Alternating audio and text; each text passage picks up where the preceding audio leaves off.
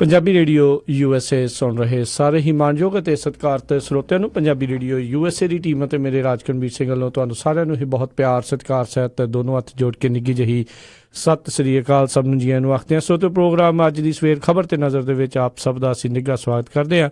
ਜਿਵੇਂ ਆਪ ਸਭ ਜਾਣਦੇ ਹੋ, ਸ਼ੁੱਕਰਵਾਰ ਦੇ ਦਿਨ ਆਪਣੇ ਨਾਲ ਮਿੰਟੂ ਗੁਰੂਸਰੀਆ ਜੀ ਜੁੜਦੇ ਨੇ ਅਤੇ ਆਪਣਾ ਜਿਹੜਾ ਖਬਰ ਤੇ ਨਜ਼ਰ ਪ੍ਰੋਗਰਾਮ ਆ ਉਹ ਜਿਹੜਾ ਜੀ 8:30 ਵਜੇ ਤੋਂ ਲੈ ਕੇ ਅਤੇ ਚੱਲਦਾ ਹੈ ਜੀ 10 ਵਜੇ ਤੱਕ। ਅਤੇ ਆਪਣੇ ਨਾਲ ਇਸ ਟਾਈਮ ਮਿੰਟੂ ਗੁਰੂਸਰੀਆ ਜੀ ਮਲੋਟ ਸਟੂਡੀਓਜ਼ ਤੋਂ ਜੁੜ ਚੁੱਕੇ ਨੇ। ਸਵਾਗਤ ਕਰਦੇ ਹਾਂ ਉਹਨਾਂ ਦਾ। ਜੀ ਆਇਆਂ ਨੂੰ। ਸਤਿ ਸ਼੍ਰੀ ਅਕਾਲ ਮਿੰਟੂ ਜੀ। ਮਿੰਟੂ ਜੀ ਜੀ ਸ਼ੁਕਰੀਆ ਜੀ ਰਾਜਕਰਨਵੀਰ ਸਿੰਘ ਜੀ, ਸਾਰਿਆਂ ਨੂੰ ਸਤਿ ਸ਼੍ਰੀ ਅਕਾਲ। ਸਾਡੇ ਅੱਜ ਦੇ ਪ੍ਰੋਗਰਾਮ ਖਬਰ ਤੇ ਨਜ਼ਰ ਉਸ ਨੂੰ ਸਪਾਂਸਰ ਕਰਦੇ ਨੇ ਖਾਲਸਾ ਇੰਸ਼ੋਰੈਂਸ ਏਜੰਸੀ ਵਾਲੇ, ਜਿਨ੍ਹਾਂ ਦੇ ਕੋਲੋਂ ਤੁਸੀਂ ਹਰ ਇੱਕ ਤਰੀਕੇ ਦੀ ਇੰਸ਼ੋਰੈਂਸ ਕਰਵਾ ਸਕਦੇ ਹੋ। ਇੰਸ਼ੋਰੈਂਸ ਬਾਰੇ ਪਤਾ ਕਰਨ ਲਈ ਤੁਸੀਂ ਉਹਨਾਂ ਨੂੰ ਕਾਲ ਕਰ ਸਕਦੇ ਹੋ ਨੰਬਰ 408 272 2500 ਦੇ ਉੱਤੇ। ਇਸ ਦੇ ਨਾਲ ਨਾਲ ਕ੍ਰਿਸ਼ਨ ਧਨੋਤਾ ਜੀ ਯੂਬਾ ਸਿਟੀ ਤੋਂ, ਗੁਰਵਿੰਦਰ ਸਿੰਘ ਅਵਤਾਰ ਸਿੰਘ ਚਾਂਦੀ ਆਰਨੋ ਐਕਸਪ੍ਰੈਸ ਵਾਲੇ ਕੋਚੈਲਾ ਤੋਂ, ਸਰਬਜੀਤ ਸਿੰਘ ਬਾਸੀ ਐਟਵਾਟਰ ਤੋਂ, ਸੁੱਚਾ ਸਿੰਘ ਫਰੈਜ਼ਨੋ ਤੋਂ, ਤਾਰਾ ਸਿੰਘ ਫਰੈਜ਼ਨੋ ਤੋਂ, ਅਮਰਜੀਤ ਸਿੰਘ ਦੋਸਾਂਝ ਯੂਬਾ ਸਿਟੀ ਤੋਂ, ਰਜਿੰਦਰ ਚੌਹਾਨ ਬੇਕਰਸਫੀਲਡ ਤੋਂ। ਇਹਨਾਂ ਸਾਰਿਆਂ ਦਾ ਅਸੀਂ ਬਹੁਤ ਬਹੁਤ ਧੰਨਵਾਦ ਕਰਦੇ ਹਾਂ। ਅਤੇ ਨਾਲ ਹੀ ਜਰਨੈਲ ਸਿੰਘ ਜੀ ਲਿਨਵੁੱਡ ਵਾਸ਼ਿੰਗਟਨ ਤੋਂ, ਸੁਖਪ੍ਰੀਤ ਕੌਰ ਪੁਰੇਵਾਲ ਜੀ ਸੈਕਰਾਮੈਂਟੋ ਤੋਂ, ਬਲਵੰਤ ਸਿੰਘ ਲੱਛਰ ਮੰਟੀਕਾ ਤੋਂ, Manjeet Singh Rai 18 wheeler truck driving school ਵਾਲੇ ਯੂਬਾ ਸਿਟੀ ਤੋਂ, ਅਤੇ ਕੁਲਵਿੰਦਰਜੀਤ ਸਿੰਘ ਪ੍ਰਹਾਰ ਜੀ ਸਿਆਟਲ ਤੋਂ। ਇਹਨਾਂ ਸਾਰਿਆਂ ਦਾ ਬਹੁਤ ਬਹੁਤ ਧੰਨਵਾਦ। ਜੇਕਰ ਤੁਸੀਂ ਜਾਂ ਕੋਈ ਹੋਰ ਕਾਰੋਬਾਰ ਵੀ ਇਸ ਪ੍ਰੋਗਰਾਮ ਨੂੰ ਸਪਾਂਸਰ ਕਰਨਾ ਚਾਹੁੰਦੇ ਹੋ, ਸੰਪਰਕ ਕਰ ਸਕਦੇ ਹੋ ਨੰਬਰ 408 722 7698 ਦੇ ਉੱਤੇ, 4087227698 ਦੇ ਉੱਤੇ।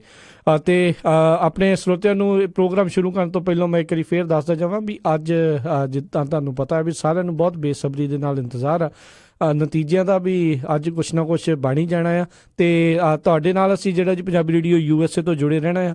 ਅੱਜ ਸ਼ਾਮ ਨੂੰ 6:30 ਵਜੇ ਕੈਲੀਫੋਰਨੀਆ ਟਾਈਮ ਤੋਂ ਜਿਹੜਾ ਜੀ ਅਸੀਂ ਤੁਹਾਡੇ ਨਾਲ ਜੁੜ ਜਾਣਾ ਆ। ਅਤੇ ਜਿੱਦਾਂ ਜਿੱਦਾਂ ਉੱਧਰੋਂ ਰੁਝਾਨ ਆਉਂਦੇ ਜਾਣੇ ਨੇ, ਅਪਡੇਟਸ ਆਉਂਦੀਆਂ ਜਾਣੀਆਂ, ਕੌਣ ਜਿੱਤ ਰਿਹਾ ਕੌਣ ਹਾਰ ਰਿਹਾ, ਉਹ ਜਿਹੜਾ ਜੀ ਤੁਹਾਡੇ ਨਾਲ ਅਸੀਂ ਲੈ ਕੇ ਇਨਫੋਰਮੇਸ਼ਨ ਜੁੜਾਂਗੇ। ਮਿੰਟੂ ਜੀ ਨੇ ਸਾਡੇ ਨਾਲ ਜੁੜਨਾ, ਬਲਤੇਜ ਪੰਨੂ ਜੀ ਨੇ, ਸੁਸ਼ੀਲ ਜੀ ਨੇ ਸਾਡੇ ਨਾਲ ਜੁੜਨਾ ਆ, ਬਿੱਟਾ ਜੀ ਨੇ ਸਾਡੇ ਨਾਲ ਜੁੜਨਾ। ਸਾਰੇ ਜਾਣੇ ਜਿਹੜਾ ਜੀ ਵਾਰੀ ਵਾਰੀ ਸਿਰ ਆਪਾਂ ਉਹਨਾਂ ਦੇ ਨਾਲ ਗੱਲਬਾਤ ਕਰਾਂਗੇ। ਕੀ ਸਿਆਸੀ ਸਮੀਕਰਨ ਵੱਧ ਸਕਦੇ ਨੇ, ਕੀ ਹੋ ਰਿਹਾ ਆ, ਕੀ ਅਪਡੇਟਸ ਆ, ਉਹ ਸਾਰਾ ਕੁਛ ਤੁਹਾਡੇ ਲਈ ਆਪਾਂ ਜਿਹੜਾ ਜੀ ਮਿੰਟ ਮਿੰਟ ਦੀ ਖਬਰ ਆ ਉਹ ਲੈ ਕੇ ਆਵਾਂਗੇ। ਉਦੋਂ ਤੁਸੀਂ ਜ਼ਰੂਰ ਸਾਡੇ ਨਾਲ ਪੰਜਾਬੀ ਰੇਡੀਓ USA ਦੇ ਉੱਤੇ ਜਿਹੜਾ ਜੀ ਉਹ ਤੁਸੀਂ ਜੁੜਿਓ। ਅਤੇ ਮਿੰਟੂ ਜੀ ਆਪਾਂ ਗੱਲਬਾਤ ਦਾ ਸਿਲਸਿਲਾ ਹੁਣ ਸ਼ੁਰੂ ਕਰੀਏ ਅਤੇ ਗੱਲ ਵੀ ਆਪਣੀ ਪਹਿਲੀ ਇੱਥੋਂ ਹੀ ਸ਼ੁਰੂ ਕਰਾਂਗੇ। 5 ਰਾਜਾਂ ਦੀਆਂ ਜਿਹੜੀਆਂ ਚੋਣਾਂ ਦੇ ਨਤੀਜੇ EVM ਮਸ਼ੀਨਾਂ ਦੀ ਕੁੱਖ ਚੋਂ ਨਿਕਲਣ ਲਈ ਤਿਆਰ, ਸਭ ਬੰਦੋਬਸਤ ਮੁਕੰਮਲ। हाँ बिल्कुल जी, सब कुछ तैयार है। पंजाब बेकरार है, साथ हमें पए ने, लोग टेलीविजन च रमे पए ने, दफ्तरां च हलचल है ते फाइलां च छिड़किया जा रहा गंगा जल है। जी सब कुछ ठीक ठाक है। ते इस समय बहुत मैं कहांगा कि बेसब्री है, बड़ी अचवी लगी हुई है। जिवें कहंदे हुंदे ना कि बगाने पैरां ते तां कोह भी कर्मां दा लगदा है, ਪਰ ਲੀਡਰਾਂ ਨੂੰ ਹੁਣ ਪਤਾ ਲੱਗਦਾ ਪਿਆ ਕਿ ਇੰਤਜ਼ਾਰ ਕੀ ਚੀਜ਼ ਹੁੰਦੀ ਹੈ। ਕਿਉਂਕਿ ਲੋਕਾਂ ਨੂੰ ਤੇ ਘੰਟਿਆਂ ਬੱਧੀ ਉਡੀਕ ਕਰਵਾਉਂਦੇ ਹੁੰਦੇ ਸਨ ਤੇ ਆ ਕੇ ਮੁੜ ਕੇ ਮਾਨਤੀ ਜੇ ਕਹਿ ਦਿੰਦੇ ਹੁੰਦੇ ਸੀ, ਮਾਫ ਕਰਿਓ ਸਾਧ ਸੰਗਤ ਜੀ, ਦਾਸ ਥੋੜਾ ਜਿਹਾ ਲੇਟ ਹੋ ਗਿਆ। ਭਾਵੇਂ 5 ਘੰਟੇ ਲੇਟ ਹੋ ਜਾਵੇ ਤੇ ਆਖ ਦਿੰਦੇ ਸੀ ਥੋੜਾ ਜਿਹਾ ਦਾਸ ਲੇਟ ਹੋ ਗਿਆ ਜੀ, ਮਾਫ ਕਰਿਓ, ਉਮੀਦ ਕਰਦਾ ਮਾਫ ਕਰ ਦੇਣਗੇ। ਪਰ ਆ ਜਿਹੜੇ ਲਮਹੇ ਆ ਉਹਨਾਂ ਲੀਡਰਾਂ ਲਈ ਬਹੁਤ ਸਦੀਆਂ ਵਰਗੇ ਉਹਨਾਂ ਨੂੰ ਮਹਿਸੂਸ ਹੋ ਰਹੇ ਹੋਣਗੇ। ਬਹੁਤ ਅਚਬੀ ਹੈ ਇਸ ਸਮੇਂ, ਕਿਉਂਕਿ ਉਹਨਾਂ ਦੇ ਸਮਰਥਕਾਂ ਦੇ ਵਿੱਚ ਇੰਨੀ ਬੇਚੈਨੀ ਹੈ, ਉਹਨਾਂ ਪਾਰਟੀਆਂ ਦੇ ਨਾਲ ਜੁੜੇ, ਉਹਨਾਂ ਤਨਜ਼ੀਮਾਂ ਦੇ ਨਾਲ ਜੁੜੇ ਲੋਕਾਂ ਦੇ ਵਿੱਚ ਇੰਨੀ ਬੇਚੈਨੀ ਹੈ ਤੇ ਉਹਨਾਂ ਦੇ ਵਿੱਚ ਕਿੰਨੀ ਉਪਰਾਮਤਾ ਹੋਏਗੀ, ਤੁਸੀਂ ਆਪ ਹੀ ਅੰਦਾਜ਼ਾ ਲਾ ਲਿਓ। ਉੱਦਾਂ ਵੈਸੇ ਸਾਡੇ ਇੱਥੇ ਸਭ ਕੁਝ ਤਿਆਰ ਆ। 27 ਥਾਵਾਂ ਤੇ 54 ਕੇਂਦਰ ਬਣੇ, ਜਿਨ੍ਹਾਂ ਦੇ ਵਿੱਚ 14,000 ਕਰਮਚਾਰੀਆਂ ਨੇ। ਇਸ ਨਵੀਂ ਸਰਕਾਰ ਦੇ ਗਠਨ ਦੀ ਅੰਤਲੀ ਪ੍ਰਕਿਰਿਆ ਨੂੰ ਸੰਪੂਰਨ ਕਰਨ ਲਈ ਇਹ ਸਾਰੀ ਤਿਆਰੀ ਹੈ ਜਿਹੜੀ ਕੀਤੀ ਹੋਈ ਹੈ। ਐਗਜ਼ਿਟ ਪੋਲ ਤੋਂ ਬਾਅਦ ਅੱਜ ਦਾਅਵਿਆਂ ਦਾ ਦਿਨ ਸੀ। ਸਭ ਤੋਂ ਪਹਿਲਾਂ ਬੀਬਾ ਬਾਦਲ ਬੋਲੀ, ਉਹ ਕਹਿੰਦੀ ਜੀ ਦਾਤੇ ਦੀ ਕਿਰਪਾ ਹੋ ਚੁੱਕੀ ਆ, ਬਸ ਐਲਾਨ ਹੋਣਾ ਬਾਕੀ ਹੈ। ਹੁਣ ਵੈਸੇ ਬੀਬਾ ਬਾਦਲ ਇਹ ਨਹੀਂ ਦੱਸਿਆ ਕਿ ਉਹ ਦਾਤਾ ਕਿਸੇ ਡੇਰੇ 'ਚ ਰਹਿੰਦਾ ਜਾਂ ਕਿਸੇ ਕਾਸ਼ ਤੇ ਰਹਿੰਦਾ, ਇਹ ਨਹੀਂ ਦੱਸਿਆ। ਦੂਜੇ ਪਾਸੇ ਸਿਮਰਨਜੀਤ ਸਿੰਘ ਬੈਂਸ ਹੈ ਜਿਹੜੇ ਆਮ ਆਦਮੀ ਪਾਰਟੀ ਤੇ, ਉਹ ਵੀ ਇਹੋ ਜਿਹਾ ਦਾਅਵਾ ਕਰਨ ਡਏ ਸਨ। ਉਹ ਕਹਿੰਦੇ ਜੀ ਕਿ ਦੇਖੋ ਜੇ ਬਾਪੂ ਨੇ ਵੋਟ ਪਾਈ ਅਕਾਲੀਆਂ ਨੂੰ ਤੇ ਉਹਦੇ ਜਿਹੜੇ ਘਰ ਦੇ 7 ਜੀ ਸੀਗੇ ਉਹਨਾਂ ਸਾਰਿਆਂ ਨੇ ਝਾੜੂ ਵਾਲੇ ਬਟਨ ਦੀ ਕੀ ਕਰਾ ਦਿੱਤੀ ਹੈ, ਤੇ ਜੇ ਪਿਓ ਨੇ ਕਾਂਗਰਸੀਆਂ ਨੂੰ ਵੋਟ ਪਾਈ ਹੈ ਤੇ ਬਾਕੀ ਜਿਹੜੇ ਬਚੇ 5 ਹੀ ਉਹਨਾਂ ਨੇ ਝਾੜੂ ਫੇਰਤਾ। ਤੇ ਉਹ ਕਹਿੰਦੇ ਕਿ ਅਸੀਂ ਘੱਟੋ ਘੱਟ 80 ਸੀਟਾਂ ਲੈ ਕੇ ਜਿੱਤਦੇ ਪਏ ਹਾਂ। ਉਦੋਂ ਮਨਪ੍ਰੀਤ ਬਾਦਲ ਨੂੰ ਪੁੱਛਿਆ, ਕਾਂਗਰਸੀ ਨੂੰ, ਉਹਨੂੰ ਪੁੱਛਿਆ ਪੱਤਰਕਾਰਾਂ ਨੇ ਕਿ ਕਿੰਨੀਆਂ ਸੀਟਾਂ ਆਉਣਗੀਆਂ। ਉਹ ਕਹਿੰਦਾ ਜੀ ਸੀਟਾਂ ਦਾ ਤਾਂ ਹੁਣ ਤੁਸੀਂ ਕਿਸੇ ਜੋਤਸ਼ੀ ਦੇ ਨਾਲ ਸੰਪਰਕ ਕਰ ਲਓ, ਕਿੰਨੀਆਂ ਆਉਣਗੀਆਂ ਉਹ ਦੱਸੂ। ਪਰ ਸਰਕਾਰ ਤੁਹਾਡੇ ਸਾਹਮਣੇ ਖੜੀ ਹੈ। ਉਹਨੇ ਖੜੇ ਖੜੋਤੇ ਨੇ ਸਰਕਾਰ ਬਣਾ ਦਿੱਤੀ ਜੀ। ਉਧਰ ਸੁੱਚਾ ਸਿੰਘ ਛੋਟੇਪੁਰ ਜਿਹੜਾ ਕਈ ਦਿਨਾਂ ਦਾ ਸੁਰਖੀਆਂ ਚੋਂ ਆਫ ਸੀ, ਉਹ ਜੀ। ਵੀ ਆਇਆ ਕੈਮਰੇ ਦੇ ਸਾਹਮਣੇ। ਉਹ ਕਹਿੰਦਾ ਕਿ ਨਤੀਜੇ ਹੈਰਾਨਕੁਨ ਹੋਣਗੇ, ਨਤੀਜੇ ਜਿਹੜੇ ਅਸੀਂ ਕੱਲ ਨੂੰ ਦੇਵਾਂਗੇ ਉਹ ਹੈਰਾਨਕੁਨ ਹੋਣਗੇ। ਪਤਾ ਨਹੀਂ ਹੁਣ ਕਿਹੜੇ ਨਤੀਜਿਆਂ ਦੀ ਗੱਲ ਕਰਦਾ ਹੈ। ਉਦਾਂ ਇੱਕ ਚੀਜ਼ ਜਿਹੜੀ ਰਾਜ ਕਰਮਜੀਤ ਸਿੰਘ ਦੀ ਮੰਨਣ ਵਾਲੀ ਹੈ ਜੀ। ਕਿ ਨਤੀਜੇ ਵਾਕਈ ਹੈਰਾਨਕੁਨ ਹੋਣਗੇ। ਕਿਵੇਂ ਹੋਣਗੇ? ਜਿਹਦੇ ਅਕਾਲੀ ਭਾਜਪਾ ਰਿਪੀਟ ਹੁੰਦੇ ਆ ਤੇ ਸਭ ਤੋਂ ਵੱਡੇ ਹੈਰਾਨਕੁਨ ਹੋਣਗੇ। ਜੇ ਕਾਂਗਰਸ ਦਾ ਬੁਝਿਆ ਦੀਵਾ ਰੋਸ਼ਨ ਹੋ ਜਾਂਦਾ ਤਾਂ ਵੀ ਹੈਰਾਨਕੁਨ ਹੋਣਗੇ। ਜੇ ਪਹਿਲੀ ਵਾਰੀ ਵਿਧਾਨ ਸਭਾ ਚੋਣ ਲੜਦੀ ਆਮ ਆਦਮੀ ਪਾਰਟੀ ਬਾਜੀ ਮਾਰ ਜਾਂਦੀ ਹੈ, ਉਹ ਵੀ ਤੇ ਨਤੀਜੇ ਹੈਰਾਨਕੁਨ ਹੋਣਗੇ। ਤੇ ਜੇ ਸਾਰੀ ਗੱਡੀਆਂ ਰਹਿ ਗਈ ਤੇ ਅਸੈਂਬਲੀ ਜਿਹੜੀ ਉਲੰਘੜੀ ਹੋ ਕੇ ਲੰਕਦੀ ਫਿਰਦੀ ਰਹੀ, ਉਹ ਵੀ ਤੇ ਹੈਰਾਨਕੁਨ ਹੀ ਹੋਊਗੀ ਨਾ। ਉਹ ਨਤੀਜੇ ਹੈਰਾਨਕੁਨ ਹੀ ਹੋਣਗੇ, ਜਿਹੜੇ ਮਰਜ਼ੀ ਆ ਜਾਣ ਕੱਲ੍ਹ। ਜੀ ਜੀ, ਬਿਲਕੁਲ ਹੈਰਾਨਕੁਨ ਵਾਲੇ ਹੋਣਗੇ। ਬਾਕੀ ਦੇਖੋ, ਸਾਰੇ ਜਾਣੇ, ਹਰ ਇੱਕ ਦੀ ਕਿਸੇ ਨਾ ਕਿਸੇ ਪਾਰਟੀ ਦੇ ਨਾਲ ਲਗਾਵ ਹੁੰਦਾ, ਦੁਨਿਆਵੀ ਜੀਵ ਆ ਸਾਰੇ ਜਾਣੇ। ਪਰ ਆਪਾਂ ਤਾਂ ਇਹੀ ਅਰਦਾਸ ਕਰ ਸਕਦੇ ਹਾਂ ਵੀ ਚਲੋ ਪੰਜਾਬ ਦਾ ਕੋਈ ਭਲਾ ਕਰਨ ਵਾਲਾ ਹੀ ਜਿਹੜਾ ਆ ਉਸ ਨੂੰ ਮੌਕਾ ਜਿਹੜਾ ਮਿਲੇ ਤੇ ਪੰਜਾਬ ਦਾ ਵਾਕਈ ਕੁਛ ਨਾ ਕੁਛ ਭਲਾ ਹੋ ਸਕੇ। ਤੇ ਅਗਲੀ ਆਪਾਂ ਮਿੰਟੂ ਜੀ ਗੱਲ ਕਰੀਏ ਵੀ ਦੇਸ਼ ਦੀ ਚੋਟੀ ਦੀ ਯੂਨੀਵਰਸਿਟੀ ਵਿੱਚ ਭੰਗਵਾ ਰੰਗ ਚੜਿਆ ਆ, ਚੁਫੇਰਿਓਂ ਹੋਈ ਆਲੋਚਨਾ। ਦੇਖੋ, ਗੁਜਰਾਤ ਦੀ ਸਿਆਜੀ ਰਾਵ ਯੂਨੀਵਰਸਿਟੀ ਦੇ ਵਿੱਚ ਇੱਕ ਡੈਰੀ ਇਹਨਾਂ ਨੇ ਛਾਪੀ, ਔਰ ਉਸ ਡੈਰੀ ਹੈ ਜਿਹੜੀ ਉਹ ਗਾਂ ਬਹੁਤ ਲੋਕਾਂ ਨੇ ਕੀਤੀ। ਉਹ ਡੈਰੀ ਹੈ ਜਿਹੜੀ, ਉਹਦੇ ਵਿੱਚ ਇਹਨਾਂ ਨੇ ਦੱਸਿਆ ਜੀ ਕਿ ਕਾਸਮੈਟਿਕ ਸਰਜਰੀ ਸੀਗੀ ਜਿਹੜੀ, ਉਹਦੀ ਖੋਜ ਜਿਹੜੀ ਸੀ ਉਹ ਰਿਸ਼ੀ ਸ਼ਰਤ ਨੇ ਕੀਤੀ ਸੀਗੀ। ਨਾਲ ਅੱਗੋਂ ਕਹਿ ਦਿੱਤਾ ਜੀ ਕਿ ਜਿਹੜੀ ਪਰਮਾਣੂ ਤਕਨੀਕ ਦੀ ਖੋਜ ਹੋਈ ਸੀ ਉਹਦਾ ਖੋਜ ਕਰਤਾ ਆਚਾਰੀਆ ਕੰਦ ਸੀ। ਬ੍ਰਹਿਮੰਡ ਵਿਗਿਆਨ ਦਾ ਖੋਜ ਕਰਤਾ ਜਿਹੜਾ ਉਹ ਕਪਿਲ ਮੁਨੀ ਨੂੰ ਲਿਖ ਛੱਡਿਆ। ਰਾਕਟ ਤੇ ਹਵਾਈ ਜਹਾਜ਼ ਦਾ ਖੋਜ ਕਰਤਾ ਮਹਾਰਿਸ਼ੀ ਭਾਰਦਵਾਜ, ਤੇ ਤਾਰਾ ਮੰਡਲ ਵਿਗਿਆਨ ਦਾ ਖੋਜ ਕਰਤਾ ਜਿਹੜਾ ਉਹ ਗਰਗ ਮੁਨੀ ਦੱਸਿਆ ਹੋਇਆ ਇਹਨਾਂ ਨੇ। ਹੁਣ ਉਸ ਡੈਰੀ ਨੂੰ ਲੈ ਕੇ ਵਿਵਾਦ ਛਿੜ ਗਿਆ ਬਹੁਤ ਵੱਡਾ। ਜਿਹੜੇ ਉੱਥੋਂ ਦੇ ਕਾਂਗਰਸੀ ਕਹਿ ਲਓ ਜਾਂ ਹੋਰ ਪਾਰਟੀਆਂ ਦੇ ਨੇਤਾ ਕਹਿ ਲਓ ਜਾਂ ਵਿਦਿਆਰਥੀ ਜਿਹੜੇ ਕਿ ABVP ਜਾਂ ਇਹਨਾਂ ਦੇ RSS ਦੇ ਉਲਟ ਆ, ਉਹ ਸਾਰੇ ਕਹਿੰਦੇ ਕਿ ਇਹ ਵਿਦਿਆਰਥੀਆਂ ਨੂੰ ਕਿਰਾਏ ਪਾਇਆ ਜਾ ਰਿਹਾ, ਉਹਨਾਂ ਨੂੰ ਗੁੰਮਰਾਹ ਕੀਤਾ ਜਾ ਰਿਹਾ, ਬੌਧਿਕ ਤੌਰ ਤੇ ਉਹਨਾਂ ਦਾ ਨੁਕਸਾਨ ਕੀਤਾ ਜਾ ਰਿਹਾ। ਕਹਿੰਦੇ ਕਿ ਇਹਨਾਂ ਖੋਜਾਂ ਦੇ ਨਾਲ ਇਹ ਜਿਹੜੇ ਖੋਜਕਰਤਾ ਦੱਸੇ ਜਾ ਰਹੇ ਆ, ਖੋਜਕਰਤਾ ਜੁੜੇ ਜਾ ਰਹੇ, ਇਹਨਾਂ ਦਾ ਤਾਂ ਕੋਈ ਵਾਹ ਵਾਸਤਾ ਹੀ ਹੈ ਨਹੀਂ। ਸੋ ਇਹ ਖੋਜਾਂ ਜਿਹੜੀਆਂ ਦਰਸਾਈਆਂ ਜਾ ਰਹੀਆਂ ਕਿ ਫਲਾਣੇ ਖੋਜਕਰਤਾ ਦੇ ਨਾਂ ਆ, ਆਹ ਖੋਜ ਫਲਾਣੇ ਖੋਜਕਰਤਾ ਦੇ ਨਾਂ ਆ, ਇਹ ਬਿਲਕੁਲ ਗੁੰਮਰਾਹ ਕੋਲ ਆ। ਦੂਜੇ ਪਾਸੇ ਯੂਨੀਵਰਸਿਟੀ ਕਹਿੰਦੀ ਹੈ ਕਿ ਜੀ ਦੇਖੋ, ਸਾਨੂੰ ਨਹੀਂ ਪਤਾ, ਇਹ ਤੇ ਸਿੰਡੀਕੇਟ ਨੇ ਸਾਨੂੰ ਸਿਫਾਰਿਸ਼ ਕੀਤੀ ਸੀਗੀ ਕਿ ਇਹ ਜਿਹੜੀ ਡਾਇਰੀ ਹੈ ਉਹ ਇਸ ਤਰੀਕੇ ਨਾਲ ਛਾਪਣੀ ਹੈ, ਆਹ ਖੋਜਾਂ ਦਾ ਵਿੱਚ ਜ਼ਿਕਰ ਕਰਨਾ ਹੈ। ਤੇ ਉਹ ਜਿਹੜੀਆਂ ਅਸੀਂ ਲਈਆਂ ਨੇ ਸਾਰੀਆਂ ਜਿਹੜੀਆਂ ਇਹ ਖੋਜਾਂ ਜਾਂ ਖੋਜਾਂ ਦੇ ਖੋਜਾਰਥੀਆਂ ਦੇ ਨਾਂ ਲਏ ਆ, ਉਹ ਸਾਰੇ ਅਸੀਂ ਇੱਕ ਕਿਤਾਬ ਚੋਂ ਲਏ। ਜਿਹੜੀ ਕਿਤਾਬ ਦਾ ਉਹ ਨਾਂ ਲੈਂਦੇ ਆ ਉਹ ਕਿਤਾਬ ਦੀਨਾਨਾਥ ਬਤਰਾ ਦੀ ਹੈ, ਤੇ ਉਹਦੇ ਤੇ ਪਹਿਲੇ ਬਹੁਤ ਸਾਰੇ ਵਿਵਾਦ ਹੈ ਜਿਹੜੇ ਇਸ ਮੁਲਕ ਦੇ ਵਿੱਚ ਛਿੜੇ ਹੋਏ ਆ। ਦੀਨਾਨਾਥ ਬਤਰਾ ਜਿਹੜਾ ਉਹ ਸੰਘ ਪੱਖੀ ਲੇਖਕ ਆ, ਜਾਂ ਕਹਿ ਸਕਦੇ ਸੱਜੇ ਪੱਖੀ ਲੇਖਕ ਆ। ਸੋ ਉਹਦੀ ਕਿਤਾਬ ਦਾ ਜਿਹੜਾ ਸੀਗਾ ਉਹ ਹਵਾਲਾ ਇਸ ਡਾਇਰੀ ਦੇ ਵਿੱਚ ਲੱਥੇ ਦੇ ਰੂਪ 'ਚ ਲਿਖਿਆ ਗਿਆ। ਉਹ ਜਿਹੜਾ ਸਿੰਡੀਕੇਟ ਆ ਹੁਣ ਉਹ ਕਹਿੰਦਾ ਜੀ ਕਿ ਇਹਦੇ 'ਚ ਗਲਤ ਕੀ ਹੈ, ਐਵੇਂ ਲੋਕ ਕਰੀ ਜਾਂਦੇ ਕਿ ਭਗਵਾ ਕਰਨ ਕਰਦੇ, ਅਸੀਂ ਭਗਵਾ ਕਰਨ ਕਰਦੇ, ਅਸੀਂ ਕੀ ਕਰਦੇ ਹਾਂ, ਇਹ ਖੋਜਾਂ ਸਾਰੀਆਂ ਸਾਡੇ ਰਿਸ਼ੀਆਂ ਦੇ ਨਾਮ ਤੇ ਆ। ਸੋ ਇਸ ਤਰ੍ਹਾਂ ਦਾ ਉੱਥੇ ਮਾਹੌਲ ਬਣ ਗਿਆ। ਵੈਸੇ ਮੈਂ ਤੁਹਾਨੂੰ ਦੱਸ ਦੇਵਾਂ, ਇਹ ਜਿਹੜੀ ਯੂਨੀਵਰਸਿਟੀ ਆ ਏਸ਼ੀਆ ਦੀਆਂ ਜਿਹੜੀਆਂ ਚੋਟੀ ਦੀਆਂ ਯੂਨੀਵਰਸਿਟੀਆਂ ਉਹਨਾਂ ਦੇ ਵਿੱਚ ਸ਼ੁਮਾਰਤ ਆ, ਉਹਨਾਂ ਦੇ ਵਿੱਚੋਂ ਟੌਪਰ ਆ, ਜਿਹੜੇ ਟੌਪ ਦੀਆਂ ਯੂਨੀਵਰਸਿਟੀਆਂ ਏਸ਼ੀਆ ਦੀਆਂ ਉਹਨਾਂ ਦੇ ਵਿੱਚੋਂ ਇੱਕ ਆ ਜਿੱਥੇ ਇਹੋ ਜਿਹਾ ਮਾਹੌਲ ਬਣਿਆ ਖਲੋਤਾ। ਉਹਦਾ ਇੱਥੇ ਮਾਹੌਲ ਆ ਪਿਛਲੇ ਕੁਝ ਦਿਨਾਂ ਤੋਂ ਕਾਫੀ ਖਰਾਬ ਆ। ਹੁਣ ਜੇ ਗੱਲ ਕਰੀਏ ਪਿਛਲੇ ਦਿਨਾਂ ਦੇ ਵਿੱਚ ਇੱਥੇ ਰਾਜਨੀਤੀ ਨੂੰ ਲੈ ਕੇ ਇੱਕ ਸਮਾਗਮ ਹੋਣਾ ਸੀ, ਵਰਕਸ਼ਾਪ ਹੋਣੀ ਸੀ, ਉਹ ਵੀ ਇਹਨਾਂ ਨੇ ਹੋਣ ਨਹੀਂ ਦਿੱਤੀ ਕਾਲਜ ਵਾਲਿਆਂ ਨੇ। ਕਹਿੰਦੇ ਜੀ ਕਿ ਇੱਥੇ ਜਿਹੜੇ ਸਾਡੇ ਉਹ ਕਾਇਦੇ ਕਾਨੂੰਨ ਹੈ ਉਹਨਾਂ ਦਾ ਹਨਨ ਹੋਏਗਾ। ਇਸ ਕਰਕੇ ਕਿਉਂਕਿ ਰਾਮਜਸ ਕਾਲਜ ਦੇ ਵਿੱਚ ਤੁਹਾਨੂੰ ਪਤਾ ਹੀ ਹੈ ABVP ਤੇ ਖੱਬੇ ਪੱਖੇ ਜਿਹੜੇ ਸਟੂਡੈਂਟ ਵਿੰਗ ਸੀਗੇ ਉਹਨਾਂ ਦੇ ਕਿਵੇਂ ਉੱਥੇ ਪੇਚੇ ਪਏ, ਉਹਨਾਂ ਚੀਜ਼ਾਂ ਤੋਂ ਡਰਦਿਆਂ ਇਹਨਾਂ ਨੇ ਉਹ ਸਮਾਗਮ ਵੀ ਨਹੀਂ ਹੋਣ ਦਿੱਤਾ। ਉੱਤੋਂ ਹੁਣ ਇਹ ਡੈਰੀ ਵਾਲਾ ਜਿਹੜਾ ਇਹ ਚੰਨ ਚਾੜੀ ਖਲੋਤੇ ਆ। ਸੋ ਕਾਫੀ ਇਸ ਗੱਲ ਤੇ ਵਿਵਾਦ ਹੋਣ ਡਿਆ, ਕਾਫੀ ਇਸ ਗੱਲ ਤੇ ਚਰਚਾ ਹੈ ਕਿ ਇਹ ਸਭ ਕੁਛ ਹੋ ਕੀ ਰਿਹਾ। ਆ ਕੁਛ ਦਿਨ ਪਹਿਲਾਂ ਡੱਬਵਾਲੀ ਕਾਲਜ ਦੇ ਵਿੱਚ ਵੀ ਇਹੋ ਜਿਹੀਆਂ ਖਬਰਾਂ ਆਈਆਂ ਸਨ ਜੀ। ਹੋਰ ਬਹੁਤ ਸਾਰੀਆਂ ਯੂਨੀਵਰਸਿਟੀਆਂ, ਹੈਦਰਾਬਾਦ ਯੂਨੀਵਰਸਿਟੀ ਦੇ ਵਿੱਚ ਰੋਹਿਤ ਵੋਮੇਲਾ ਵਾਲਾ ਜਿਹੜਾ ਸਭ ਕੁਛ ਝਮੇਲਾ ਪਿਆ, ਇਸ ਮੁਲਕ ਦੇ ਵਿੱਚ ਇੱਕ ਬਹੁਤ ਵੱਡਾ ਰੋਸ ਗਿਆ ਉਸ ਖੁਦਕੁਸ਼ੀ ਦੇ ਨਾਲ। ਉਹ ਸਭ ਕੁਛ ਲਾ ਲਈਏ ਤਾਂ ਜਿਵੇਂ ਹੁਣ ਰਾਜਸਥਾਨ ਦੇ ਸਕੂਲਾਂ ਦੇ ਵਿੱਚ ਇਹਨਾਂ ਨੇ ਸੰਘ ਪੱਖੀ ਜਿਹੜਾ ਇਤਿਹਾਸ ਸਾਹਿਤ ਆ ਉਹ ਸਿਲੇਬਸ ਦੇ ਵਿੱਚ ਸ਼ਾਮਲ ਕਰਵਾ ਦਿੱਤਾ। ਉੱਥੇ ਤਾਂ ਹੁਣ ਇਹ ਵੀ ਪੜ੍ਹਾਇਆ ਜਾਂਦਾ ਕਿ ਕਿਸੇ ਸਮੇਂ ਮਹਾਰਾਣਾ ਪ੍ਰਤਾਪ ਨੇ ਅਕਬਰ ਨੂੰ ਹਰਾ ਦਿੱਤਾ ਸੀ। ਜਦ ਕਿ ਹੂੰ ਕੋਈ ਵੀ ਇਤਿਹਾਸ ਦਾ ਪੰਨਾ ਪਲਟ ਲਓ, ਉੱਥੇ ਸਭ ਕੁਝ ਉਲਟ ਆ।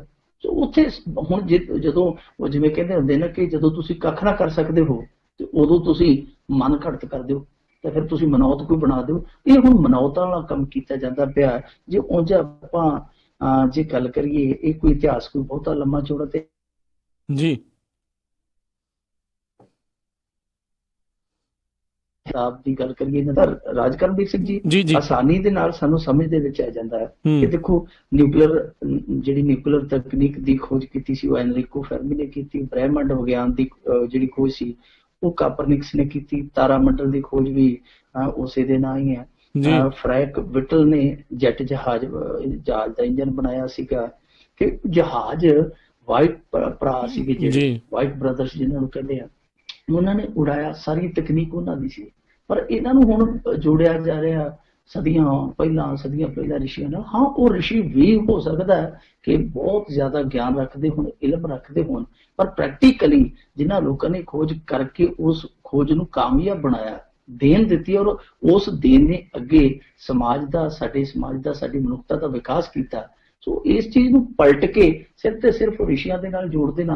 ਹਾਂ, ਰਿਸ਼ੀਆਂ ਦਾ ਜੋ ਕੰਮ ਆ ਆਯੁਰਵੇਦ ਦੇ ਵਿੱਚ ਜਾਂ ਹੋਰ ਯੋਗਾ ਦੇ ਵਿੱਚ, ਜੋ ਉਹਨਾਂ ਦੀ ਗਿਆਨ ਵਿਦਵਤਾ ਸੀ, ਉਹ ਸਾਰੇ ਜਾਣਦੇ ਅਸੀਂ ਕਿ ਬਹੁਤ ਮਹਾਨ ਨੇ ਖੋਜਾਂ। ਪਰ ਜਿਹੜੇ ਮਹਾਨ ਲੋਕ ਜਿਹੜੇ ਇਹ ਖੋਜਾਂ ਕਰ ਗਏ ਆ, ਜੇ ਇਹਨਾਂ ਦਾ ਹੁਣ ਇਸ ਤਰ੍ਹਾਂ ਹੱਕ ਮਾਰਿਆ ਜਾਵੇ ਇਹ ਸਿਰਫ ਤੇ ਸਿਰਫ ਆਪਣੇ ਏਜੰਡੇ ਨੂੰ ਅੱਗੇ ਵਧਾਉਣ ਲਈ, ਤਾਂ ਮੇਰੇ ਖਿਆਲ ਦੇ ਨਾਲ ਇਹ ਸਾਡੇ ਲਈ ਨਮੋਸ਼ੀਜਨਕ ਨਹੀਂ, ਸ਼ਰਮਨਾਕ ਗੱਲ ਆ ਕਿ ਜਿਹੜੇ ਇਸ ਤਰ੍ਹਾਂ ਦੇ ਇਤਿਹਾਸ ਪੜ੍ਹੇ ਵਿਦਿਆਰਥੀ ਜਦੋਂ ਗਲੋਬਲ ਇੱਕ ਮੁਕਾਬਲੇ ਦੇ ਵਿੱਚ ਜਾ ਕੇ ਖੜਨਗੇ ਤੇ ਫਿਰ ਉੱਥੇ ਉਹਨਾਂ ਦੀਆਂ ਜਿਹੜੀਆਂ ਦਲੀਲਾਂ ਇਹੋ ਜਿਹੀਆਂ ਘਸੀਆਂ ਪਿੱਟੀਆਂ ਹੋਣਗੀਆਂ, ਫਿਰ ਇਹ ਥੋੜੀ ਉੱਥੇ ਟਿਕਣਗੀਆਂ, ਇਹ ਫਿਰ ਪਹਿਲੇ ਹੀ ਸੱਟੇ ਉੱਡ ਜਾਣਗੀਆਂ। ਬਿਲਕੁਲ ਜੀ ਬਿਲਕੁਲ। ਬਾਕੀ ਆਲੋਚਨਾ ਹੁੰਦੀ ਹੈ ਪਰ ਫਰਕ ਪਵੇ ਇਹਨਾਂ ਦੇ ਉੱਤੇ ਤਾਂ ਹੀ ਹੈ ਜੀ। ਅਗਲੀ ਗੱਲ ਕਰੀਏ, ਅੱਤਵਾਦ ਦੇ ਦੋਸ਼ਾਂ 'ਚ ਫੜੇ 2 ਭਰਾਵਾਂ ਚੋਂ ਛੁੱਟ ਕੇ ਆਏ ਇੱਕ ਨੇ ਕੀਤਾ ਹੈਰਾਨਕੁਨ ਖੁਲਾਸਾ। ਦੇਖੋ, ਇਹ ਜਿਹੜੇ ਰੇਲ ਧਮਾਕੇ ਹੋਏ ਸਨ ਕੁਝ ਦਿਨ ਪਹਿਲਾਂ, ਉਹਨਾਂ ਰੇਲ ਧਮਾਕਿਆਂ ਦੇ ਦੋਸ਼ ਦੇ ਵਿੱਚ ਇਟਾਵਾ ਜ਼ਿਲ੍ਹੇ 'ਚ 2 ਸਕੇ ਭਰਾ ਇਹਨਾਂ ਨੇ ਫੜੇ ਸੀਗੇ, ATS ਨੇ। ਔਰ ਉਹ ਜਿਹੜੇ 2 ਭਰਾ ਸੀਗੇ ਦੋਨੇ ਮੁਸਲਮ ਸੀਗੇ, ਮੁਸਲਮ ਭਾਈਚਾਰੇ ਦੇ ਨਾਲ ਸੰਬੰਧਿਤ ਸੀ। ਦੋਨਾਂ ਨੂੰ ਹਿਰਾਸਤ ਦੇ ਵਿੱਚ ਲਿਆ ਗਿਆ, ਬੜੀ ਬਰੀਕੀ ਦੇ ਨਾਲ ਪੁੱਛਗਿੱਛ ਕੀਤੀ ਗਈ। ਉਹਨਾਂ ਦੇ ਵਿੱਚੋਂ ਇੱਕ ਵੱਡੇ ਨੂੰ, ਜਿਹਦਾ ਨਾਮ ਫੈਜ਼ ਆਲਮ ਸੀਗਾ, ਉਹਨੂੰ ਰਿਹਾ ਕਰ ਦਿੱਤਾ ਗਿਆ। ਔਰ ਉਹਦੀ ਰਿਹਾਈ ਹੈ ਜਿਹੜੀ ਸਾਰਿਆਂ ਨੂੰ ਹੈਰਾਨ ਕਰਦੀ ਸੀਗੀ ਕਿ ਏਡੇ ਵੱਡੇ ਕੇਸ ਦੇ ਵਿੱਚ, ਕਿਉਂਕਿ ਇਹਨਾਂ ਨੇ ਜਦੋਂ ਇਹਨਾਂ ਦੋਨਾਂ ਭਰਾਵਾਂ ਨੂੰ ਗ੍ਰਿਫਤਾਰ ਕੀਤਾ ਸੀਗਾ ਤੇ ਇਹ ਦਾਅਵਾ ਕੀਤਾ ਸੀਗਾ ਕਿ ਇਹ IS ਦੇ ਮਸ਼ਕੂਕ ਅੱਤਵਾਦੀ ਹੈ, ਸ਼ੱਕੀ ਅੱਤਵਾਦੀ ਹੈ ਜੀ। ਕਿਉਂਕਿ ਹੁਣ ਅੱਜ ਕੱਲ ਕਿਸੇ ਦੇ ਘਰ ਦੇ ਭਾਂਡੇ ਤੇ ਵੀ ISI ਲਿਖਿਆ ਹੋਵੇ ਜਾਂ ਤੇ ਉਹਨੂੰ ਪਾਕਿਸਤਾਨ ਨਾਲ ਜੋੜ ਦਿੰਦੇ ਆ, ਤੇ ਜੇ ਅੱਗੋਂ ਇੱਕ I ਮਿਟੀ ਹੋਵੇ ਤੇ ਫਿਰ ਉਹਨੂੰ ਸੀਰੀਆ ਦੇ ਨਾਲ ਜੋੜ ਦਿੰਦੇ ਆ ਕਿ ਘਰ ਦੇ ਜਿਹੜੇ ਭਾਂਡੇ ਆ IS ਦੇ ਆ। ਇਹੋ ਜਿਹਾ ਮਾਹੌਲ ਬਣਿਆ ਪਿਆ ਇਸ ਮੁਲਕ ਦੇ ਵਿੱਚ। ਸੋ ਇਹਨਾਂ ਨੇ ਦਾਅਵਾ ਕਰ ਦਿੱਤਾ ਜੀ ਕਿ IS ਦੇ ਮਸ਼ਕੂਕ ਆ। ਫਿਰ ਉੱਥੋਂ ਬਾਅਦ ਇਹ ਜਿਹੜੀ ਇਹਨਾਂ ਨੂੰ ਲੈ ਕੇ ਉੱਥੋਂ ਇਟਾਵਾ ਤੋਂ ਲਖਨਊ ਲਿਆਂਦਾ, ਪੁੱਛਗਿੱਛ ਕੀਤੀ, ਪਰ ਅਚਾਨਕ ਉਸ ਵੱਡੇ ਜਿਹੜਾ ਉਹਨਾਂ 2 ਭਰਾਵਾਂ ਦੇ ਵਿੱਚੋਂ ਵੱਡਾ ਸੀਗਾ, ਵੱਡੇ ਨੂੰ ਫੈਜ਼ ਆਲਮ ਨੂੰ ਛੱਡ ਦਿੱਤਾ ਗਿਆ, ਰਿਹਾ ਕਰ ਦਿੱਤਾ ਗਿਆ। ਉਹ ਇਤਮਾਨਾਨ ਦੇ ਨਾਲ ਆਪਦੇ ਘਰੇ ਆ ਗਿਆ। ਜਦੋਂ ਘਰੇ ਆ ਗਿਆ ਤੇ ਕੁਝ ਮੀਡੀਆ ਕਰਮੀ ਸੀਗੇ ਜਿਹੜੇ, ਉਹ ਉਹਦੇ ਨਾਲ ਮੁਲਾਕਾਤ ਕਰਨ ਚਲੇ ਗਏ। ਉਹਨਾਂ ਨੇ ਪੁੱਛਿਆ ਕਿ ਏਡੇ ਵੱਡੇ ਕੇਸ ਦੇ ਵਿੱਚ ਤੇਰੀ ਇਸ ਤਰ੍ਹਾਂ ਰਿਹਾਈ ਜਿਹੜੀ ਹੈ ਨਾਟਕੀ ਢੰਗ ਦੇ ਨਾਲ ਕਿਵੇਂ ਹੋ ਗਈ? ਤੇ ਉਹਨੇ ਬੜੀ ਸਾਦਗੀ ਦੇ ਨਾਲ, ਬੜੀ ਸਰਲਤਾ ਦੇ ਨਾਲ ਉੱਤਰ ਦਿੱਤਾ। ਉਹਨੇ ਕਿਹਾ ਕਿ ਦੇਖੋ, ATS ਨੇ ਮੇਰੇ ਨਾਲ ਕੋਈ ਇਹੋ ਜਿਹਾ ਸਲੂਕ ਤੇ ਨਹੀਂ ਕੀਤਾ, ਪਰ ਬਹੁਤ ਬਰੀਕੀ ਦੇ ਨਾਲ ਮੇਰੀ ਜਿਹੜੀ ਇਨਵੈਸਟੀਗੇਸ਼ਨ ਉਹਨਾਂ ਨੇ ਕੀਤੀ ਹੈ। ਔਰ ਮੇਰੇ ਛੋਟੇ ਭਰਾ ਨੂੰ ਉਹਨਾਂ ਨੇ ਨਹੀਂ ਛੱਡਿਆ, ਕਿਉਂਕਿ ਉਹ ਕਹਿੰਦੇ ਕਿ ਇਹਦੇ ਤਾਲੁਕਾਤ ਜਿਹੜੇ ਸੱਚਮੁੱਚ ਅੱਤਵਾਦੀਆਂ ਨਾਲ ਹੈਗੇ ਆ। ਪਰ ਕਹਿੰਦਾ ਕਿ ਮੈਨੂੰ ਜਦੋਂ ਪੁੱਛਿਆ ਤੇ ਮੈਂ ਕਿਹਾ ਵੀ ਭਾਈ, ਮੈਂ ਤੇ ਸਾਰੇ ਧਰਮਾਂ ਦਾ ਸਤਿਕਾਰ ਕਰਦਾ, ਮੈਂ ਤੇ ਸਿੱਧਾ ਸਾਦਾ ਬੰਦਾ, ਮੈਂ ਹਰੇਕ ਧਰਮ ਦੀ ਬਰਾਬਰ ਹੀ ਪੂਜਾ ਕਰਦਾ, ਹਰੇਕ ਧਰਮ ਦਾ ਬਰਾਬਰ ਹੀ ਸਤਿਕਾਰ ਕਰਦਾ, ਹਰੇਕ ਧਰਮ ਦਾ ਬਰਾਬਰ ਹੀ ਆਦਰ ਕਰਦਾ। ਤੇ ਉਹ ਕਹਿੰਦੇ ਫਿਰ ਜੇ ਤੂੰ ਆਦਰ ਕਰਦਾ ਇਸ ਤਰ੍ਹਾਂ ਕਰ, ਫਿਰ ਗਾਇਤਰੀ ਮੰਤਰ ਸੁਣਾ ਦੇ। ਕਹਿੰਦਾ ਮੈਂ ਗੀਤਾ ਦੇ ਵਿੱਚੋਂ ਗਾਇਤਰੀ ਮੰਤਰ ਸੁਣਾ ਦਿੱਤਾ। ਕਹਿੰਦਾ ਜਦੋਂ ਮੇਰਾ ਗਾਇਤਰੀ ਮੰਤਰ ਉਹਨਾਂ ਨੇ ਸੁਣਿਆ, ਉਹ ਕਹਿੰਦੇ ਵੀ ਜਾ ਭਾਈ ਪਾਚਾ ਸ਼ੇਰਾ, ਤੇ ਨਾਲੇ ਮੈਨੂੰ ਉਹਨਾਂ ਕਿਰਾਇਆ ਪੜਾ ਦਿੱਤਾ ਤੇ ਮੈਂ ਚੜ ਕੇ ਆਪਦੇ ਘਰੇ ਆ ਗਿਆ।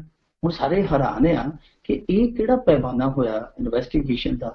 ਏਡੇ ਵੱਡੇ ਵੱਡੇ ਕੇਸਾਂ ਦੇ ਵਿੱਚ ਪਹਿਲਾਂ ਇਹ ਦਾਅਵੇ ਕਰਨੇ ਕਿ ਜੀ ਫਲਾਣੇ ਜਥੇਬੰਦੀ ਦਾ ਆਹ ਕਰਨਾ ਆਇਆ ਸੀ, ਉਹ ਕਰਨਾ ਆਇਆ ਸੀ, ਜਦੋਂ ਛੱਡਣ ਤੇ ਆਉਂਦੇ ਆ ਕਹਿੰਦੇ ਕਿ ਸੁਣਾ ਦਿਓ ਮੰਤਰ ਤੇ ਜਾਓ ਘਰੇ। ਇਹ ਮੰਤਰ ਵਾਲਾ ਜਿਹੜਾ ਮੰਤਰ ਆ, ਉਸ ਮੰਤਰ ਤੇ ਫਿਰ ਕੱਲ ਨੂੰ ਹੋਰ ਵੀ ਕਈ ਬੰਦੇ ਪਹਿਰੇ ਦੇਣਗੇ। ਜਿਵੇਂ ਕਹਿੰਦੇ ਹੁੰਦੇ ਕਿ ਨਾਲੇ ਖਾਓ ਖਰਮਾਨੀਆਂ, ਨਾਲੇ ਭੰਨੋ ਬਦਾਮ, ਤੇ ਨਾਲੇ ਤਾਂ ਰੱਬ ਦਾ ਨਾਮ ਉੱਥੇ ਜਪ ਦਿਓ। ਸੁਣਾ ਦਿਓ ਇਸ ਤਰ੍ਹਾਂ ਦਾ ਮੰਤਰ ਤੇ ਨਾਲੇ ਪੁਲਿਸ ਦੇ ਛਿੱਤਰਾਂ ਤੋਂ ਬਚੋ। ਕਿਉਂਕਿ ਇਹੋ ਜਿਹੇ ਮੰਤਰ ਤੇ ਬਹੁਤ ਸਾਰੇ ਲੋਕਾਂ ਨੂੰ ਆਉਂਦੇ ਆ ਜਿਹੜੇ ਜੰਮੇ ਕਿਸੇ ਦੂਜੇ ਧਰਮ ਦੇ ਵਿੱਚ ਆ, ਪਰ ਉਹਨਾਂ ਨੂੰ ਇਲਮ, ਉਹਨਾਂ ਨੂੰ ਗਿਆਨ ਦੂਜੇ ਧਰਮ ਦਾ ਬਹੁਤ ਜ਼ਿਆਦਾ ਹੁੰਦਾ। ਸੋ ਇਹ ਹਾਸੋਹੀਣਾ ਜਿਹਾ ਜਿਹੜਾ ਕਿ ਪਹਿਲਾਂ ਦਾਅਵਾ ਕੀਤਾ ਜਾ ਰਿਹਾ ਸੀ ਕਿ ਬਹੁਤ ਵੱਡਾ ਖੁਲਾਸਾ ਅਸੀਂ ਕਰਾਂਗੇ, ਇਹ ਕਰਾਂਗੇ, ਉਹ ਕਰਾਂਗੇ, ਉਹ ਸਾਰਾ ਕੁਝ ਹਾਸੋਹੀਣਾ ਘਟਨਾਕ੍ਰਮ ਜਿਹਾ ਹੋ ਗਿਆ। ਵੈਸੇ ਪਹਿਲਾਂ ਨਹੀਂ, ਤੁਸੀਂ ਵੇਖਿਆ ਹੋਣਾ ਸੈਫੁੱਲਾ ਦਾ ਮਾਮਲਾ ਸੀਗਾ ਜਿਹੜਾ, ਉਹ ਵੀ ਭਾਰਤ ਨੂੰ, ਪੂਰੇ ਭਾਰਤ ਨੂੰ ਨਮੋਸ਼ੀ ਦੇ ਗਿਆ।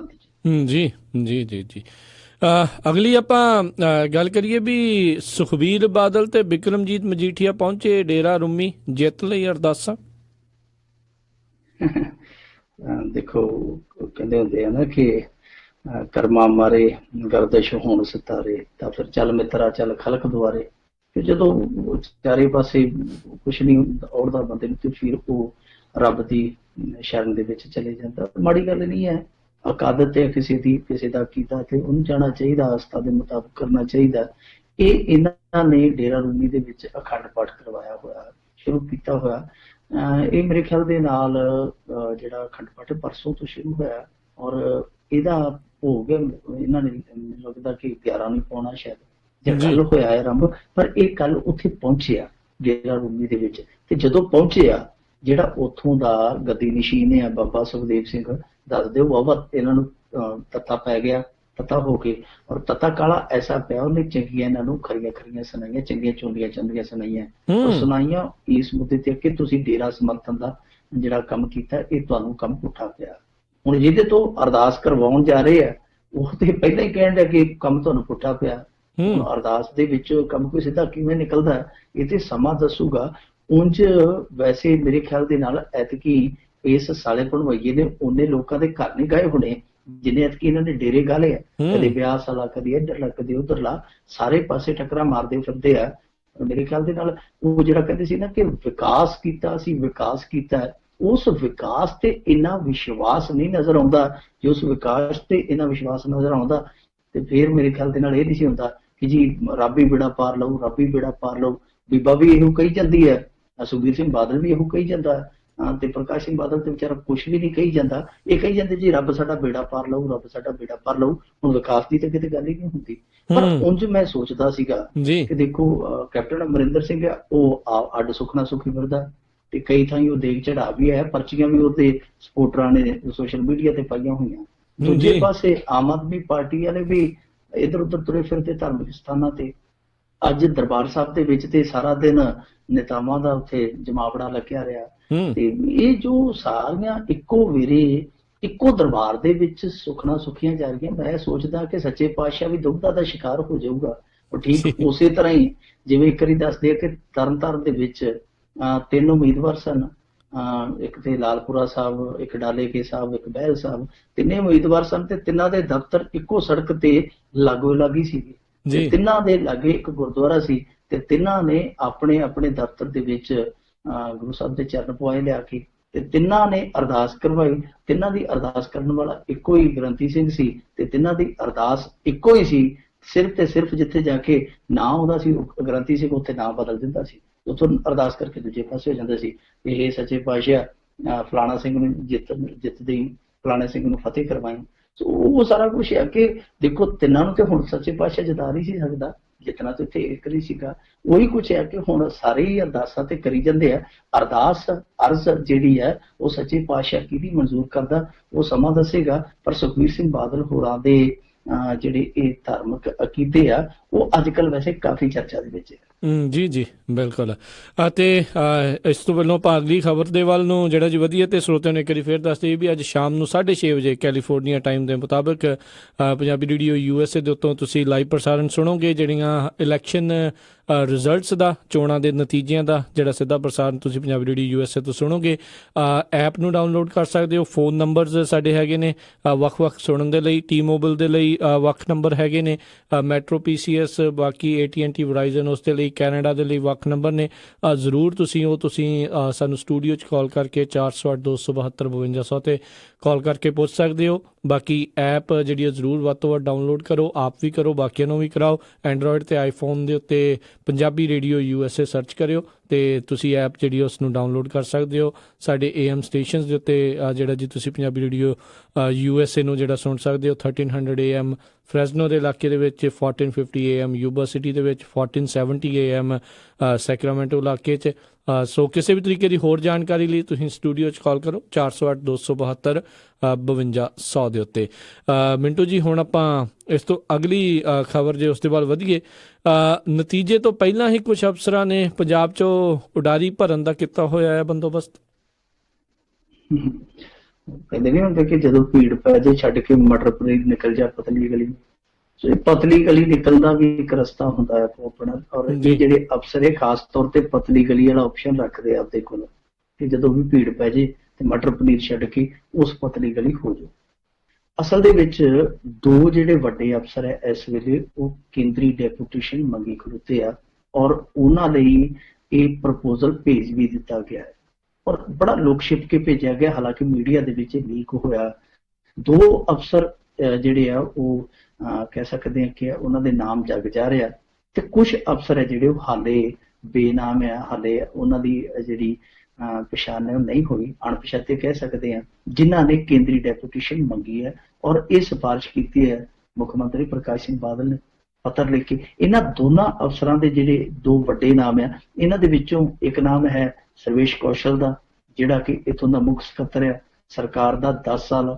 ਉਹ ਬਹੁਤ ਇੱਕ ਬਾਦਲ ਪਰਿਵਾਰ ਦਾ ਤੇ ਖਾਸ ਬੰਦਾ ਰਿਹਾ, ਫਰਮਾਦਾਰੀ ਕਹਿ ਸਕਦੇ ਆ, ਕਿਉਂਕਿ ਇਸ ਤੋਂ ਪਹਿਲਾਂ ਉਹ ਕੈਪਟਨ ਅਮਰਿੰਦਰ ਸਿੰਘ ਦਾ ਨੇੜੂ ਸੀਗਾ। ਤੇ ਉਹ ਸਮਾਂ ਵੀ ਸ਼ਾਇਦ ਤੁਹਾਨੂੰ ਯਾਦ ਹੋਣਾ, ਜੇ ਨਹੀਂ ਤੇ ਮੈਂ ਦੱਸ ਦਿੰਦਾ।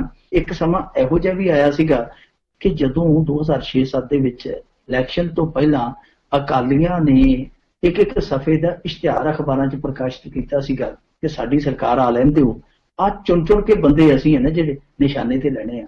ਉਹਨਾਂ ਅਫਸਰਾਂ ਦੇ ਵਿੱਚੋਂ ਇੱਕ ਸਰਵੇਸ਼ ਕੌਸ਼ਲ ਵੀ ਸੀ। ਜਦੋਂ ਸਰਕਾਰ ਦੀ ਅਦਲਾ ਬਦਲੀ ਹੋਈ ਇਹ ਸਰਵੇਸ਼ ਕੌਸ਼ਲ ਉਦੋਂ ਵੀ ਇਸੇ ਤਰ੍ਹਾਂ ਦਿੱਲੀ ਚਲਾ ਗਿਆ ਸੀ, ਪਰ ਪ੍ਰਕਾਸ਼ ਸਿੰਘ ਬਾਦਲ ਨੇ ਵਿਚਕਾਰ ਕੇ ਲੈ ਆਂਦਾ ਸੀ। ਇਹ ਕਹਿ ਕੇ ਆਂਦਾ ਸੀਗਾ ਕਿ ਭਾਈ ਕਾਕਾ, ਜਿਸ ਤਰ੍ਹਾਂ ਤੂੰ ਕੈਪਟਨ ਅਮਰਿੰਦਰ ਸਿੰਘ ਦੇ ਨਾਲ ਮੋਢੇ ਨਾਲ ਮੋਢਾ ਲਾ ਕੇ ਖੜਦਾ ਰਿਹਾ, ਉਵੇਂ ਸਾਡੇ ਨਾਲ ਵੀ ਤੁਰਿਆ ਚੱਲ। ਤੇ ਫਿਰ ਉਹੀ ਸਰਵੇਸ਼ ਕੌਸ਼ਲ ਆ ਵੇਖ ਲਓ 10 ਸਾਲ ਕਿਵੇਂ ਕੰਮ ਕਰਦਾ ਰਿਹਾ।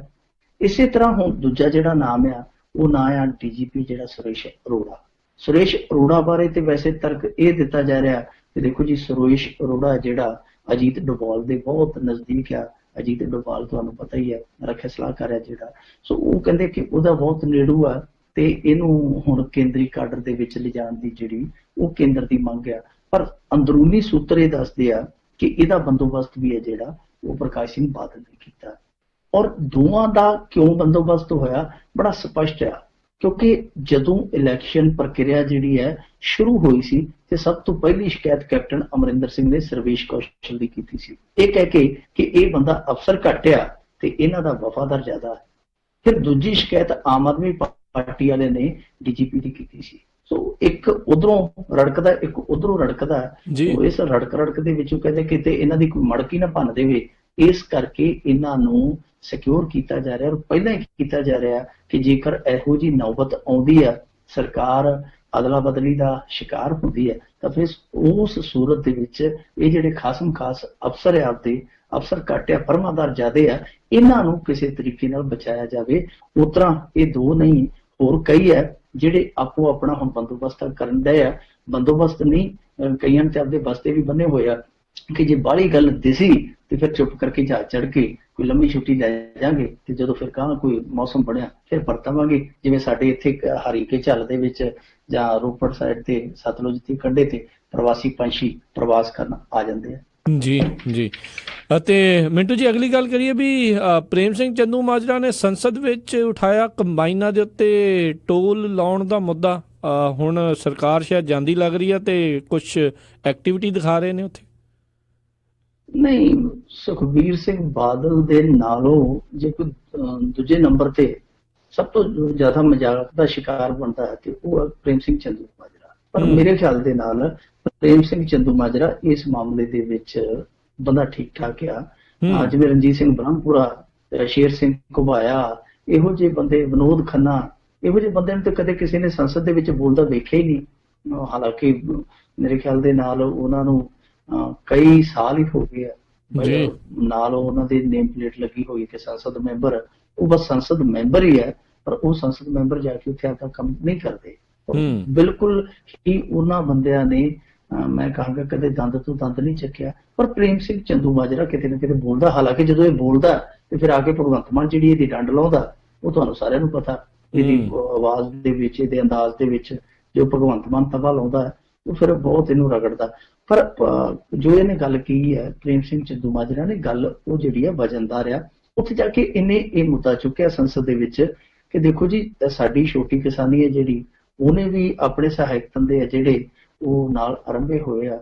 ਕੁਝ ਸਾਡੇ ਜ਼ਿਮੀਂਦਾਰਾਂ ਕੋਲ ਵੀ ਕੰਬਾਈਨਾਂ ਹੈ, ਕੁਝ ਜਿਹੜੇ ਬੇਜ਼ਮੀਨ ਨੇ ਉਹਨਾਂ ਨੇ ਵੀ ਕੰਬਾਈਨਾਂ ਬਣਾਈਆਂ। ਸਾਡੇ ਕੋਲ ਰਕਬਾ ਘਟਦਾ ਪਿਆ, ਸਾਡੇ ਇੱਥੇ ਫਸਲ ਹੈ ਜਿਹੜੀ ਉਹ ਦਿਨੋਂ ਦਿਨ ਥੋੜੀ ਹੁੰਦੀ ਜਾਂਦੀ ਹੈ, ਕੰਬਾਈਨਾਂ ਸਾਡੇ ਕੋਲ ਵੱਧ ਨੇ, ਤੇ ਬਹੁਤ ਸਾਰੀਆਂ ਸਾਡੀਆਂ ਕੰਬਾਈਨਾਂ ਜਿਹੜੀਆਂ ਆਊਟ ਆਫ ਸਟੇਟ ਜਾਂਦੀਆਂ, ਅੱਜ ਤਾਂ ਗੁਜਰਾਤ ਆ, ਮਹਾਰਾਸ਼ਟਰ ਆ, ਮੱਧ ਪ੍ਰਦੇਸ਼ ਆ, ਤੇ ਰਸਤੇ ਦੇ ਵਿੱਚ ਟੋਲ ਟੈਕਸ ਬਹੁਤ ਜ਼ਿਆਦਾ ਪੈਂਦੇ ਆ, ਤੇ ਉਹਨਾਂ ਦੀ ਜਿਹੜੀ ਆਮਦਨ ਹੈ ਸਾਰੀ ਉਹ ਟੋਲ ਟੈਕਸ ਦੇ ਵਿੱਚ ਹੀ ਅੜ ਜਾਂਦੀ ਹੈ। ਫਿਰ ਇਸ ਸਵਾਲ ਦੇ ਜਵਾਬ ਦੇ ਵਿੱਚ ਜਿਹੜਾ ਸਾਡਾ ਆਵਾਜਾਈ ਮੰਤਰੀ ਆ, ਉਹਨੇ ਭਰੋਸਾ ਦਿੱਤਾ ਕਿ ਚੰਦੂਮਾਜਰਾ ਸਾਹਿਬ ਪਰਵਾਹ ਨਾ ਕਰੋ, ਚਿੰਤਾ ਨਾ ਕਰੋ, ਮੀਂਹ ਜਾਵੇ ਹਨੇਰੀ ਜਾਵੇ, 6-7 ਦਿਨਾਂ ਦੇ ਅੰਦਰ ਅੰਦਰ ਨੋਟੀਫਿਕੇਸ਼ਨ ਹੈ ਜਿਹੜਾ ਉਹ ਹਰੇਕ ਟੋਲ ਨਾਕੇ ਤੇ ਪਹੁੰਚ ਜਾਏਗਾ, ਤੇ ਤੁਹਾਡੀ ਕੰਬਾਈਨ ਜਿਹੜੀ ਜਿੱਥੇ ਮਰਜ਼ੀ ਹਾਰਨ ਮਾਰਦੀ ਲੰਘ ਜਾਵੇ, ਕੋਈ ਨਹੀਂ ਰੋਕੇਗਾ, ਟੋਲ ਟੈਕਸ ਜਿਹੜਾ ਨਹੀਂ ਲੱਗੇਗਾ। ਫਿਰ ਦੂਜੀ ਗੱਲ ਇਹਨਾਂ ਨੇ ਆਲੂਆਂ ਦੀ ਕਹੀ ਹੈ ਕਿ ਦੇਖੋ ਜੀ, ਆਲੂਆਂ ਦਾ ਜਿਹੜਾ ਭਾਅ ਇਸ ਸਮੇਂ ਆ ਉਹ 100 ਹੈ, 200 ਹੈ, 300 ਹੈ, ਵੱਧ ਤੋਂ ਵੱਧ। ਕਈ ਥਾਈਂ ਤੇ ਇੱਥੇ ਹੁਣ ਸਲੋਗਨ ਵੀ ਲਿਖੀ ਬੈਠੇ ਆ ਕਿ ਨਾ ਤਕੜੀ ਨਾ ਬੱਟਾ, ਲੈ ਜਾਓ 50 ਦਾ ਕੱਟਾ। ਉਹ ਕਹਿੰਦੇ ਕਿ ਇਹ ਹਾਲ ਹੋਇਆ ਪਿਆ ਸਾਡੇ ਆਲੂਆਂ ਦਾ, ਇਹ ਕੋਈ ਹੱਲ ਕਰੋ। ਹਾਲਾਂਕਿ ਇਹਦੇ ਤੇ ਕੋਈ ਬਹੁਤਾ ਵੱਡਾ ਭਰੋਸਾ ਜਾਂ ਬਹੁਤਾ ਕੋਈ ਠੋਸ ਯਕੀਨ ਇਹਨਾਂ ਨੂੰ ਨਹੀਂ ਮਿਲਿਆ, ਪਰ ਉਤਰਾ ਕਮੈਣ ਵਾਲਾ ਮਸਲਾ ਜਿਹੜਾ ਕੱਲ ਇਹਨਾਂ ਨੇ ਹੱਲ ਕਰਾ ਲਿਆ। ਪਰ ਮੇਰੇ ਖਿਆਲ ਦੇ ਨਾਲ ਇੱਕ ਨੁਕਤਾ ਜਿਹੜਾ ਉਹ ਉੱਥੇ ਵਿਸਰ ਗਿਆ ਜਾਂ ਇਹਨਾਂ ਨੇ ਵਿਸਾਰ ਦਿੱਤਾ, ਉਹ ਇਹ ਸੀਗਾ ਕਿ ਆ ਜਿਹੜਾ ਨਵਾਂ ਪੰਗਾ ਪੈ ਰਿਹਾ ਸਹਾਇਕ ਧੰਦਿਆਂ ਨੂੰ, ਖੇਤੀ ਦੇ ਸਹਾਇਕ ਧੰਦਿਆਂ ਨੂੰ, ਕਿ GST ਲਾਗੂ ਹੋਣ ਤੋਂ ਬਾਅਦ ਇਹ ਕੁਝ ਜਿਹੜੇ ਖੇਤੀ ਸਹਾਇਕ ਧੰਦੇ ਆ ਉਹ ਟੈਕਸ ਦੀ ਮਾਰ ਹੇਠ ਆਉਂਦੇ ਜਾਂਦੇ ਆ। ਇਹ ਮੁੱਦਾ ਵੀ ਪ੍ਰੇਮ ਸਿੰਘ ਚੰਦੂਮਾਜਰਾ ਉੱਥੇ ਉਠਾ ਦਿੰਦਾ ਤੇ ਚੰਗਾ ਸੀ। ਜੇ ਨਹੀਂ ਉਠਾਇਆ ਤੇ ਮੇਰੇ ਖਿਆਲ ਦੇ ਨਾਲ ਹੁਣ ਪੰਜਾਬੀ ਸੰਸਦ ਮੈਂਬਰ ਚਾਹੇ ਘਬਾਇਆ ਤੇ ਚਾਹੇ ਫਲਾਣਾ ਟਮਕਾਣਾ, ਜੋ ਨਹੀਂ ਵੀ ਬੋਲੇ, ਉਹਨਾਂ ਨੂੰ ਇਸ ਮੁੱਦੇ ਤੇ ਇਕਮਤ ਹੋ ਕੇ ਉੱਥੇ ਆਵਾਜ਼ ਉਠਾਉਣੀ ਚਾਹੀਦੀ ਹੈ। ਜੇ ਹੁਣ ਨਾ ਬੋਲੇ ਤੇ ਉਹ ਕਾਨੂੰਨ ਲਾਗੂ ਹੋ ਗਿਆ, ਟੈਕਸ ਦੀ ਮਾਰ ਪੈ ਗਈ, ਤੇ ਉਹ ਜਿਵੇਂ ਕਹਿੰਦੇ ਨਾ ਕਿ ਮੋਏ ਨੂੰ ਮਾਰੇ ਸ਼ਾਹਮਦਾਰ, ਜਿਹੜੇ ਪਹਿਲੇ ਮਰੇ ਪਏ ਆ ਉਹਨਾਂ ਨੂੰ ਇੱਕ ਮਾਰ ਹੋਰ ਪੈ ਜਾਏਗੀ। ਵਾਕਈ ਜੀ ਜੀ। ਅਗਲੀ ਮਿੰਟੂ ਜੀ ਆਪਾਂ ਗੱਲ ਕਰੀਏ ਵੀ ਭਗਵੰਤ ਮਾਨ ਤੇ ਜਿਹੜਾ ਜੁੱਤੀ ਸੁੱਟਣ ਵਾਲਾ ਸੀਗਾ ਪੱਪਾ ਸਰਪੰਚ, ਉਸ ਦੇ ਉੱਤੇ ਘਰ ਵਾਲੀ ਨੇ ਗੰਭੀਰ ਦੋਸ਼ ਲਾਏ ਨੇ। ਉਹ ਆਂਦੇ ਹੁੰਦੇ ਆ ਨਾ ਜੀ ਰਾਜ ਕਰਨਵੀਰ ਸਿੰਘ ਜੀ, ਇਹ ਜੱਗ ਸ਼ੀਸ਼ਾ ਆਰਸੀ, ਜੋ ਦੇਖੇ ਸੋ ਵੇਖ ਜੀ। ਇਹ ਜੱਗ ਜਿਹੜਾ ਉਹ ਸ਼ੀਸ਼ਾ ਹੀ ਹੈ, ਜਿਹੋ ਜਿਹਾ ਤੁਸੀਂ ਕਰੋਗੇ ਉਹੋ ਜਿਹਾ ਤੁਹਾਨੂੰ ਦਿਖ ਪੈਣਾ। ਪੱਪਾ ਸਰਪੰਚ ਇਸ ਸਮੇਂ ਬਹੁਤ ਜ਼ਿਆਦਾ ਬਦਨਾਮੀ ਖੱਟ ਬੈਠਾ ਹੈ। ਆਸਟ੍ਰੇਲੀਆ ਦੇ ਵਿੱਚੋਂ ਵੀ ਖਬਰਾਂ ਸਾਨੂੰ ਇਸ ਤਰ੍ਹਾਂ ਦੀਆਂ ਸੁਣਨ ਮਿਲਦੀਆਂ ਕਿ ਉਹ ਬਾਹਰ ਨਹੀਂ ਨਿਕਲਦਾ ਪਿਆ, ਘਰ ਦੇ ਵਿੱਚ ਹੀ ਹੈ। ਔਰ ਸੁਣਨ ਦੇ ਵਿੱਚ ਇਹ ਵੀ ਆਇਆ ਕਿ ਉੱਥੇ ਬਹੁਤ ਸਾਰੇ ਲੋਕ ਹੈ ਜਿਹੜੇ ਉਹ ਇਹਦੇ ਤੋਂ ਭਰੇ ਕੀਤੇ ਜੋ ਇਹਨੇ ਕੰਮ ਕੀਤਾ। ਵੈਸੇ ਇਹਨੇ ਨਹੀਂ, ਜਿਹਨੇ ਵੀ ਕੰਮ ਕੀਤਾ, ਚਾਹੇ ਪ੍ਰਕਾਸ਼ ਸਿੰਘ ਬਾਦਲ ਦੇ ਉਲਟ ਕੀਤਾ, ਚਾਹੇ ਕਿਸੇ ਨੇ ਵੀ ਕੀਤਾ, ਉਹਦਾ ਸਾਰੇ ਦਾ ਵਿਰੋਧ ਕਰਨਾ ਬਣਦਾ, ਚਾਹੇ ਕੋਈ ਵੀ ਹੈ। ਤੇ ਚਾਹੇ ਕਿਸੇ ਨੇ ਵੀ ਇਹ ਮੁੜ ਕੇ ਕਹਿ ਦਿੱਤਾ ਕਿ ਜੀ ਮੈਂ ਆਪਦੀਆਂ ਭਾਵਨਾਵਾਂ ਦੀ ਤਰਜਮਾਨੀ ਕੀਤੀ ਹੈ, ਜਿਹਨੇ ਵੀ ਇਹੋ ਜਿਹਾ ਕਿਸੇ ਵੀ ਸਮੇਂ ਤੇ ਕੰਮ ਕੀਤਾ, ਅਸੀਂ ਸਾਰਿਆਂ ਦਾ ਵਿਰੋਧ ਕਰਦੇ ਹਾਂ। ਪਰ ਜਿਹੜਾ ਪੱਪਾ ਸਰਪੰਚ ਸੀ, ਇਹਨੇ ਇਹ ਕੰਮ ਕਰਕੇ ਜੋ ਮੁੜ ਕੇ ਉੱਥੇ ਫੇਸਬੁੱਕ ਤੇ ਲਾਈਵ ਹੋ, ਇੱਥੇ ਕਰ, ਜੋ ਕੋਈ ਆਲੋਚਨਾ ਕਰੇ ਉਹਨੂੰ ਗਾਲ ਕੱਢ, ਇਹਨੇ ਜ਼ਿਆਦਾ ਤਮਾਸ਼ਾ ਕੀਤਾ, ਔਰ ਲੋੜੋਂ ਹੀ ਵੱਧ ਜ਼ਿਆਦਾ ਤਮਾਸ਼ਾ ਕੀਤਾ। ਪਰ ਇੱਕ ਤਮਾਸ਼ਾ ਜਿਹੜਾ ਉਹ ਇਹਦੇ ਨਾਲ ਹੀ ਹੋ ਗਿਆ।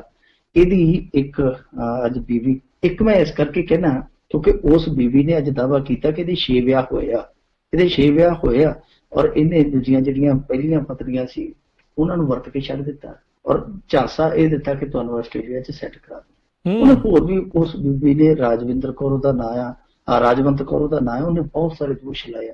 ਉਹ ਕਹਿੰਦੀ ਕਿ ਇਹਦੇ 6 ਵਿਆਹ ਸੀਗੇ, ਨਸ਼ੇੜੀ ਕਿਸਮ ਦਾ ਬੰਦਾ, ਔਰ ਸਰਪੰਚ ਰਿਹਾ ਪਿੰਡ ਦਾ ਥੋੜਾ ਚਿਰ, ਤੇ ਉਸੇ ਕਰਕੇ ਆਪਦੇ ਆਪ ਨੂੰ ਸਰਪੰਚ ਕਹਿੰਦਾ। ਉਹਨੇ ਇਹਦੇ ਘਰਦਿਆਂ ਤੇ ਵੀ ਕਈ ਤਰ੍ਹਾਂ ਦੇ ਦੋਸ਼ ਲਾਏ ਆ ਕਿ ਮੇਰੇ ਜੇਠ ਨੇ ਵੀ ਮੇਰੇ ਨਾਲ ਬਦਤਮੀਜ਼ੀ ਕੀਤੀ ਹੈ। ਸੋ ਬਹੁਤ ਸਾਰੇ ਦੋਸ਼ ਹੈ ਜਿਹੜੇ ਉਹ ਇਹਦੀ ਘਰਵਾਲੀ ਨੇ ਅੱਜ ਲਾਏ ਆ। ਨਾਲ ਉਹਨੇ ਦੱਸਿਆ ਕਿ 2014 ਦੇ ਵਿੱਚ ਵਿਆਹ ਹੋਇਆ ਸੀ, ਮੁੜ ਕੇ ਛੱਡ ਕੇ ਮੈਨੂੰ ਚਲਾ ਗਿਆ ਤੇ ਅੱਜ ਤੱਕ ਪਰਤਿਆ ਨਹੀਂ, ਨਾ ਹੀ ਇਹਨੇ ਕੋਈ ਮੇਰੀ ਖਬਰਸਾਰ ਲਈ ਹੈ।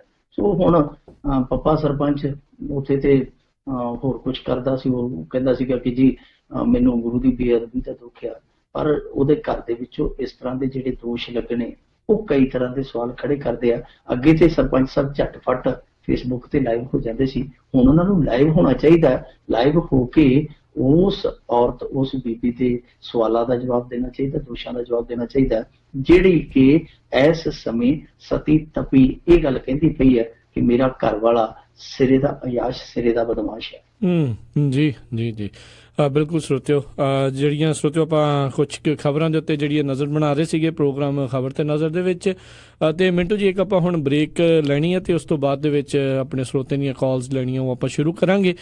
ਤੇ ਉਸ ਤੋਂ ਪਹਿਲਾਂ ਇੱਕ ਵਾਰੀ ਫੇਰ ਦੱਸੇ ਵੀ ਸਰੋਤਿਓ ਤੁਸੀਂ ਪੰਜਾਬੀ ਰੇਡੀਓ USA ਨੂੰ ਜਿਹੜਾ ਜੀ ਜੁੜਨਾ ਹੈ ਅੱਜ ਸ਼ਾਮ ਨੂੰ 6:30 ਵਜੇ ਤੋਂ ਬਾਅਦ ਦੇ ਵਿੱਚ ਜਿਹੜਾ ਪ੍ਰੋਗਰਾਮ ਆ ਲਾਈਵ ਇਲੈਕਸ਼ਨ ਕਵਰੇਜ ਜਿਹੜੀ ਆ ਉਹ ਤੁਹਾਡੇ ਲਈ ਆਪਾਂ ਲੈ ਕੇ ਆਉਣੀ ਆ। ਤੁਸੀਂ ਜ਼ਰੂਰ ਜੁੜਿਓ, ਸਾਡੀ ਐਪ ਨੂੰ ਡਾਊਨਲੋਡ ਕਰੋ ਵੱਧ ਤੋਂ ਵੱਧ। ਐਪ ਦੇ ਵਿੱਚ ਤੁਸੀਂ ਪੰਜਾਬੀ ਰੇਡੀਓ USA ਦੇ ਨਾਲ Gurbani radio, non stop Punjabi, non stop Hindi ਜਿਹੜੇ ਰੇਡੀਓ ਉਹ ਵੀ ਜਿਹੜਾ ਜੀ ਤੁਸੀਂ ਸੁਣ ਸਕਦੇ ਹੋ। ਪੋਡਕਾਸਟ ਪੁਰਾਣੇ ਪ੍ਰੋਗਰਾਮਸ ਦੀ ਰਿਕਾਰਡਿੰਗ ਵੀ ਜਿਹੜੀ ਆ ਉਸੇ ਹੀ ਐਪ ਦੇ ਵਿੱਚ ਤੁਸੀਂ ਜਿਹੜਾ ਜੀ ਉਹ ਸੁਣ ਸਕਦੇ ਹੋ। ਸੋ ਉਹ ਜਿਹੜਾ ਜੀ ਵੱਧ ਤੋਂ ਵੱਧ ਡਾਊਨਲੋਡ ਕਰੋ, ਸਰਚ ਕਰਨਾ ਹੈ ਤੁਸੀਂ ਐਪਲ ਸਟੋਰ ਦੇ ਵਿੱਚ ਜਾਂ ਗੂਗਲ ਪਲੇ ਦੇ ਵਿੱਚ ਪੰਜਾਬੀ ਰੇਡੀਓ USA, ਤੇ ਤੁਹਾਨੂੰ ਜਿਹੜੀ ਐਪ ਆ ਉਹ ਡਾਊਨਲੋਡ ਕਰਨ ਨੂੰ ਮਿਲ ਜਾਵੇਗੀ, ਫ੍ਰੀ ਆਫ ਕਾਸਟ ਆ। ਤੇ ਇਸ ਦੇ ਨਾਲ ਨਾਲ T-Mobile ਤੇ ਮੈਟਰੋ PCS ਦੇ ਲਈ ਨੰਬਰ ਜਿਹੜਾ ਜੀ ਉਹ ਨੋਟ ਕਰ ਲਓ, 360 398 44 44 360 398 4444, ਤੇ ਬਾਕੀ ਸਾਰੇ ਸਰਵਿਸ ਪ੍ਰੋਵਾਈਡਰ ਲਈ 641 552 5000 641 552 ਨੰਬਰ 2 ਆਪਸ਼ਨ ਦੇ ਉੱਤੇ ਜਿਹੜੀ ਲਾਈਵ ਜਿਹੜੀ ਕਵਰੇਜ ਆ ਉਹ ਤੁਹਾਨੂੰ ਜਿਹੜੀ ਉਹ ਸੁਣੂਗੀ। ਸੋ ਤੁਸੀਂ ਜ਼ਰੂਰ ਸੁਣਿਓ, ਤੇ ਬਾਕੀ ਕਿਸੇ ਵੀ ਤਰੀਕੇ ਦੀ ਹੋਰ ਜਾਣਕਾਰੀ ਲਈ ਸਟੂਡੀਓ 'ਚ ਕਾਲ ਕਰੋ 408 272 5200। ਤੇ ਸਰੋਤਿਓ ਹੁਣ ਆਪਾਂ ਤੁਹਾਡੀਆਂ ਕਾਲਸ ਲੈਣੀਆਂ ਸ਼ੁਰੂ ਕਰਾਂਗੇ। ਕਾਲ ਕਰ ਸਕਦੇ ਹੋ ਹੁਣ ਸਟੂਡੀਓ ਦੇ ਵਿੱਚ, ਸੇਮ ਨੰਬਰ 408 272 5200 4082725200 ਇਸ ਨੰਬਰ ਦੇ ਉੱਤੇ ਜ਼ਰੂਰ ਕਾਲ ਕਰੋ। ਤੇ ਤੁਸੀਂ ਵੀ ਜੇ ਮਿੰਟੂ ਜੀ ਤੋਂ ਕੋਈ ਸਵਾਲ ਪੁੱਛਣਾ ਚਾਹੁੰਦੇ ਹੋ, ਕਿਉਂਕਿ ਕਈ ਤਰੀਕੇ ਦੇ ਸਵਾਲ ਹੋਣਗੇ ਵੀ ਜੇ ਆ ਗਿਆ ਤਾਂ ਕੀ ਹੋਊਗਾ, ਜੇ ਔਰ ਰਹਿ ਗਏ ਤਾਂ ਕੀ ਹੋਊਗਾ, ਸੋ ਜ਼ਰੂਰ ਜਿਹੜਾ ਜੀ ਉਹ ਤੁਸੀਂ ਸਵਾਲ ਪੁੱਛ ਸਕਦੇ ਹੋ ਨੰਬਰ 408 272 5200 ਦੇ ਉੱਤੇ। ਤੇ ਮਿਲਦੇ ਹਾਂ ਆਪਣੇ ਸਰੋਤਿਆਂ ਨੂੰ ਇੱਕ ਛੋਟੀ ਜਿਹੀ ਕਮਰਸ਼ੀਅਲ ਬ੍ਰੇਕ ਤੋਂ ਬਾਅਦ 'ਚ।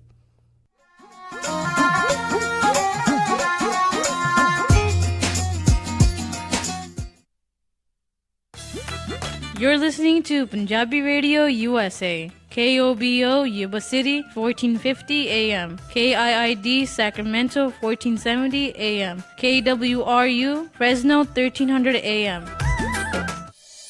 ਸੋਹਣੀ ਰੁੱਤ ਸ਼ਗਨਾਂ ਦੀ ਆਈ, ਬੱਜੀ ਵਿਹੜੇ 'ਚ ਸ਼ਹਿਨਾਈ, ਚੀਜ਼ਾਂ ਖਰੀਦਣੀਆਂ ਨੇ ਕਾਈ, ਚੱਲੋ ਚਲੀਏ ਬੁਟੀਕ ਸ਼ਹਿਨਾਈ। ਸ਼ਹਿਨਾਈ ਬ੍ਰਾਈਡਲ ਬੁਟੀਕ, ਵਿਆਹ ਦੇ ਸਮਾਨ ਦੀਆਂ ਸਾਰੀਆਂ ਜ਼ਰੂਰਤਾਂ ਲਈ ਇੱਕੋ ਹੀ ਦੁਕਾਨ। ਇਹਨਾਂ ਕੋਲ ਬੱਚਿਆਂ, ਕੁੜੀਆਂ, ਮੁੰਡਿਆਂ ਲਈ ਪਰਿਵਾਰ ਦੇ ਸਾਰੇ ਮੈਂਬਰਾਂ ਦੇ ਕੱਪੜੇ, ਆਰਟੀਫੀਸ਼ੀਅਲ ਜਵੈਲਰੀ ਤੇ ਐਸੈਸਰੀਜ਼ ਦੀ ਭਾਰੀ ਕਲੈਕਸ਼ਨ ਹੈ। ਇਹਨਾਂ ਕੋਲ ਫੈਸ਼ਨ ਜਵੈਲਰੀ, ਦੁਲਹਨ ਦਾ ਲਹਿੰਗਾ, ਦੁल्हे ਦੀ ਸ਼ੇਰਵਾਨੀ, ਹਰ ਤਰ੍ਹਾਂ ਦੇ ਪਾਰਟੀ ਵੇਅਰ ਡਰੈਸ ਤੇ ਰੈਗੂਲਰ ਡਰੈਸ ਵੀ ਮਿਲਦੇ ਹਨ। ਸ਼ਹਿਨਾਈ ਬ੍ਰਾਈਡਲ ਬੁਟੀਕ ਦੇ ਕੋਲ ਸਾਰੇ ਸਮਾਨ ਦੀ ਵੱਡੀ ਕਲੈਕਸ਼ਨ ਹੈ ਤੇ ਬਹੁਤ ਹੀ ਵਧੀਆ ਸਰਵਿਸ ਘੱਟ ਰੇਟ ਤੇ ਦਿੰਦੇ ਹਨ। ਇਹਨਾਂ ਦਾ ਪਤਾ ਹੈ 39189 ਫੋਰਵੈਲ ਡਰਾਈਵ, ਫ੍ਰੀਮੌਂਟ। ਹੋਰ ਜਾਣਕਾਰੀ ਲਈ ਵਿਜ਼ਿਟ ਕਰੋ shehnaiBridalBoutique.com। BJ's Gears ਪਿਛਲੇ 25 ਸਾਲਾਂ ਤੋਂ ਸੇਮ ਜਗ੍ਹਾ ਦੇ ਉੱਤੇ 501 ਗਲਾਈਡ ਐਵੀਨਿਊ ਵੈਸਟ ਸੈਕਰਾਮੈਂਟੋ ਵਿਖੇ ਟਰੱਕ ਟ੍ਰੇਲਰ ਦੀ ਰਿਪੇਅਰ ਕਰ ਰਹੇ ਹਨ। ਇਹਨਾਂ ਦੇ ਕੋਲੋਂ 2012 ਦੇ ਵੋਲਵੋ ਟਰੱਕ ਸੇਲ ਤੇ ਲੱਗੇ ਹਨ। ਇਹ ਇੱਕ ਕੰਪਲੀਟ ਗੇਅਰ ਸ਼ਾਪ ਹੈ। ਹਰ ਤਰ੍ਹਾਂ ਦੀ ਟਰਾਂਸਮਿਸ਼ਨ 5 ਸਪੀਡ ਤੋਂ 18 ਸਪੀਡ ਰੀਬਿਲਡ ਲੈ ਸਕਦੇ ਹੋ। ਰੌਕਵੈਲ ਈਟਨ ਸਪਾਈਸਰ ਦੇ ਰੀਅਰ ਐਂਡ ਰੀਬਿਲਡ ਵੀ ਮਿਲਦੇ ਹਨ। ਹਰ ਤਰ੍ਹਾਂ ਦਾ ਯੂਜ਼ਡ ਟਰੱਕ ਪਾਰਟ ਇਹਨਾਂ ਦੇ ਕੋਲ ਮੌਜੂਦ ਹੈ। Engine, radiator, hood, differential, slider, drive line, axle shaft, fuel tank, ਇਹ ਹਰ ਇੱਕ ਚੀਜ਼ ਇਹਨਾਂ ਦੇ ਕੋਲੋਂ ਤੁਸੀਂ ਲੈ ਸਕਦੇ ਹੋ ਤੇ ਹਮੇਸ਼ਾ ਸਟਾਕ ਦੇ ਵਿੱਚ ਹੁੰਦੀ ਹੈ। ਸੈਕਰਾਮੈਂਟੋ ਤੇ ਉਸ ਦੇ ਨਜ਼ਦੀਕੀ ਇਲਾਕਿਆਂ ਦੇ ਵਿੱਚ 24 ਆਵਰ ਟੋਇੰਗ ਅਵੇਲੇਬਲ। ਤੁਸੀਂ ਵੀ ਟਰੱਕ ਜਾਂ ਟ੍ਰੇਲਰ ਦਾ ਕੋਈ ਪਾਰਟ ਲੈਣਾ ਹੈ ਤਾਂ ਹਮੇਸ਼ਾ ਯਾਦ ਰੱਖੋ ਵੈਸਟ ਸੈਕਰਾਮੈਂਟੋ ਵਾਲੇ BJ's Gears, ਨੰਬਰ 916 372 3518 916 372 3518 ਜਾਂ ਵੈਬਸਾਈਟ ਵਿਜ਼ਿਟ ਕਰੋ bjgears.com। ਮੈਨੂੰ ਪਤਾ ਲੱਗਾ ਹੈ ਕਿ ਡਿਸ਼ ਨੈਟਵਰਕ ਤੇ ਰੋਜ਼ ਸਵੇਰੇ ਸ਼੍ਰੀ ਹਰਮੰਦਰ ਸਾਹਿਬ ਤੋਂ ਗੁਰਬਾਣੀ ਆਉਂਦੀ ਹੈ। ਡਿਸ਼ ਨੈਟਵਰਕ ਲਵਾਉਣਾ ਬੜਾ ਮਹਿੰਗਾ ਹੋਊਗਾ। ਨਹੀਂ ਜੀ, ਮੇਰੀ ਸਹੇਲੀ ਨੇ ਦੱਸਿਆ ਕਿ ਡਿਸ਼ ਨੇ ਅੱਜਕੱਲ ਬੜੀ ਵਧੀਆ 20% ਆਫ ਪ੍ਰਮੋਸ਼ਨ ਚਲਾਈ ਹੈ। ਤੁਸੀਂ ਵੇਖ ਸਕਦੇ ਹੋ ਆਪਣੀ ਮਨਪਸੰਦ ਚੈਨਲ ETC ਅਤੇ ਕ੍ਰਿਕਟ ਚੈਨਲ ਵਿਲੋ ਟੀਵੀ। ਇਹ ਸਾਰੇ ਚੈਨਲ 24 ਮਹੀਨੇ ਤੱਕ $19.99 ਦੇ ਵਿੱਚ 2 ਸਾਲਾਂ ਦੇ ਵਿੱਚ ਪੂਰੇ $120 ਦੀ ਬਚਤ। ਅੱਜ ਤਾਂ ਤੂੰ ਬੜੀ ਸੋਹਣੀ ਗੱਲ ਕੀਤੀ ਹੈ। ਦੱਸ ਕਿੱਥੇ ਫੋਨ ਕਰਾਂ? ਗੋ ਸੈਟੇਲਾਈਟ ਸਿਟੀ ਵਾਲੇ ਰਾਜ ਸਿੰਘ ਨੂੰ 530 770 1192 5307701192 ਤੇ ਫੋਨ ਕਰੋ। ਤੇ ਇੱਕ ਗੱਲ ਤਾਂ ਮੈਂ ਦੱਸਣਾ ਹੀ ਭੁੱਲ ਗਈ, ਗੋ ਸੈਟੇਲਾਈਟ ਸਿਟੀ ਵੱਲੋਂ ਡਿਸ਼ ਤੇ ਸਾਈਨ ਅਪ ਕਰਨ ਤੇ $100 ਦਾ ਗਿਫਟ ਕਾਰਡ ਵੀ ਮਿਲੇਗਾ। ਮੈਂ ਹੁਣੇ ਹੀ 530 770 1192 ਤੇ ਫੋਨ ਕਰਦਾ। ਅੱਜ ਤਾਂ ਤੁਸੀਂ ਖੁਸ਼ ਹੀ ਕਰਤਾ। Limited time offer requires credit qualification, 24-month commitment and early termination fee and e-auto pay. Requires subscription to a qualifying American or British Latino package. Other restrictions apply. Call for details. ਨਾ ਮੈਂ ਕਹਿੰਨੀ ਆ ਜੀ ਮੁੰਡੇ ਦਾ ਆਪਾਂ ਵਿਆਹ ਤਾਂ ਧਰ ਲਿਆ, ਪਰ ਮੈਨੂੰ ਤਾਂ ਐ ਲੱਗਦਾ ਵੀ ਟੈਨਸ਼ਨਾਂ ਨੂੰ ਹੀ ਘਰ ਕਰ ਲਿਆ। ਹਰ ਕੋਈ ਪੁੱਛਦਾ ਵੀ ਕੋਈ ਹਾਲ ਹੁਲ ਬੁੱਕ ਕਰ ਲਿਆ ਕਿ ਨਹੀਂ ਕਰ ਲਿਆ। ਉਹ ਭਾਗਵਾਨੇ ਐਵੇਂ ਨਾ ਜਾ ਘਬਰਾਈ, ਫਲਮਿੰਗੋ ਪੈਲਸ ਵਾਲਿਆਂ ਨੂੰ ਦੇ ਆਇਆ ਸਾਈ ਬਈ 1200 ਤੇ 700 ਦੀ ਕਪੈਸਿਟੀ ਵਾਲੇ 2 ਹਾਲ ਨੇ ਸੈਕਰਾਮੈਂਟੋ ਚ। ਬਲੇਹੋ ਚ ਵੀ 500 ਦੀ ਕਪੈਸਿਟੀ ਵਾਲਾ ਇੱਕ ਹਾਲ ਹੈਗਾ। ਨਾ ਹਾਲ ਚ ਫੁੱਲ ਬੱਤੀਆਂ ਵੀ ਲਾਉਣੇ ਆ ਤੇ ਵਿਆਹ ਦੀ ਭਾਜੀ ਚ ਸ਼ੱਕਰਪਾਰੇ ਵੀ ਪਾਉਣੇ ਆ। ਉਹ ਭਾਗਵਾਨੇ ਤੂੰ ਦਿਲ ਚ ਜਮਾ ਨਾ ਰੱਖ ਸ਼ੱਕ, ਉਹ ਸਾਰਾ ਕੁਝ ਹੀ ਦਿੰਦੇ ਆ ਚੱਕ। ਜੀ ਹਾਂ, ਫਲੇਮਿੰਗੋ ਪੈਲੇਸ ਵਾਲਿਆਂ ਕੋਲ ਆਪਣਾ ਫੰਕਸ਼ਨ ਬੁੱਕ ਕਰਾਓ ਤੇ ਟੈਨਸ਼ਨ ਫ੍ਰੀ ਹੋ ਕੇ ਪ੍ਰਾਹੁਣਿਆਂ ਵਾਂਗੂ ਆਓ। ਉਹ ਦਿੰਦੇ ਨੇ ਪੂਰੇ ਕੈਲੀਫੋਰਨੀਆ ਚ ਕੇਟਰਿੰਗ ਦੀ ਸਰਵਿਸ, ਡੈਕੋਰੇਸ਼ਨ, DJ, ਫੁੱਲ ਬਾਰ, ਭਾਜੀ ਤੇ ਮਠਿਆਈ ਦਾ ਪ੍ਰਬੰਧ ਵੀ ਕਰਦੇ ਨੇ। ਵਧੇਰੇ ਜਾਣਕਾਰੀ ਲਈ ਕਾਲ Paul 5103258433 510 325 8433 916 334 6000 916 334 6000।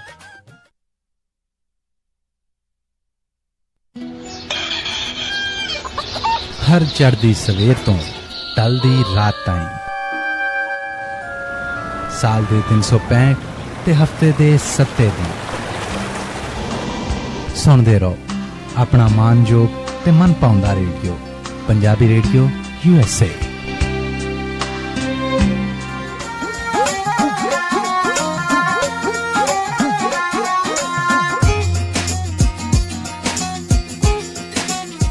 ਪੰਜਾਬੀ ਰੇਡੀਓ USA ਸੁਣ ਰਹੇ ਸਾਰੇ ਹੀ ਮਾਣਯੋਗ ਅਤੇ ਸਤਿਕਾਰ ਸਰੋਤਿਆਂ ਨੂੰ ਇੱਕ ਵਾਰੀ ਫੇਰ ਨਿੱਘੀ ਜੀ ਆਇਆਂ ਨੂੰ, ਸਭ ਨੂੰ ਪਿਆਰ ਭਰੀ ਸਤਿ ਸ਼੍ਰੀ ਅਕਾਲ। ਜਿਹੜੇ ਵੱਖ-ਵੱਖ ਸਾਧਨਾਂ ਦੇ ਨਾਲ ਸਾਡੇ ਨਾਲ ਜੁੜੇ ਹੋਏ ਹੋ, ਰੇਡੀਓ ਦੇ ਉੱਤੇ, AMs ਦੇ ਉੱਤੇ, ਫੋਨ ਦੇ ਜ਼ਰੀਏ, ਐਪ ਦੇ ਜ਼ਰੀਏ ਤੇ ਨਾਲੇ ਫੇਸਬੁੱਕ ਦੇ ਉੱਤੇ ਜਿਹੜੇ ਸਾਡੇ ਨਾਲ ਇਸ ਟਾਈਮ ਸੁਣ ਰਹੇ ਨੇ, ਦੇਖ ਰਹੇ ਨੇ, ਉਹਨਾਂ ਨੂੰ ਸਭ ਨੂੰ ਜੀ ਆਇਆਂ ਨੂੰ ਸਤਿ ਸ਼੍ਰੀ ਅਕਾਲ। ਤੇ ਮੇਰੇ ਨਾਲ ਸਰੋਤਿਓ ਜੁੜੇ ਹੋਏ ਨੇ ਮਿੰਟੂ ਗੁਰੂਸਰੀਆ ਜੀ। ਮਿੰਟੂ ਜੀ, ਸਵਾਗਤ ਹੈ ਤੁਹਾਨੂੰ ਇੱਕ ਵਾਰੀ ਫੇਰ ਜੀ ਆਇਆਂ ਨੂੰ। ਜੀ ਸ਼ੁਕਰੀਆ ਜੀ। ਤੇ ਸਰੋਤਿਓ ਤੁਸੀਂ ਵੀ ਕਾਲ ਕਰ ਸਕਦੇ ਹੋ ਹੁਣ ਜਿਹੜਾ ਜੀ ਸਟੂਡੀਓ ਦੇ ਵਿੱਚ, ਜੇ ਤੁਹਾਡੇ ਕੋਲ ਕੋਈ ਸਵਾਲ ਹੈਗਾ ਆ ਵੀ ਜਿਹੜਾ ਸਾਰਿਆਂ ਨੂੰ ਇੰਤਜ਼ਾਰ ਹੈਗਾ ਕੱਲ ਦਾ ਉੱਥੇ ਦਾ ਵੀ ਕੀ ਉੱਥੇ ਬਣਨਾ ਆ, ਸੋ ਜ਼ਰੂਰ ਤੁਸੀਂ ਪੁੱਛ ਸਕਦੇ ਹੋ 408 272 5200 4082725200, ਕਿਉਂਕਿ ਇੱਥੇ ਤਾਂ ਅੱਜ ਹੀ ਜਿਹੜਾ ਰਾਤਾਂ ਹੀ ਪਤਾ ਲੱਗ ਜਾਣਾ ਆ ਇਸੇ ਤਰੀਕ ਦੇ ਵਿੱਚ, ਪਰ ਉੱਥੇ ਜਿਹੜਾ ਜੀ ਕੱਲ ਜਿਹੜੀ ਆਉਣ ਵਾਲੀ ਆ, ਸੋ ਉਸ ਦਾ ਸਭ ਨੂੰ ਬੇਸਬਰੀ ਦੇ ਨਾਲ ਇੰਤਜ਼ਾਰ ਹੈਗਾ ਆ। ਤੇ ਆਪਾਂ ਗੱਲ ਜਿਹੜੇ ਜੀ ਆਪਣੇ ਕਾਲਰਸ ਦੇ ਨਾਲ ਗੱਲਬਾਤ ਦਾ ਸਿਲਸਿਲਾ ਸ਼ੁਰੂ ਕਰਦੇ ਹਾਂ। ਸਾਡੇ ਨਾਲ ਪਹਿਲੇ ਕਾਲਰ ਜੁੜੇ ਨੇ ਕੁਲਦੀਪ ਸਿੰਘ ਜੀ, ਸਵਾਗਤ ਹੈ, ਸਤਿ ਸ਼੍ਰੀ ਅਕਾਲ ਜੀ। ਸਤਿ ਸ੍ਰੀ ਅਕਾਲ ਅੱਜ ਕਰਨਵੀਰ ਸਿੰਘ ਜੀ ਤੇ ਮਿੰਟੂ ਗੁਰਸਰੀਆ ਜੀ, ਸਤਿ ਸ੍ਰੀ ਅਕਾਲ। ਸਤਿ ਸ਼੍ਰੀ ਅਕਾਲ ਜੀ। ਸਤਿ ਸ਼੍ਰੀ ਅਕਾਲ ਜੀ। ਮਿੰਟੂ ਗੁਰਸਰੀਆ ਜੀ, ਮੈਨੂੰ ਤੇ ਪਹਿਲੀ ਗੱਲ ਤੁਹਾਡੀ ਜਿਹੜੀ ਸੋਚ ਹੈ ਨਾ, ਸਲੂਟ ਕਰਨਾ ਬਣਦਾ ਨੂੰ, ਜਿਹੜਾ ਅੱਜ ਜੁੱਤੀ ਮਾਰਨ ਦਾ ਰੁਝਾਨ ਚੱਲਿਆ, ਪਤਾ ਨਹੀਂ ਕਿਹਨੇ ਸ਼ੁਰੂ ਕੀਤਾ ਇਹ। ਕੋਈ ਵੀ ਬੰਦਾ ਜਿਹੜੀ ਮਰਜ਼ੀ ਪਾਰਟੀ ਨੂੰ ਬਿਲੋਂਗ ਕਰਦਾ, ਜੁੱਤੀ ਮਾਰਨਾ ਕੋਈ ਸੋਲੂਸ਼ਨ ਨਹੀਂ, ਨਾ ਕੋਈ ਸਿਆਣਪ ਹੈ। ਤੁਹਾਡੇ ਕੋਲ ਲੀਗਲ ਹੱਕ ਹੈ, ਆਪਣੇ ਵੋਟ ਦਾ ਅਧਿਕਾਰ ਜਿਹੜਾ ਉਹ ਇਸਤੇਮਾਲ ਕਰੋ। ਤੇ ਦੂਜੀ ਗੱਲ, ਇਸ ਵੇਲੇ ਹਾਲੇ ਵੀ ਕਈ ਲੋਕ ਕਹੀ ਜਾ ਰਹੇ ਨੇ ਵੀ ਬਾਦਲ ਦੀ ਸਰਕਾਰ ਬਣ ਜਾਣੀ ਹੈ। ਕੀ ਐਸਾ ਸੰਭਵ ਹੋ ਸਕਦਾ ਜਿਹੜੀ ਹਵਾ ਚੱਲਦੀ ਹੋ? ਜੀ ਕੁਲਦੀਪ ਜੀ। ਹਾਂ ਜੀ। ਨਹੀਂ, ਪਹਿਲੀ ਗੱਲ ਤਾਂ ਜਿਹੜੀ ਤੁਸੀਂ ਕਹੀ ਆ ਉਹ ਬਿਲਕੁਲ ਵਾਜਬ ਆ ਤੇ ਸਾਰਿਆਂ ਨੂੰ ਸਹਿਮਤ ਹੋਣਾ ਚਾਹੀਦਾ ਇਸ ਗੱਲ ਤੇ, ਚਾਹੇ ਕੋਈ ਆਮ ਆਦਮੀ ਪਾਰਟੀ ਦਾ, ਚਾਹੇ ਕੋਈ ਅਕਾਲੀ ਦਲ ਦਾ, ਚਾਹੇ ਕੋਈ ਕਾਂਗਰਸੀ ਹੈ, ਕਿਸੇ ਤੇ ਵੀ ਜੁੱਤੀ ਵਾਲਾ ਵਿਰੋਧ ਨਹੀਂ ਹੋਣਾ ਚਾਹੀਦਾ। ਮੈਂ ਵੀ ਜ਼ਿਆਤੀ ਤੌਰ ਤੇ ਇਸ ਚੀਜ਼ ਦੇ ਵਿਰੋਧ ਦੇ ਵਿੱਚ ਆ ਕਿ ਵਿਰੋਧ ਦਾ ਜਿਹੜਾ ਨਾ ਉਹ ਇੱਕ ਢੰਗ ਹੋਣਾ ਚਾਹੀਦਾ, ਉਸ ਢੰਗ ਤੇ ਇੱਕ ਮਰਿਆਦਾ ਹੋਣੀ ਚਾਹੀਦੀ, ਇੱਕ ਸੀਮਾ ਹੋਣੀ ਚਾਹੀਦੀ ਆ। ਜੋ ਸਾਡੇ ਕੋਲ ਲੋਕਤੰਤਰਿਕ ਵਿਰੋਧ ਦੇ ਹੱਕ ਆ, ਅਸੀਂ ਉਹ ਇਸਤੇਮਾਲ ਕਰੀਏ ਤੇ ਚੰਗਾ ਹੈ। ਦੂਜੀ ਗੱਲ ਜਿਹੜੀ ਤੁਸੀਂ ਕਹੀ ਹੈ ਕਿ ਦੇਖੋ ਇਹ ਸੰਭਵ ਹੈ ਕਿ ਅਕਾਲੀ ਦਲ ਭਾਜਪਾ ਰਿਪੀਟ ਹੋ ਸਕਦਾ। ਇਹੋ ਜੀ ਉਮੀਦ ਤੇ ਪਿਛਲੀ ਵਾਰੀ ਵੀ ਸੀਗੀ, 2012 ਦੇ ਵਿੱਚ ਵੀ ਸਰਵੇ ਜਿਹੜੇ ਸਾਰੇ ਉਹਨਾਂ ਦੇ ਉਲਟ ਸਨ। ਸਾਰੇ ਲੋਕ ਵੀ ਜਿਹੜੇ ਸੀਗੇ ਉਹ ਇਹੋ ਜੀ ਕਿਆਸਰਾਈ ਨਹੀਂ ਸਨ ਕਰ ਰਹੇ ਕਿ ਇਹ ਸਰਕਾਰ ਦੁਬਾਰਾ ਬਣਾ ਜਾਣਗੇ, ਪਰ ਹੋਇਆ ਉਲਟ ਸੀ। ਹੁਣ ਵੀ ਅਕਾਲੀ ਹੈ ਜਿਹੜੇ ਉਹ ਕਹਿ ਰਹੇ ਆ। ਅੱਜ ਵੀ ਦੇਖੋ ਹੁਣ ਇੱਥੇ ਦਿਨ ਚੜ੍ਹਨ ਵਾਲਾ 2 ਘੰਟੇ ਨੂੰ 11 ਤਰੀਕ ਸ਼ੁਰੂ ਹੋ ਜਾਣੀ ਹੈ। ਉਹ 11 ਤਰੀਕ ਆਉਂਦਿਆਂ ਤੱਕ ਵੀ ਕੌਨਫੀਡੈਂਟ ਹੈ ਪੂਰੇ ਕਿ ਨਹੀਂ ਜੀ ਸਰਕਾਰ ਸਾਡੀ ਬਣ ਰਹੀ ਹੈ। ਉਹ ਕਹਿੰਦੇ ਕਿ ਤੁਸੀਂ ਕੱਲ ਨੂੰ ਸਾਡੇ ਨਾਲ ਗੱਲ ਕਰਿਓ, ਜਿਹਦੇ ਨਾਲ ਵੀ ਗੱਲ ਕਰਦੇ ਆ ਉਹ ਕਹਿੰਦੇ ਕੋਈ ਗੱਲ ਨਹੀਂ ਜੀ 11 ਤਰੀਕ ਆ ਲੈਣ ਦਿਓ ਫਿਰ ਗੱਲ ਕਰਿਓ। ਸੋ ਉਹ ਆਪਣਾ ਦਾਅਵਾ ਜਤਾਈ ਜਾ ਰਹੇ ਆ। ਬਾਕੀ ਕਿੰਨੇ ਆਉਣਾ, ਸੰਭਵ ਅਸੰਭਵ, ਇਹ ਸਾਰੇ ਸ਼ਬਦ ਹੈ ਜਿਹੜੇ ਉਹ ਕੱਲ ਨੂੰ ਨਿਰਰਥ ਹੋ ਜਾਣਗੇ, ਕਿਉਂਕਿ ਕੱਲ ਨੂੰ EVM ਮਸ਼ੀਨਾਂ ਜਿਹੜੀਆਂ ਲੋਕਾਂ ਦਾ ਫਤਵਾ ਦੱਸ ਦੇਣਗੀਆਂ। ਸੋ ਆਪਾਂ ਸੰਭਵ ਅਸੰਭਵ ਦੇ ਇਸ ਚੱਕਰ ਨੂੰ ਇੱਥੇ ਰੋਕ ਦਈਏ ਤਾਂ ਮੇਰੇ ਖਿਆਲ ਦੇ ਨਾਲ ਮੁਨਾਸਬ ਆ। ਅਸੀਂ ਹੋਰ ਗੱਲਾਂ ਕਰ ਲਈਏ ਕਿਉਂਕਿ ਇਹ ਸੰਭਵ ਅਸੰਭਵ ਹੁਣ ਕੁਝ ਘੰਟਿਆਂ ਦਾ ਮਹਿਮਾਨ ਆ। ਜੀ ਬਿਲਕੁਲ। ਅਗਲੇ ਕਾਲਰ ਆਪਣੇ ਨਾਲ ਜੁੜੇ ਨੇ ਪ੍ਰਗਟ ਸਿੰਘ ਬਲ ਜੀ, ਸਵਾਗਤ ਹੈ। ਸਤਿ ਸ਼੍ਰੀ ਅਕਾਲ ਜੀ। ਹਾਂਜੀ ਮਿੰਟੂ ਜੀ ਤੇ ਸਾਰੇ ਸਰੋਤਿਆਂ ਨੂੰ, ਪੰਜਾਬੀ ਰੇਡੀਓ ਸੁਣਨ ਵਾਲਿਆਂ ਪਿਆਰ ਭਰੀ ਸਤਿ ਸ਼੍ਰੀ ਅਕਾਲ ਜੀ। ਸਤਿ ਸ਼੍ਰੀ ਅਕਾਲ ਜੀ। ਸਤਿ ਸ਼੍ਰੀ ਅਕਾਲ ਜੀ। ਬੜਾ ਤੁਹਾਂ ਵਿਸਤਾਰ ਨਾਲ ਉਹਨਾਂ ਯੂਨੀਵਰਸਿਟੀ ਵਾਲਿਆਂ ਦਾ ਚਾਨਣਾ ਪਾਇਆ ਜੀ। ਸਲੂਟ ਕਰਦੇ ਉਹਨਾਂ ਨੂੰ। ਉਹਨਾਂ ਆਪਣੀ ਮਨ ਘੜਤ ਬਣਾ ਕੇ ਲੋਕਾਂ ਦੇ ਦਿਮਾਗ 'ਚ ਇਹ ਗੱਲ ਪਾਈ ਆ, ਪਰ ਸਾਡੀ ਕੌਮ ਦੀ ਬਦਕਿਸਮਤੀ ਆ ਕਿ ਸਰਦਾਰ ਲਹਿਣਾ ਸਿੰਘ ਮਜੀਠੀਆ ਜੀ ਦਿਮਾਗ ਹੀ ਮਹਾਰਾਜਾ ਰਣਜੀਤ ਸਿੰਘ ਦੇ, ਉਹਨਾਂ ਘੜੀ ਕੈਲੰਡਰ ਤੇ ਉਹ ਹਥਿਆਰ ਬਣਾਏ ਜਿਹੜੇ ਅੰਗਰੇਜ਼ ਵੀ ਮੰਨਦੇ ਸੀਗੇ।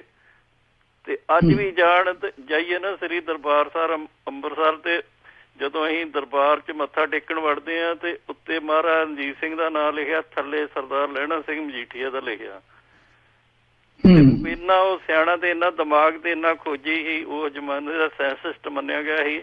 ਤੇ ਮੇਰਾ ਖਿਆਲ 99% ਲੋਕਾਂ ਨੂੰ ਇਹ ਨਹੀਂ ਪਤਾ ਹੋਣਾ ਵੀ ਉੱਥੇ ਉਹਦਾ ਸਰਦਾਰ ਲਹਿਣਾ ਸਿੰਘ ਮਜੀਠੀਆ ਦਾ ਨਾਂ ਲਿਖਿਆ, ਜਿਹਨੇ ਏਡਾ ਵੱਡਾ ਇਤਿਹਾਸ ਰਚਿਆ। ਤੇ ਉਹ ਧੰਨ ਨੇ ਜਿਨ੍ਹਾਂ ਨੇ ਕੁਝ ਵੀ ਨਹੀਂ ਕੀਤਾ ਤੇ ਇੰਨੀ ਵੱਡੀ ਉਹਨਾਂ ਦੀ ਭੂਮਿਕਾ ਬਣਾਤੀ ਹੈ ਜੀ। ਤੁਹਾਨੂੰ ਚਾਨਣਾ ਪਾਇਆ, ਧੰਨਵਾਦ ਜੀ। ਥੈਂਕ ਯੂ ਜੀ। ਤੇ ਦੂਜੀ ਗੱਲ ਜੀ, ਮਿੰਟੂ ਜੀ 2 ਅਪ੍ਰੈਲ ਨੂੰ ਤੁਹਾਡੇ ਇਲਾਕੇ 'ਚ ਵਿਆਹ ਆ ਰਹੇ ਆ ਜੀ। ਦੂਜੀ ਕਿਤਾਬ ਦੀ ਤੁਹਾਨੂੰ ਜਿਹੜੀ ਛਪਾਈ ਉਹਦੀ ਵਧਾਈ ਹੋਵੇ। ਜੇ ਤੁਹਾਡਾ ਕਿਤੇ ਮਲੋਟ ਇਲਾਕਾ ਹੀ ਆ, ਬਠਿੰਡਾ ਰੋਡ ਤੇ ਸੀਸ਼ੈਲ ਰਿਜ਼ੋਰਟ ਆ ਜਿੱਥੇ ਅਸੀਂ ਚਲੋ ਕੋਈ ਗੱਲ ਨਹੀਂ ਜੀ, ਇਹ ਸੱਦੇ ਤੁਸੀਂ ਜਿਹੜੀ ਆ ਜੀ ਔਨ 에ਅਰ ਜਨ ਨਾ ਦੋ, ਬਾਅਦ ਬਾਕੀ ਜਾਣੇ ਨੇ ਵੀ ਕੋਈ ਗੱਲ ਨਹੀਂ। ਕੋਈ ਗੱਲ ਨਹੀਂ ਬਲ ਸਾਹਿਬ, ਸਵਾਗਤ ਹੈ ਜੀ ਤੁਹਾਡਾ। ਤੁਸੀਂ ਮਲੋਟ ਆਓ ਤੇ ਸੀਸ਼ੈਲ ਹੈਗਾ ਸਾਡੇ ਇੱਥੇ ਪੈਲਸ ਹੈਗਾ, ਬਹੁਤ ਵਧੀਆ ਪੈਲਸ ਆ।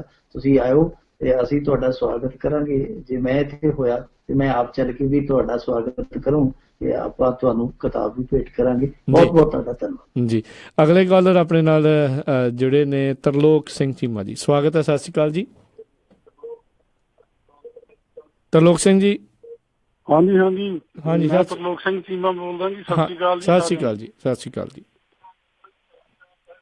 ਪਹਿਲੀ ਬੇਨਤੀ ਤੇ ਹੈ ਜੀ ਵੀ ਮੈਂ USA ਰੇਡੀਓ ਨੂੰ ਸ਼ਾਬਾਸ਼ ਦਿੰਦਾ, ਜਿਨ੍ਹਾਂ ਨੇ ਇਹਦਾ ਵਧੀਆ ਇਨਸਾਨ, ਪੰਜਾਬੀ ਦਾ ਮਾਹਰ, ਜਿਹਨੂੰ ਪੰਜਾਬੀ ਤੇ ਬਹੁਤ ਪਕੜਿਆ। ਤੇ ਇਹਨਾਂ ਦੀਆਂ ਮਿੰਟੂ ਗੁਰਸਰੀ ਦੀਆਂ ਗੱਲਾਂ ਸੁਣ ਕੇ ਅਸੀਂ ਬੜੇ ਖੁਸ਼ ਹੁੰਦੇ ਹਾਂ। ਧੰਨਵਾਦ ਜੀ। ਜਿੱਦਾਂ ਦੇ ਅਲੰਕਾਰ ਵਰਤਦੇ ਨੇ, ਜਿੱਦਾਂ ਦੇ ਵਿਸ਼ੇਸ਼ਣ ਵਰਤਦੇ ਨੇ, ਬਹੁਤ ਮਨ ਖੁਸ਼ ਹੁੰਦਾ ਸੁਣ ਕੇ। ਤੇ ਦੂਜੀ ਇੱਕ ਸਵਾਲ ਹੈ ਜੀ, ਜਿਹੜਾ ਕਿ ਰਾਜੀਵ ਦੀਕਸ਼ਤ ਜਿਹਦੇ ਨਾਲ ਕੋਈ ਘਟਨਾ ਵਾਪਰੀ ਹੈ, ਉਹਦੇ ਬਾਰੇ ਕੋਈ ਅਪਡੇਟ ਇਹਨਾਂ ਕੋਲ ਹੋਏ ਤੇ ਉਹ ਦੱਸਣ। ਮੈਂ ਉਹਦੇ ਭਾਸ਼ਣ ਸੁਣਿਆ, ਮੈਨੂੰ ਬਹੁਤ ਵਧੀਆ ਲੱਗਿਆ ਇਹ ਬੰਦਾ। ਥੈਂਕ ਯੂ ਜੀ। ਜੀ ਬਸ ਜੀ, ਮਿਹਰਬਾਨੀ ਜੀ। ਸਤਿ ਸ਼੍ਰੀ ਅਕਾਲ ਜੀ।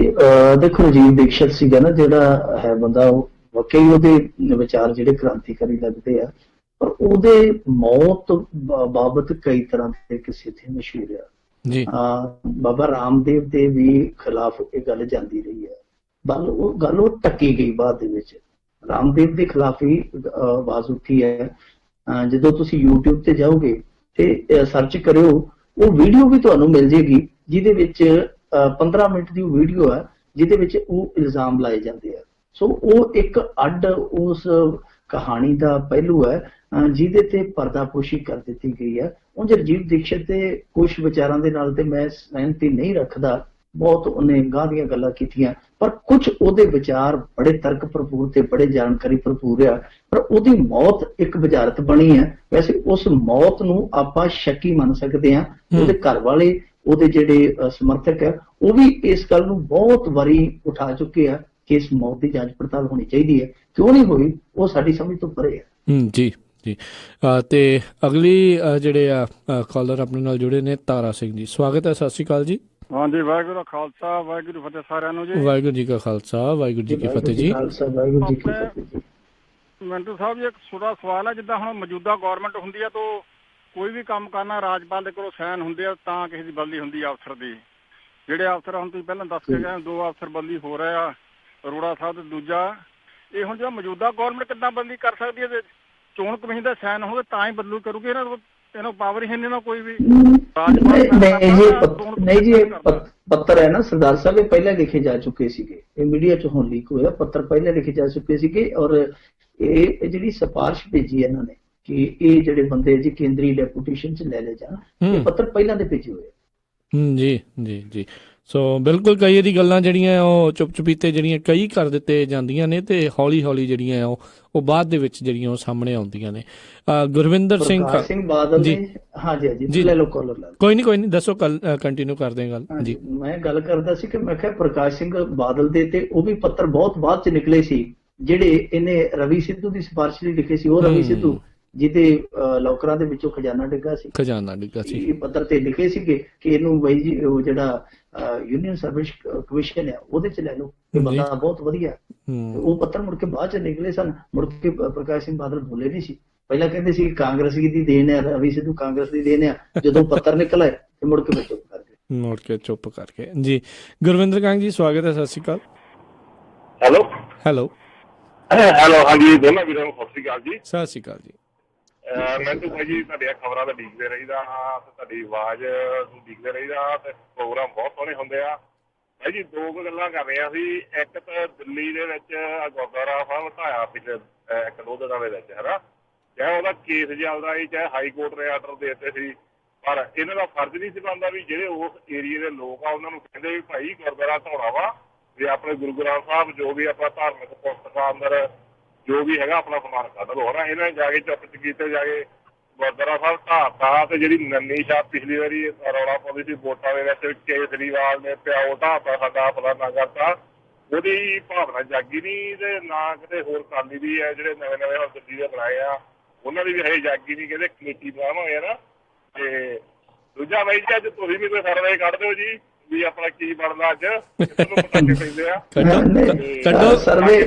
ਸਰਵੇ ਤੇ ਬਾਅਦ ਚ ਕੱਢੋ, ਪਰ ਪਹਿਲਾਂ ਮੈਨੂੰ ਇਹ ਥੋੜਾ ਜਿਹਾ ਦੱਸ ਕੇ ਜਾਇਓ ਗੁਰਦੁਆਰਾ ਸਾਹਿਬ ਕਿੱਥੇ ਢਾਇਆ ਗਿਆ, ਕਿਹੜੀ ਇਲਾਕੇ ਚ ਢਾਇਆ ਗਿਆ? ਮੈਨੂੰ ਜਾਣਕਾਰੀ ਨਹੀਂ ਹੈ ਸਰਦਾਰ ਸਾਹਿਬ।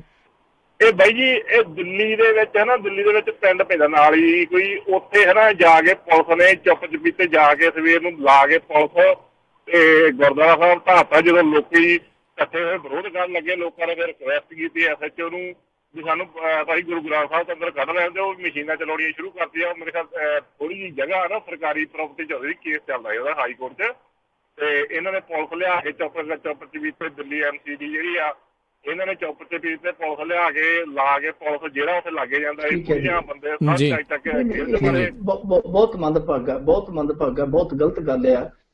ਦੇਖੋ, ਜੇ ਜਗ੍ਹਾ ਦਾ ਕਬਜ਼ਾ ਲੈਣਾ ਹੈ ਤੇ ਸਾਹਿਬ ਸ੍ਰੀ ਗੁਰੂ ਗ੍ਰੰਥ ਸਾਹਿਬ ਨੂੰ ਬਾਅਦ ਉੱਥੋਂ ਹਟਾ ਲਿਆ ਜਾਣਾ ਚਾਹੀਦਾ, ਉਸ ਤੋਂ ਬਾਅਦ ਲੈ ਲੈਣ। ਪਰ ਉਤਰਾ ਮੈਂ ਤੁਹਾਨੂੰ ਦੱਸ ਦੇਵਾਂ ਕਿ ਇਹ ਹੁਣ ਇੱਥੇ ਚੱਲ ਪਿਆ ਸਾਡੇ ਮੁਲਕ ਦੇ ਵਿੱਚ। ਜਦੋਂ ਵੀ ਕਿਸੇ ਨੇ ਕਬਜ਼ਾ ਕਰਨਾ ਹੁੰਦਾ, ਉਹ ਇਸੇ ਤਰ੍ਹਾਂ ਹੀ ਕੋਈ ਕਮਰਾ ਛੱਤ ਕੇ ਕੋਈ ਇਸ ਤਰ੍ਹਾਂ ਦਾ ਕੋਈ ਧਾਰਮਿਕ ਚੈਨਲ ਲਾ ਦਿੰਦਾ, ਮੁੜ ਕੇ ਹੌਲੀ ਮੈਂ ਇਕੱਲੇ ਗੁਰੂ ਘਰ ਦੀ ਗੱਲ ਨਹੀਂ ਕਰਦਾ, ਗੁਰਦੁਆਰਿਆਂ ਦੀ ਨਹੀਂ ਕਰਦਾ, ਹੋਰ ਵੀ ਬਹੁਤ ਲੋਕ ਹੈ ਜਿਹੜੇ ਇਸ ਤਰ੍ਹਾਂ ਦੇ ਪੈਂਤੜੇ ਵਰਤਦੇ ਆ। ਇਹ ਵੀ ਗਲਤ ਆ। ਜੋ ਇਹ ਤੁਸੀਂ ਦੱਸ ਰਹੇ ਹੋ ਮੇਰੀ ਜਾਣਕਾਰੀ ਚ ਨਹੀਂ, ਪਰ ਜੇ ਇਸ ਤਰ੍ਹਾਂ ਹੋਇਆ ਤੇ ਬਹੁਤ ਮੰਦਭਾਗਾ ਹੋਇਆ। ਉਸ ਤਰ੍ਹਾਂ ਜਿਹੜਾ ਸਰਵੇ ਹੈ, ਸਰਵੇ ਹੁਣ ਛੱਡ ਦਿਓ, ਕੀ ਸਰਵਿਆਂ ਚ ਰੱਖਿਆ?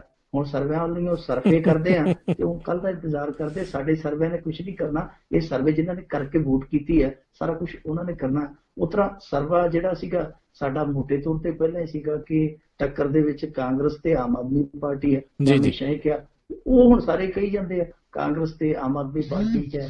ਬਾਕੀ ਹੁਣ ਕੀ ਬਣੇਗਾ ਉਹ ਤੁਹਾਨੂੰ ਕੱਲ ਨੂੰ ਰਾਜ ਕਰਨਵੀਰ ਸਿੰਘ ਦੇ ਪਲ ਦਰ ਪਲ ਦੱਸੀ ਜਾਣਾ ਕਿ ਇਧਰੋਂ ਹਾਸਾ ਆਉਂਦਾ ਪਿਆ, ਇਧਰੋਂ ਰੋਣਾ ਨਜ਼ਰ ਆਉਂਦਾ ਪਿਆ। ਬਿਲਕੁਲ ਬਿਲਕੁਲ। ਅਗਲੇ ਜਿਹੜੇ ਕਾਲਰ ਆਪਣੇ ਨਾਲ ਜੁੜੇ ਨੇ ਰਾਜ ਢੇਸੀ ਜੀ, ਸਵਾਗਤ ਹੈ। ਸਤਿ ਸ਼੍ਰੀ ਅਕਾਲ। ਸਤਿ ਸ੍ਰੀ ਅਕਾਲ ਜੀ। ਸਤਿ ਸ਼੍ਰੀ ਅਕਾਲ।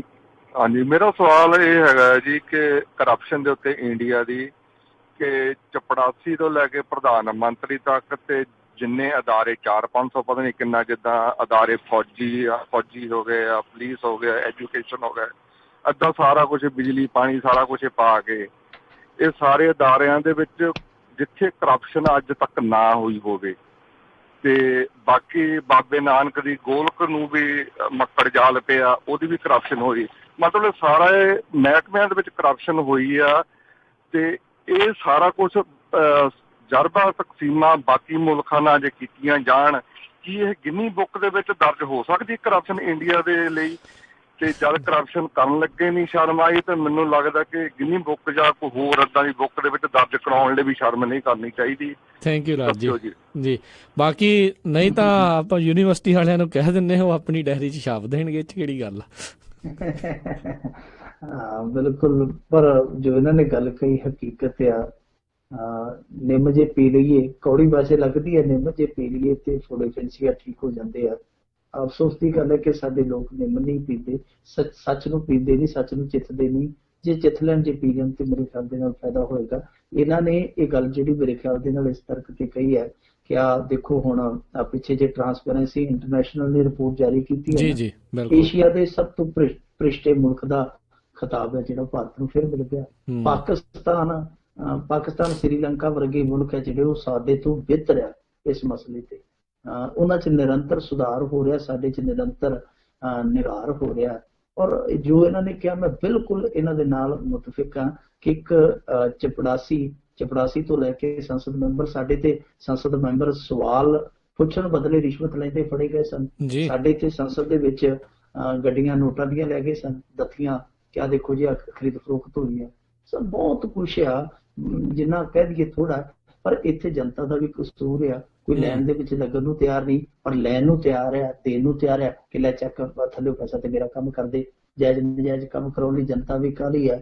ਸਾਡੇ ਇੱਥੋਂ ਦੀ ਮਾਨਸਿਕਤਾ, ਕਿਉਂਕਿ ਗੁਲਾਮੀ ਭੋਗੀ ਹੈ ਸਦੀਆਂ ਤੱਕ, ਮਾਨਸਿਕਤਾ ਵੀ ਕੁਛ ਇਹੋ ਜਿਹੀ ਹੈ ਕਿ ਮੁਫ਼ਤ ਦਾ ਤੇਲ ਜੁੱਤੀ 'ਚ ਪਵਾ ਲਓ, ਕਿਉਂਕਿ ਉਦੋਂ ਕੁਛ ਹਾਕਮਾਂ ਤੋਂ ਮਿਲਦਾ ਤੇ ਹੁੰਦਾ ਨਹੀਂ ਸੀ, ਜਿੱਥੇ ਦਾ ਲੱਗਦਾ ਸੀ ਉਹਦਾ ਲਾ ਲੈਂਦੇ। ਉਹੀ ਮਾਨਸਿਕਤਾ ਤੁਰੀ ਆਉਂਦੀ ਹੈ। ਅਕਾਲੀ ਕੋਈ ਗੱਲ ਨਹੀਂ ਕਰਦਾ, ਮੁਫ਼ਤ ਦੇ ਤੇਲ ਦੀ ਗੱਲ ਕਰਦਾ। ਤੇ ਫਿਰ ਦੂਜਾ ਸਿਧਾਂਤ ਆ ਕਿ ਰੱਬ ਨੇ ਦਿੱਤੀਆਂ ਗਾਜਰਾਂ ਰੰਬਾਂ ਵਿੱਚ ਰੱਖ। ਇੱਕ ਇਹ ਆ ਕਿ ਮੁਫ਼ਤ ਦਾ ਤੇਲ ਤੇ ਜੁੱਤੀ 'ਚ ਪਵਾ ਲਓ, ਦੂਜਾ ਇਹ ਕਿ ਜੇ ਕਿਤੇ ਦਾ ਲੱਗਦਾ ਉੱਥੇ ਰੰਬਾ ਧਰ ਦਿਓ। ਜਿੰਨਾ ਚਿਰ ਇਹ ਮਾਨਸਿਕਤਾ ਸਾਡੀ ਠੀਕ ਨਹੀਂ ਹੁੰਦੀ, ਉਹਨਾਂ ਚਿਰ ਇਹ ਸਿਸਟਮ ਵੀ ਠੀਕ ਨਹੀਂ ਹੋਣਾ। ਜੀ। ਅਗਲੇ ਕਾਲਰ ਮਿੰਟੂ ਜੀ ਆਪਣੇ ਨਾਲ ਜੁੜ ਚੁੱਕੇ ਨੇ, ਰਣਧੀਰ ਗਿੱਲ ਜੀ, ਸਵਾਗਤ ਹੈ। ਸਤਿ ਸ਼੍ਰੀ ਅਕਾਲ। ਸਤਿ ਸ਼੍ਰੀ ਅਕਾਲ ਰਾਜਕਰਨਵੀਰ ਜੀ ਤੇ ਮਿੰਟੂ ਗੁਰਸਰੀਆ ਜੀ, ਸਤਿ ਸ਼੍ਰੀ ਅਕਾਲ ਜੀ। ਸਤਿ ਸ਼੍ਰੀ ਅਕਾਲ ਜੀ। ਸਤਿ ਸ਼੍ਰੀ ਅਕਾਲ ਜੀ। ਤੇ ਤੁਹਾਡਾ ਪ੍ਰੋਗਰਾਮ ਬਹੁਤ ਵਧੀਆ ਲੱਗ ਰਿਹਾ ਜੀ। ਜਿੱਦਾਂ ਕਹਿੰਦੇ ਕਿਸੇ ਬੰਦੇ ਨੂੰ ਫੀਮ ਨਹੀਂ ਮਿਲਦੀ, ਉਹਦੀ ਤੋੜ ਨਹੀਂ ਟੁੱਟਦੀ, ਜਦ ਤੱਕ ਤੁਹਾਡਾ ਖਬਰ ਤੇ ਨਜ਼ਰ ਪ੍ਰੋਗਰਾਮ ਨਹੀਂ ਸੁਣੀਦਾ ਤਾਂ ਇਹੀ ਲੱਗੀ ਜਾਂਦਾ ਵੀ ਕੋਈ ਨਾ ਕੋਈ ਅੱਜ ਗੱਲ ਮਿਸ ਹੋ ਰਹੀ ਹੈ। ਜੀ। ਤੇ ਮੇਰਾ ਇੱਕ ਸਵਾਲ ਹੈ ਜੀ, ਮੈਂ ਰੋਪੜ ਜ਼ਿਲ੍ਹੇ ਤੋਂ ਚੰਡੀਗੜ੍ਹ ਦੇ ਨਾਲ ਖਰੜ ਦਾ ਰਹਿਣ ਵਾਲਾ ਹੈ ਜੀ। ਤੇ ਇੱਥੇ ਸੈਕਰਾਮੈਂਟੋ ਰਹਿਣਾ, ਤੇ ਅਸੀਂ ਬਹੁਤ ਜ਼ੋਰ ਲਾਇਆ ਜੀ ਕਰਵਰ ਸੰਧੂ ਵਾਸਤੇ, ਭਾਜੀ ਵਾਸਤੇ। ਇੱਕ ਉਹਨਾਂ ਵਾਸਤੇ ਬੜੀ ਦੁੱਖ ਦੀ ਵੀ ਗੱਲ ਹੈ, ਉਹਨਾਂ ਦਾ ਬੇਟਾ ਚਲਿਆ ਗਿਆ। ਇੱਕ ਪਾਸੇ ਖੁਸ਼ੀ ਹੈ, ਇੱਕ ਪਾਸੇ ਦੁੱਖ ਵੀ ਬਹੁਤ ਹੈ ਵੀ ਔਲਾਦ ਦੇ ਮੋਢਿਆਂ ਤੇ ਮਾਂ ਪਿਓ ਦੀ ਅਰਥੀ ਨਿਕਲ ਜਾਵੇ ਗੱਲ ਹੋਰ ਹੁੰਦੀ ਹੈ, ਜੇ ਮਾਂ ਪਿਓ ਦੇ ਮੋਢਿਆਂ ਦੇ ਬੱਚਿਆਂ ਦੀ ਅਰਥੀ ਨਿਕਲ ਜਾਵੇ ਉਹਦੇ ਉੱਪਰ ਨੂੰ ਕੋਈ ਦੁੱਖ ਨਹੀਂ ਹੁੰਦਾ ਜੀ। ਸਹੀ ਗੱਲ। ਤੇ ਮਿੰਟੂ ਗੁਰਸਰੀਆ ਜੀ, ਮੇਰਾ ਇੱਕ ਸਵਾਲ ਹੈ ਵੀ ਜੇ ਐਤਕੀ ਪ੍ਰਮਾਤਮਾ ਨਾ ਕਰੇ ਆਮ ਆਦਮੀ ਪਾਰਟੀ ਆਪਣੀ ਜਿੱਤ ਜਿਤਾਉਣ ਤੋਂ ਖੁੱਝ ਜਾਂਦੀ ਹੈ ਤਾਂ ਅਗਲਾ ਉਹਦਾ ਫਰਦਰ ਟਾਈਮ ਕੀ ਹੋਊਗਾ? ਵੀ ਇਹ ਤੁਹਾਡਾ ਕੀ ਕਹਿਣਾ ਵੀ ਅਜੇ ਪੰਜਾਬ ਦੇ ਲੋਕਾਂ ਨੂੰ ਸੋਝੀ ਨਹੀਂ ਆਈ, ਅਕਲ ਨਹੀਂ, ਉਸ ਨੂੰ ਕਿਹੜਿਆ ਜਾਵੇ ਵੀ ਕਿਹੜੇ ਮਹੀਨੇ ਸਾਲ ਘਾਟੇ ਸਿੱਖਾਂ ਸਾਡੇ ਪੰਜਾਬੀ ਕੌਮ ਤੇ ਘਾਣ ਨਹੀਂ ਹੋਇਆ, ਵੀ ਅਜੇ ਉਹਨਾਂ ਨੂੰ ਸਮਝ ਦੀ ਲੋੜ ਹੈ ਵੀ ਆਉਣ ਵਾਲਾ ਟਾਈਮ ਕਿੱਦਾਂ ਦਾ ਹੋਊਗਾ ਜੇ ਕਿਤੇ ਆਪਾਂ ਆਮ ਆਦਮੀ ਪਾਰਟੀ ਖੁੱਝ ਜਾਂਦੀ ਹੈ। ਇਹਦਾ ਸਿਹਰਾ ਕਿਹਨੂੰ ਜਾਊਗਾ? ਪੰਜਾਬ ਵਾਲਿਆਂ ਨੂੰ ਜਾਊਗਾ ਜਿਨ੍ਹਾਂ ਨੇ ਕਿਤੇ ਨਾ ਕਿਤੇ ਗਲਤੀ ਕੀਤੀ ਹੈ ਨਾ ਵੋਟ ਦੇਣ ਤੋਂ, ਜਾਂ ਉਹਨਾਂ ਨੂੰ ਅਕਲ ਇੰਨੀ ਅਜੇ ਆਈ ਨਹੀਂ ਵੀ ਸਾਡੇ ਨਾਲ ਕੀ ਹੋ ਕੇ ਹਟਿਆ। ਧੰਨਵਾਦ ਤੁਹਾਡਾ। ਥੈਂਕ ਯੂ ਜੀ। ਜੇ ਇਹ ਗੱਲ ਕਰਦੇ ਆ ਤੇ ਇਹ ਗੱਲ ਤੇ ਆਪਾਂ ਨੂੰ ਮੰਨਣੀ ਪੈਣੀ ਹੈ, ਤਸਲੀਮ ਕਰਨੀ ਪੈਣੀ ਹੈ ਕਿ 1947 ਤੋਂ ਬਾਅਦ ਗਲਤੀਆਂ ਨਿਰੰਤਰ ਹੋਈਆਂ। ਲੋਕਾਂ ਨੇ ਹਾਕਮ ਜਿਹੜੇ ਆ ਉਹ ਸਹੀ ਨਹੀਂ ਚੁਣੇ, ਤੇ ਅੱਜ ਪਹੁੰਚਦਿਆਂ ਗੱਲ ਇੱਥੇ ਪਹੁੰਚ ਗਈ ਹੈ ਕਿ ਜਿਹੜੇ ਉਹ ਹਾਕਮ ਆ ਉਹ ਉਸੇ ਤਰ੍ਹਾਂ ਦੇ ਹਾਕਮ ਬਣ ਗਏ ਜਿਹੜੇ ਅਸੀਂ 12ਵੀਂ 13ਵੀਂ ਸਦੀ 'ਚ ਇਤਿਹਾਸ 'ਚ ਪੜ੍ਹਦੇ ਹਾਂ। ਉਸੇ ਤਰ੍ਹਾਂ ਦੀ ਹੈ ਬਿਲਕੁਲ। ਜੇ ਕੋਈ ਬੋਲਦਾ ਉਦੋਂ ਘੋੜੇ ਦੀਆਂ ਟਾਪਾਂ ਥੱਲੇ ਵਿਰੋਧ ਨੂੰ ਕੁਚਲ ਦਿੱਤਾ ਜਾਂਦਾ ਸੀ, ਹੁਣ ਇਹਨਾਂ ਨੇ ਕਾਨੂੰਨ ਦੀਆਂ ਤਲਵਾਰਾਂ ਰੱਖੀਆਂ, ਉਹਦੇ ਨਾਲ ਛੰਡ ਦਿੰਦੇ, ਉਹਦੇ ਨਾਲ ਝੰਡ ਦਿੰਦੇ ਆ ਕਾਨੂੰਨ ਦੀ ਦੁਰਵਰਤੋਂ ਕਰਕੇ। ਸੋ ਉਹ ਗਲਤੀਆਂ ਦਾ ਹੀ ਸਿੱਟਾ ਹੈ। ਤੇ ਬਿਲਕੁਲ ਜਿਵੇਂ ਤੁਸੀਂ ਗੱਲ ਕਹੀ ਹੈ, ਦੇਖੋ ਮੈਂ ਤੇ ਕਿਸੇ ਪਾਰਟੀ ਦੀ ਨਹੀਂ ਕਰਦਾ ਸਪੋਰਟ ਕਿ ਆਹ ਪਾਰਟੀ ਵਿਸ਼ੇਸ਼ ਤੌਰ ਤੇ ਇਹ ਲੈ ਕੇ ਆਓ, ਆਹ ਲੈ ਕੇ ਆਓ, ਉਹ ਮੇਰਾ ਕੰਮ ਨਹੀਂ ਹੈ, ਮੇਰਾ ਪੇਸ਼ਾ ਇਸ ਚੀਜ਼ ਦੀ ਮੈਨੂੰ ਆਗਿਆ ਨਹੀਂ ਦਿੰਦਾ। ਪਰ ਮੈਂ ਇਹ ਜ਼ਰੂਰ ਵਾਕਿਆ ਤੁਹਾਡੀ ਜਿਵੇਂ ਗੱਲ ਕਹੀ ਹੈ ਕਿ ਜੇ ਇਸ ਦੌਰ ਦੇ ਵਿੱਚ ਵੀ ਉਹ ਇੱਕ ਚੰਗੀ ਗਵਰਨਮੈਂਟ ਚੁਣਨ ਦੇ ਵਿੱਚ ਨਾਕਾਮਯਾਬ ਰਹਿੰਦੇ ਆ, ਤੇ ਫਿਰ ਸੋਚਣਾ ਪਵੇਗਾ, ਵਿਚਾਰਨਾ ਪਵੇਗਾ ਕਿ ਇਸ ਯੁੱਗ ਦੇ ਵਿੱਚ ਵੀ ਜੇ ਆ ਕੇ ਪੰਜਾਬੀ ਗਲਤੀਆਂ ਕਰੀ ਜਾਂਦੇ ਆ ਤੇ ਫਿਰ ਮੁਸ਼ਕਲ ਹੈ ਕੰਮ। ਉਸ ਤਰ੍ਹਾਂ ਅੱਗੇ ਨੂੰ ਸੁਧਾਰ ਤੇ ਹੈ। ਨੌਜਵਾਨਾਂ ਦੀ ਸਿਆਸਤ ਦੇ ਵਿੱਚ ਰੁਚੀ ਹੈ ਜਿਹੜੀ ਸ਼ੁਭ ਸੰਕੇਤ ਆ, ਪਰ ਇਹ ਇਕੱਲੀ ਰੁਚੀ ਨਹੀਂ ਰਹਿਣੀ ਚਾਹੀਦੀ, ਜਾਗਰਤੀ ਵੀ ਹੋਣੀ ਚਾਹੀਦੀ ਆ। ਜਾਗਰਤੀ ਤੋਂ ਭਾਵੇਂ ਆ ਕਿ ਮੰਨ ਲਓ ਜੇ ਕੱਲ ਨੂੰ ਆਮ ਆਦਮੀ ਪਾਰਟੀ ਆ ਜਾਂਦੀ ਹੈ ਤਾਂ ਆਮ ਆਦਮੀ ਪਾਰਟੀ ਜੇ ਆਪਣੇ ਕਹੇ ਤੇ ਆਪਣੀ ਕੀਤੀ ਹੋਈ ਜ਼ੁਬਾਨ ਤੇ ਖਰੀ ਨਹੀਂ ਉਤਰਦੀ ਤੇ ਫਿਰ ਉਹ ਜਿਹੜੀ ਜਾਗਰਤੀ ਆ ਉਹ ਉੱਥੇ ਆਪਣਾ ਸਟੈਂਡ ਲਵੇ। ਸੋ ਮੇਰੇ ਕਹਿਣ ਦਾ ਭਾਵ ਹੈ ਕਿ ਰੁਚੀ ਤੇ ਸਾਨੂੰ ਦਿਖਾਈ ਦੇ ਰਹੀ ਹੈ ਕਿ ਪਹਿਲਾਂ ਰੋਹ ਸੀ, ਰੋਹ ਤੋਂ ਰੁਚੀ ਬਣੀ, ਹੁਣ ਰੁਚੀ ਤੋਂ ਜਾਗਰਤੀ ਬਣ ਜਾਵੇ ਤੇ ਮੇਰੇ ਖਿਆਲ ਦੇ ਨਾਲ ਸਾਰੇ ਮਸਲੇ ਹੱਲ ਹੋ ਜਾਣਗੇ। ਸਰਕਾਰ ਜਿਹੜੀ ਮਰਜ਼ੀ ਆ ਜਾਵੇ ਫਿਰ ਇਹ ਕੰਨੋਂ ਫੜ ਕੇ ਠੀਕ ਕਰ ਲੈਣਗੇ। ਜੀ ਜੀ ਜੀ ਜੀ। ਅਗਲੇ ਕਾਲਰ ਹਰਬੰਸ ਸਿੰਘ ਜੀ, ਸਵਾਗਤ ਹੈ। ਸਤਿ ਸ਼੍ਰੀ ਅਕਾਲ ਜੀ। ਸਤਿ ਸ੍ਰੀ ਅਕਾਲ ਰਾਜਕਰਨ ਭਾਈ ਜੀ। ਸਤਿ ਸ਼੍ਰੀ ਅਕਾਲ ਜੀ। ਸਤਿ ਸ੍ਰੀ ਅਕਾਲ। ਮੇਰਾ ਸਵਾਲ ਹੈ ਜੀ, ਜਿਹੜੇ ਕੱਲ 2 ਬੱਚੇ ਮਾਰੇ ਆ ਤਾਂਤਰਕਾਂ ਨੇ ਜੀ, ਇਹਦੇ ਵਿੱਚ ਹੁਣ ਬਹੁਤ ਜ਼ਿਆਦਾ ਭਰਮਾਰ ਪੈ ਗਈ ਤਾਂਤਰਕਾਂ ਦੀ। ਹਿੰਦੂ ਵੀ ਆ ਗਏ, ਮੁਸਲਿਮ ਵੀ ਆ ਗਏ ਤੇ ਸਿੱਖ ਵੀ ਹੁਣ ਵਿੱਚ, ਜਿਨ੍ਹਾਂ ਦੇ ਨਾਂ ਕੌਰ ਤੇ ਸਿੰਘ ਲੱਗਦਾ। ਅਖਬਾਰਾਂ ਦੇ ਵਿੱਚ ਐਡ ਵੀ ਆਉਂਦੀ ਆ। ਇਹਨਾਂ ਇਹੋ ਜਿਹੇ ਕਾਂਡਾਂ ਨੂੰ ਦੇਖ ਕੇ ਕੋਈ ਹਾਈ ਕੋਰਟ ਜਾਂ ਸੁਪਰੀਮ ਕੋਰਟ ਕੋਈ ਇਹੋ ਜਿਹਾ ਲਾਅ ਬਣਾਊਗੀ ਜਿਸ ਤਰ੍ਹਾਂ ਇਸ ਤਰ੍ਹਾਂ ਮਤਲਬ ਨੰਨੇ ਮੁੰਨੇ ਬੱਚਿਆਂ ਤੇ ਕੋਈ ਜ਼ੁਲਮ ਨਾ ਹੋਵੇ, ਇਸ ਤਰ੍ਹਾਂ ਦਾ ਕੋਈ ਲਾਅ ਬਣ ਸਕਦਾ ਤੁਹਾਡੇ ਏਰੀਏ ਦੇ ਵਿੱਚ? ਇਹੀ ਸਵਾਲ ਆ ਮੇਰਾ ਜੀ। ਥੈਂਕ ਯੂ ਹਰਬੰਸ ਜੀ, ਥੈਂਕ ਯੂ। ਮੈਂ ਤੁਹਾਡੀ ਜਾਣਕਾਰੀ ਲਈ ਦੱਸ ਦਿਆਂ ਸਰਦਾਰ ਸਾਹਿਬ ਕਿ ਕਾਮਰੇਡਾਂ ਨੇ ਜਦੋਂ ਆਪਣੀ ਇਲੈਕਸ਼ਨ ਪ੍ਰੋਸੈਸ ਸ਼ੁਰੂ ਹੋਈ ਉਸ ਤੋਂ ਪਹਿਲਾਂ ਇੱਕ ਮੁਹਿੰਮ ਚਲਾਈ ਸੀ। ਉਹਨਾਂ ਨੇ ਇਸ ਤਰ੍ਹਾਂ ਦੇ ਕਾਨੂੰਨ ਦਾ ਖਰੜਾ ਤਿਆਰ ਕਰਕੇ ਹਰੇਕ MLA ਦੇ ਘਰੇ ਜਾ ਕੇ ਦਿੱਤਾ ਸੀਗਾ ਜੀ। ਉਹਨਾਂ ਦੀ ਜਿਹੜੀਆਂ ਇਕਾਈਆਂ ਨੇ ਵੱਖੋ ਵੱਖਰੇ ਇਲਾਕਿਆਂ ਦੇ ਵਿੱਚ, ਉਹਨਾਂ ਦੇ ਨੁਮਾਇੰਦਿਆਂ ਨੇ ਜਾ ਕੇ ਹਰੇਕ MLA ਨੂੰ ਉਹ ਖਰੜਾ ਸੌਂਪਿਆ ਕਿ ਭਾਈ ਆ ਖਰੜਾ ਪੜ੍ਹ ਲਓ, ਇਹਦੇ 'ਚ ਕੁਝ ਵੀ ਗਲਤ ਨਹੀਂ ਹੈ, ਤੁਸੀਂ ਇਸ ਤਰ੍ਹਾਂ ਕਰੋ ਕਿ ਇਹਨੂੰ ਅਸੈਂਬਲੀ ਦੇ ਵਿੱਚ ਪੇਸ਼ ਕਰੋ, ਇਹਨੂੰ ਬਿੱਲ ਦਾ ਰੂਪ ਦਿਓ, ਕਾਨੂੰਨ ਬਣਾਓ। ਸੋ ਆਲਰੇਡੀ ਇੱਕ ਕਵਾਇਦ ਜਿਹੜੀ ਸੀਗੀ ਸ਼ੁਰੂ ਹੋਈ। ਪਰ ਅਫਸੋਸ ਦੀ ਗੱਲ ਆ, ਚਾਹੇ ਅਕਾਲੀ ਹੋਣ ਚਾਹੇ ਕਾਂਗਰਸੀ ਹੋਣ, ਕਿਸੇ ਨੇ ਵੀ ਜਾ ਕੇ ਵਿਧਾਨ ਸਭਾ ਦੇ ਵਿੱਚ ਉਹ ਖਰੜਾ ਪੇਸ਼ ਤੇ ਕੀ ਕਰਨਾ ਸੀ, ਉਹਨੂੰ ਉਹਦੀ ਘੁੰਡ ਵੀ ਨਹੀਂ, ਉਹ ਤੇ ਘੁੰਡ ਚਕਾਈ ਵੀ ਨਹੀਂ ਕੀਤੀ, ਉਹਦੇ ਤੋਂ ਜਿਹੜਾ ਉਹ ਕਵਰ ਚੜਿਆ ਹੋਇਆ ਸੀਗਾ ਉਹ ਵੀ ਨਹੀਂ ਪਾਸੇ ਕੀਤਾ, ਹਵਾ ਹੀ ਨਹੀਂ ਲੱਗਣ ਦਿੱਤੀ, ਕੋਈ ਗੱਲ ਹੀ ਨਹੀਂ ਹੋਈ। ਹੁਣ ਇਹ ਸਾਨੂੰ ਪੁੱਛਣਾ ਚਾਹੀਦਾ ਉਹਨਾਂ ਤੋਂ ਕਿ ਭਾਈ ਜਦੋਂ ਤੁਹਾਨੂੰ ਖਰੜਾ ਦਿੱਤਾ ਸੀਗਾ, ਉਸ ਖਰੜੇ ਦੇ ਵਿੱਚ ਕੋਈ ਬੰਬ ਬਰੂਦ ਤੇ ਹੈ ਨਹੀਂ ਸੀ ਜਿਹੜਾ ਤੁਸੀਂ ਉੱਥੇ ਉਹਨੂੰ ਨੱਪ ਕੇ ਰੱਖਦਾ, ਤੁਸੀਂ ਉੱਥੇ ਜਾ ਕੇ ਕਿਹੜੀ ਗੱਲ ਤੇ ਕਰਦੇ। ਸਾਨੂੰ ਆਪਣੇ ਪੱਧਰ ਤੇ ਚਾਹੀਦਾ ਹੈ ਕਿ ਭਾਈ ਅਸੀਂ ਇਹ ਇੰਨਾ ਕੁ ਤੇ ਕਰ ਸਕਦੇ ਆ ਨਾ ਕਿ ਆਪਣੇ ਜਿਹੜੇ ਵਿਧਾਇਕ ਆ ਉਹਨਾਂ ਤੋਂ ਜਵਾਬਦੇਹੀ ਕਰੀਏ ਕਿ ਭਾਈ ਚੰਗੇ ਪਾਸੇ ਤੇ ਤੁਰੋ, ਮਾੜਾ ਮੋਟਾ ਚਲੋ ਠੀਕ ਹੈ ਜੋ ਤੁਸੀਂ ਕਰਨਾ ਕਰੀ ਚਲੋ, ਕੋਈ ਸਮਾਜ ਦਾ ਭਲਾ ਵੀ ਕਰੋ। ਉਂਝ ਮੈਂ ਤੁਹਾਨੂੰ ਦੱਸ ਦਿਆਂ ਕਿ ਦਬੋਲਕਰ ਦਾ ਜਿਹੜਾ ਕਤਲ ਹੋਇਆ ਸੀਗਾ ਮੁੰਬਈ ਦੇ ਵਿੱਚ, ਬਹੁਤ ਚਰਚਿਤ ਕਤਲ ਸੀਗਾ। ਦਬੋਲਕਰ ਖੱਬੇ ਪੱਖੀ ਲੇਖਕ ਸੀ, ਬੁੱਧੀਜੀਵੀ ਸੀ। ਉਹਦਾ ਟਕਰਾਓ ਕੀ ਸੀਗਾ ਸੱਜੇ ਪੱਖੀਆਂ ਦੇ ਨਾਲ, ਦੱਖਣ ਪੰਥੀਆਂ ਦੇ ਨਾਲ ਟਕਰਾਓ ਇਹੀ ਸੀ। ਉਹ ਜਾਦੂ ਟੋਣੇ ਦੇ ਖਿਲਾਫ, ਕਾਲੇ ਜਾਦੂ ਦੇ ਖਿਲਾਫ ਜਾਂ ਹੋਰ ਪਖੰਡ ਚੱਲਦੇ ਆ, ਇਹਨਾਂ ਦੇ ਖਿਲਾਫ ਕਾਨੂੰਨ ਦੀ ਮੰਗ ਕਰਦਾ ਸੀ ਕਿ ਕਾਨੂੰਨ ਬਣਾਓ। ਔਰ ਦੂਜਾ ਹੈ ਕਿ ਉਹ ਇਤਿਹਾਸ ਦੀਆਂ ਧੱਜੀਆਂ ਉਡਾਉਂਦਾ ਸੀਗਾ ਤੇ ਧੱਜੀਆਂ ਉਡਾਉਂਦਾ ਉਹ ਆਪ ਹੀ ਦਬੋਲਕਰ ਉਡਾ ਦਿੱਤਾ। ਪਰ ਬਾਅਦ ਦੇ ਵਿੱਚ ਕੀ ਉੱਥੇ ਕਾਨੂੰਨ ਬਣਾਉਣਾ ਪਿਆ ਕਿਉਂਕਿ ਲੋਕਾਂ ਦੀ ਹਮਦਰਦੀ ਸੀਗੀ ਜਿਹੜੀ ਉਹ ਦਬੋਲਕਰ ਦੇ ਨਾਲ ਬਹੁਤ ਵੱਡੇ ਪੱਧਰ ਤੇ ਗਈ। ਉਹਦੀ ਮੌਤ ਤੋਂ ਬਾਅਦ ਕੁਰਬਾਨੀ ਦੇ ਕੇ ਉਹ ਮੁੜ ਕੇ ਬਿੱਲ ਹੈ ਜਿਹੜਾ ਉਹ ਲਿਆਂਦਾ ਗਿਆ। ਸਾਨੂੰ ਵੀ ਇਸ ਤਰੀਕੇ ਦਾ ਬਿੱਲ ਲਿਆਉਣਾ ਚਾਹੀਦਾ ਹੈ ਕਿਉਂਕਿ ਇੱਥੇ ਇੱਕ ਇੱਕ ਪਿੰਡ ਦੇ ਇੱਕ ਇੱਕ ਗਲੀ ਦੇ ਵਿੱਚ 2-2 3-3 ਚੌਕੀਆਂ ਲੱਗੀਆਂ ਪਈਆਂ। ਔਰ ਕਮਾਲ ਦੀ ਗੱਲ ਇਹ ਆ ਕਿ ਉਹਨਾਂ ਚੌਕੀਆਂ ਤੇ ਉਹ ਲੋਕ ਬੈਠਦੇ ਆ ਜਿਨ੍ਹਾਂ ਦੀ ਜਗ੍ਹਾ ਪਾਗਲਖਾਨਿਆਂ 'ਚ ਜਾਂ ਜੇਲ੍ਹਾਂ ਦੇ ਵਿੱਚ ਆ ਤੇ ਅਸੀਂ ਉਹਨਾਂ ਦੇ ਗਲਾਂ ਦੇ ਵਿੱਚ ਤਖਤੀਆਂ ਪਾਈਆਂ ਕਿ ਸਿਆਣੇ ਆ। ਸਿਆਣੇ ਆ ਜੀ ਜੀ, ਇਹਨਾਂ ਨੂੰ ਹਵਾ ਆਉਂਦੀ ਹੈ ਤੇ ਇਹਨਾਂ ਨੂੰ ਇਹ ਆਉਂਦਾ ਆ। ਇਹ ਗੱਲਾਂ ਜਿਹੜੀਆਂ ਜੀ ਆਪ ਹੀ ਬਣਾਈਆਂ ਹੋਈਆਂ ਇਹਨਾਂ ਨੇ। ਤੇ ਮਿੰਟੂ ਜੀ ਇੱਕ ਆਪਾਂ ਇੱਥੇ ਛੋਟੀ ਜਿਹੀ ਬ੍ਰੇਕ ਲਵਾਂਗੇ। ਸਰੋਤਿਓ ਜਿਹੜੇ ਹੋਲਡ ਤੇ ਹੋ ਇੱਦਾਂ ਬਣੇ ਰਹੋ ਤੇ ਤੁਹਾਡੀਆਂ ਵੀ ਜਿਹੜੀਆਂ ਕਾਲਸ ਆਪਾਂ ਜਿਹੜੀਆਂ ਜੀ ਇੱਦਾਂ ਹੀ ਲਵਾਂਗੇ। ਨੰਬਰ ਹੈਗਾ ਜੀ 408 272 5500 ਤੇ ਇੱਕ ਛੋਟੀ ਜਿਹੀ ਬ੍ਰੇਕ ਤੇ ਅਸੀਂ ਵਾਪਸ ਮੁੜ ਕੇ ਆਉਂਦੇ ਹਾਂ।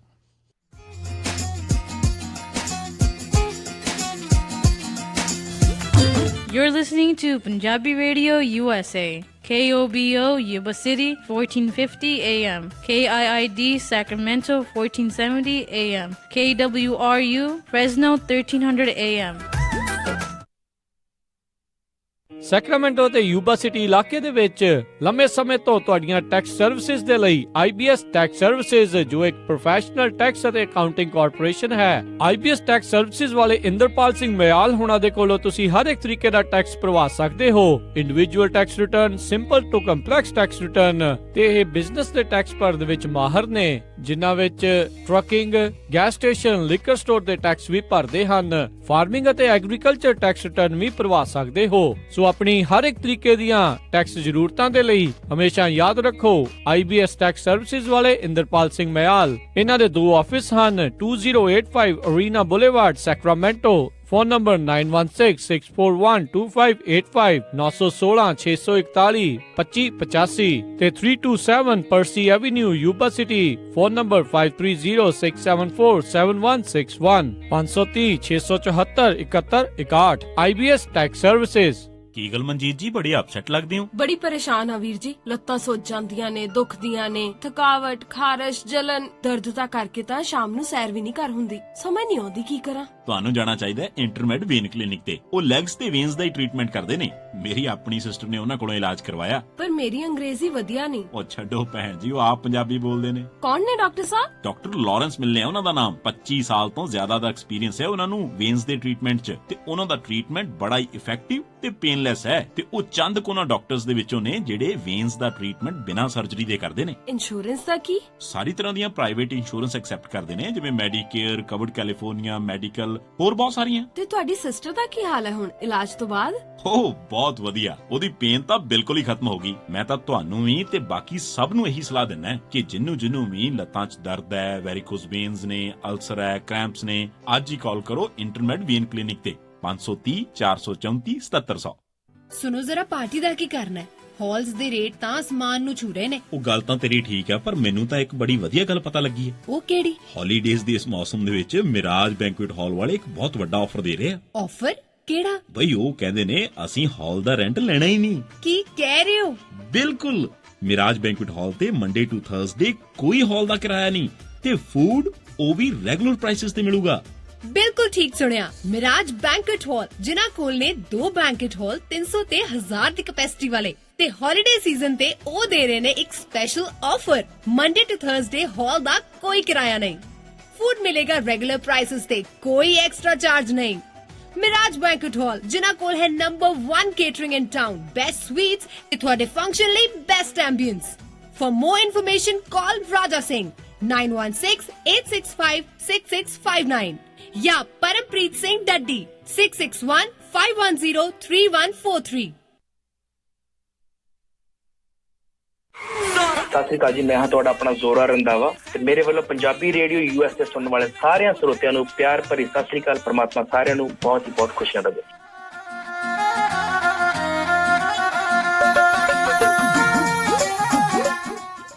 ਪੰਜਾਬੀ ਰੇਡੀਓ USA ਸੁਣ ਰਹੇ ਸਾਰੇ ਹੀ ਸਰੋਤਿਆਂ ਨੂੰ ਇੱਕ ਵਾਰੀ ਫੇਰ ਨਿੱਘੀ ਜੀ ਆਇਆਂ ਨੂੰ ਸਭ ਦਾ ਸਵਾਗਤ ਕਰਦੇ ਹਾਂ। ਸਰੋਤੇ ਪ੍ਰੋਗਰਾਮ ਖਬਰ ਤੇ ਨਜ਼ਰ ਦੇ ਵਿੱਚ, ਤੇ ਮੇਰੇ ਨਾਲ ਜੁੜੇ ਹੋਏ ਨੇ ਮਿੰਟੂ ਗੁਰੂਸਰੀਆ ਜੀ ਮਲੋਟ ਸਟੂਡੀਓਜ਼ ਤੋਂ। ਮਿੰਟੂ ਜੀ, ਸਵਾਗਤ ਹੈ ਜੀ ਇੱਕ ਵਾਰੀ ਫੇਰ। ਜੀ ਸ਼ੁਕਰੀਆ ਜੀ ਰਾਜਕੁਮਾਰ ਸਿੰਘ ਜੀ। ਤੇ ਅਗਲੇ ਕਾਲਰਸ ਲੈਣ ਤੋਂ ਪਹਿਲਾਂ ਇੱਕ ਵਾਰੀ ਫੇਰ ਆਪਣੇ ਸਾਰੇ ਸਰੋਤਿਆਂ ਨੂੰ ਇਤਲਾਹ ਦਿੰਦੇ ਜਾਈਏ ਵੀ ਅੱਜ ਸ਼ਾਮ ਨੂੰ 6:30 ਵਜੇ ਜਿਹੜੇ ਚੋਣਾਂ ਦੇ ਨਤੀਜਿਆਂ ਦੇ ਰੁਝਾਨ ਨਤੀਜੇ ਜੋ ਆ ਰਹੇ ਨੇ, ਕੌਣ ਜਿੱਤ ਰਿਹਾ ਕੌਣ ਹਾਰ ਰਿਹਾ ਆ, ਉਹ ਸਾਰਾ ਕੁਛ ਜਿਹੜਾ ਜੀ ਤੁਹਾਡੀ ਨਜ਼ਰ ਜਿਹੜਾ ਜੀ ਪੇਸ਼ ਕਰਾਂਗੇ। ਫੇਸਬੁੱਕ ਦੇ ਉੱਤੇ ਵੀ ਹੋਵਾਂਗੇ, ਐਪ ਦੇ ਉੱਤੇ ਹੋਵਾਂਗੇ, ਫੋਨ ਨੰਬਰਸ ਦੇ ਉੱਤੇ ਹੋਵਾਂਗੇ, ਜਿਹੜਾ ਜੀ ਰੇਡੀਓ ਸਟੇਸ਼ਨਸ ਦੇ ਉੱਤੇ, ਰੇਡੀਓ ਸੈਟਸ ਦੇ ਉੱਤੇ, ਹਰ ਇੱਕ ਜਗ੍ਹਾ ਦੇ ਉੱਤੇ ਤੁਹਾਡੇ ਤੱਕ ਜਿਹੜੀ ਹੈ ਸਾਡੀ ਪਹੁੰਚ ਕਰਨ ਦੀ ਕੋਸ਼ਿਸ਼ ਹੋਵੇਗੀ। ਤੁਸੀਂ ਬਸ ਕਿਸੇ ਵੀ ਤਰੀਕੇ ਦੀ ਜੇ ਤੁਹਾਨੂੰ ਜਾਣਕਾਰੀ ਚਾਹੀਦੀ ਕਿੱਦਾਂ ਸੁਣਨਾ ਹੈ, ਉਹ ਤੁਸੀਂ ਸਾਨੂੰ ਸਟੂਡੀਓ 'ਚ ਕਾਲ ਕਰਕੇ ਪੁੱਛ ਸਕਦੇ ਹਾਂ। 408-272-5200 ਦੇ ਉੱਤੇ ਕੈਲੀਫੋਰਨੀਆ ਟਾਈਮ ਦੇ ਮੁਤਾਬਕ 6:30 ਵਜੇ ਜਿਹੜਾ ਜੀ ਆਪਾਂ ਤੁਹਾਡੇ ਨਾਲ ਗੱਲਬਾਤ ਕਰਨੀ ਜਿਹੜੀ ਉਹ ਸ਼ੁਰੂ ਕਰ ਦੇਣੀ ਆ। ਤੇ ਆਪਾਂ ਹੁਣ ਅਗਲੇ ਜਿਹੜੇ ਕਾਲਰਸ ਜੁੜੇ ਹੋਏ ਨੇ ਉਹਨਾਂ ਦੇ ਨਾਲ ਗੱਲ ਕਰਦੇ ਹਾਂ। ਸੁੱਚਾ ਸਿੰਘ ਜੀ, ਸਵਾਗਤ ਹੈ, ਸਤਿ ਸ਼੍ਰੀ ਅਕਾਲ। ਹਾਂਜੀ, ਰਾਜਕਰਨਵੀਰ ਸਿੰਘ ਜੀ ਤੇ ਬਲਜਿੰਦਰ ਸਿੰਘ ਜੀ, ਸਤਿ ਸ਼੍ਰੀ ਅਕਾਲ ਜੀ। ਸਤਿ ਸ਼੍ਰੀ ਅਕਾਲ ਜੀ। ਜੀ ਸਤਿ ਸ਼੍ਰੀ ਅਕਾਲ ਜੀ।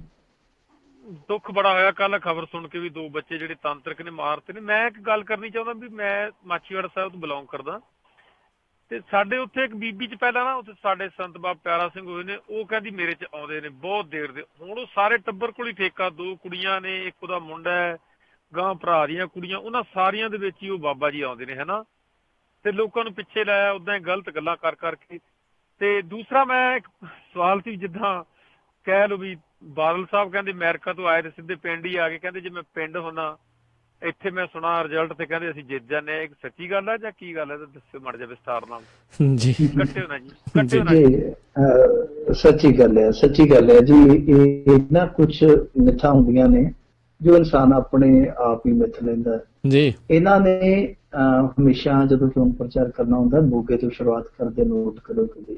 ਇਹ ਮੋਗੇ ਨੂੰ ਆਪਣੇ ਲਈ ਲੱਕੀ ਮੰਨਦੇ, ਲੱਕੀ ਚਾਰ ਨੂੰ। ਵੈਸੇ ਹੁਣ ਵਿਚਾਰਾ ਮੋਗਾ ਜਿਹੜਾ ਪਹਿਲਾਂ ਕਹਿੰਦੇ ਹੁੰਦੇ ਸੀ ਮੋਗਾ ਚਾਹ ਜੋਗਾ, ਹੁਣ ਮੋਗਾ ਬਦਨਾਮੀਆਂ ਜੋਗਾ, ਉਹਦੇ ਵਿੱਚੋਂ ਸਕੈਂਡਲ ਨਿਕਲ ਆਉਂਦੇ ਆ। ਕਦੇ ਪਾਸਪੋਰਟ ਘੁਟਾਲਾ, ਕਦੇ ਕੋਈ ਕੀਟਨਾਸ਼ਕ ਘੁਟਾਲਾ, ਕਦੇ ਫਲਾਣਾ ਘੁਟਾਲਾ, ਕਦੇ ਸੈਕਸ ਘੁਟਾਲਾ, ਪਤਾ ਨਹੀਂ ਕਿੰਨੇ ਕੁ ਘੁਟਾਲੇ ਇਹੋ ਜਿਹੇ ਨਿਕਲਦੇ। ਸੋ ਇਹ ਸਾਰਾ ਕੁਛ ਹੈ ਜਿਹੜਾ ਉਹ ਉੱਥੇ ਮੋਗੇ ਦੇ ਵਿੱਚੋਂ ਚੱਲਦਾ ਹੁੰਦਾ ਸੀਗਾ। ਤੇ ਹੁਣ ਇਹਨਾਂ ਨੇ ਉੱਥੋਂ ਇਹ ਰੱਖ ਲਈ ਜੀ ਕਿ ਸਾਡੀ ਜੇ ਮੋਗੇੋਂ ਸ਼ੁਰੂਆਤ ਹੋਵੇ ਚੋਣ ਪ੍ਰਚਾਰ ਦੀ ਤੇ ਅਸੀਂ ਚੋਣ ਜਿੱਤਦੇ ਹਾਂ। ਫਿਰ 8 ਤਰੀਕ ਨੂੰ ਵੀ ਲੱਕੀ ਮੰਨਦੇ ਪ੍ਰਕਾਸ਼ ਸਿੰਘ ਬਾਦਲ, 8 ਦਸੰਬਰ ਨੂੰ। ਦੂਜੇ ਪਾਸੇ ਬਾਦਲ ਪਿੰਡ ਦੇ ਵਿੱਚ ਰਹਿ ਕੇ ਨਤੀਜੇ ਸੁਣਨ ਦੀ ਜਿਹੜੀ ਗੱਲ ਆ ਉਹ ਪਿਛਲੀ ਵਾਰੀ ਤੋਂ ਮੈਨੂੰ ਤੇ ਸੁਣਨ ਦੇ ਵਿੱਚ ਆਈ ਆ। ਪਹਿਲਾਂ ਚਰਚਾ ਨਹੀਂ ਸੀ ਹੋਈ ਕਦੇ ਲੰਬੀ ਚ, ਪਰ ਕਿਉਂਕਿ ਪਿਛਲੀ ਵਾਰੀ ਨਤੀਜਾ ਜਿਹੜਾ ਉਹ ਬੜਾ ਅਣਕਿਆਸਿਆ ਆਇਆ ਸੀਗਾ। ਉਹ ਜਿਹੜਾ ਨਤੀਜਾ ਆਇਆ ਸੀਗਾ ਇਹ ਆਪਣੇ ਆਪ ਵੀ ਉੱਥੇ ਬਹਿ ਕੇ ਬਾਦਲ ਦੇ ਵਿੱਚ ਬੈਠੇ ਆਪਣੇ ਆਪ ਬਹਿ ਕੇ ਵੀ ਸ਼ਾਇਦ ਸੋਚ ਨਹੀਂ ਸੀ ਰਹੇ ਕਿ ਨਤੀਜਾ ਇੰਨਾ ਸੁਖਾਲਾ ਇਹਨਾਂ ਦੇ ਪੱਖ ਦੇ ਵਿੱਚ ਆ ਜਾਊਗਾ। ਤੇ ਉਹ ਮੇਰੇ ਖਿਆਲ ਦੇ ਨਾਲ ਐਤਕੀ ਫਿਰ ਇੱਕ ਮਿੱਥ ਇਹ ਵੀ ਨਾਲ ਰਲ ਗਈ ਕਿ ਜੇ ਨਤੀਜਾ ਜੇ ਅਸੀਂ ਬਾਦਲ ਪਿੰਡ ਦੇ ਬੈਠਕ ਦੇ ਵਿੱਚ ਬਹਿ ਕੇ ਵੇਖਾਂਗੇ ਤੇ ਸ਼ਾਇਦ ਉਹ ਸਾਡੇ ਪੱਖ ਚ ਆਏਗਾ। ਇਸ ਤਰ੍ਹਾਂ ਦੀਆਂ ਮਿੱਥਾਂ ਕਈ ਤਰ੍ਹਾਂ ਦੀਆਂ ਹੁੰਦੀਆਂ, ਕਈ ਕਿਸਮਾਂ ਦੀਆਂ ਹੁੰਦੀਆਂ। ਸਾਡੇ ਬਹੁਤ ਸਾਰੇ ਨੇਤਾ ਜਿਹੜੇ ਉਹ ਇਹੋ ਜਿਹੀਆਂ ਮਿੱਥਾਂ ਦੇ ਨਾਲ ਤੁਰਦੇ, ਇਹੋ ਜਿਹੇ ਅੰਧ ਵਿਸ਼ਵਾਸ ਉਹਨਾਂ ਦੇ ਪਾਲੀ ਬੈਠੇ ਆ।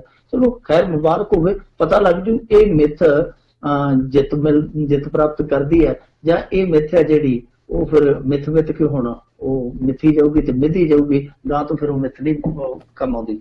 ਜੀ ਜੀ। ਅਗਲੇ ਕਾਲਰ ਆਪਣੇ ਨਾਲ ਜੁੜੇ ਨੇ ਜਸਬੀਰ ਸਿੰਘ ਜੀ, ਸਵਾਗਤ ਹੈ। ਸਤਿ ਸ਼੍ਰੀ ਅਕਾਲ। ਹਾਂਜੀ, ਸਤਿ ਸ਼੍ਰੀ ਅਕਾਲ ਰਾਜਕਰਨਵੀਰ ਜੀ ਤੇ ਮਿੰਟੂ ਗੁਰਸਰੀਆ ਜੀ। ਮੈਂ ਤੁਹਾਨੂੰ ਕੁਐਸਚਨ ਪੁੱਛਣਾ ਕਿ ਐਕਚੁਅਲੀ ਵੈਸੇ ਤਾਂ ਰਿਜ਼ਲਟ ਆ ਜਾਣਾ ਹੁਣ ਸਾਡੇ ਅੱਜ ਇੱਥੇ ਤੇ ਤੁਹਾਡੇ ਕੱਲ ਪਤਾ ਲੱਗ ਹੀ ਜਾਣਾ ਜੀ। ਜੀ। ਪਰ ਮੈਂ ਪਰਸੋਂ ਕਾਲ ਕੀਤੀ ਸੀ ਇੰਡੀਆ ਆਪਣੇ ਪੰਜਾਬ ਤੋਂ, ਮੈਨੂੰ ਕਿਸੇ ਨੇ ਦੱਸਿਆ ਕਿ, ਪਰ ਮੈਂ ਤੁਹਾਨੂੰ ਪੁੱਛਣਾ ਚਾਹੁੰਦਾ ਕਿ ਤੁਸੀਂ ਵੀ ਏਦਾਂ ਦੀ ਕੋਈ ਉੜਦੀ ਖਬਰ ਸੁਣੀ ਹੈ ਕਿ ਉਹਨਾਂ ਨੇ ਇਹ ਕਿਹਾ ਕਿ ਇੱਥੇ ਕੋਈ ਇਹਨਾਂ ਨੇ ਅਕਾਲੀ ਦਲ ਵਾਲਿਆਂ ਨੇ ਕੋਈ 26 ਸੀਟਾਂ ਦੇ ਉੱਤੇ ਮਸ਼ੀਨਾਂ ਦੇ ਵਿੱਚ ਹੇਰਾਫੇਰੀ ਕਰਵਾ ਕੇ ਉੱਥੋਂ ਇਹਨਾਂ ਨੇ ਆਪਣੀ ਜਿੱਤ ਕਰਵਾਈ ਆ। ਤੇ ਜੇ ਇਦਾਂ ਦੀ ਮੈਂ ਤਾਂ ਤੁਹਾਨੂੰ ਕਾਲ ਕਰਦਾ, ਤੁਸੀਂ ਕੋਈ ਸੁਣੀ ਆ? ਜੇ ਇਦਾਂ ਦੀ ਗੱਲ ਹੋ ਗਈ ਤਾਂ ਬਾਹਰਲੇ ਸਪੈਸ਼ਲੀ NRI ਵੀਰਾਂ ਸਾਰਿਆਂ ਨੂੰ ਇਸ ਗੱਲ ਦਾ ਬਹੁਤ ਦੁੱਖ ਲੱਗੂਗਾ ਜੀ। ਜੀ ਥੈਂਕ ਯੂ ਜਸਵੀਰ ਜੀ। ਜੀ ਜੀ ਮਿੰਟੂ ਜੀ। ਨਹੀਂ ਜੀ, ਮਸ਼ੀਨਾਂ ਵਾਲੀ ਕੋਈ ਵੀ ਗੱਲ ਇਸ ਤਰ੍ਹਾਂ ਦੀ ਨਹੀਂ ਹੈਗੀ।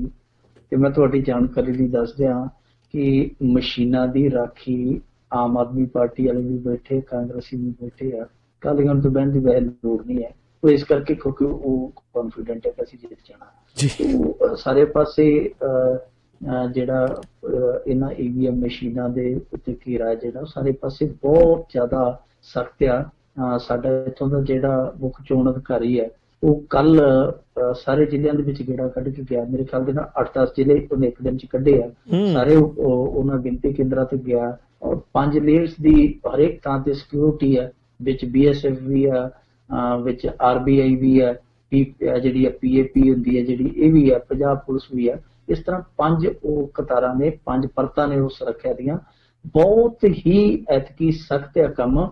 ਮੈਂ ਤੁਹਾਡੀ ਜਾਣਕਾਰੀ ਲਈ ਦੱਸ ਦਿਆਂ, ਪੱਤਰਕਾਰਾਂ ਲਈ ਉੱਤੋਂ ਉਹਨਾਂ ਨੇ ਹਦਾਇਤਾਂ ਘੱਲੀਆਂ ਨੇ।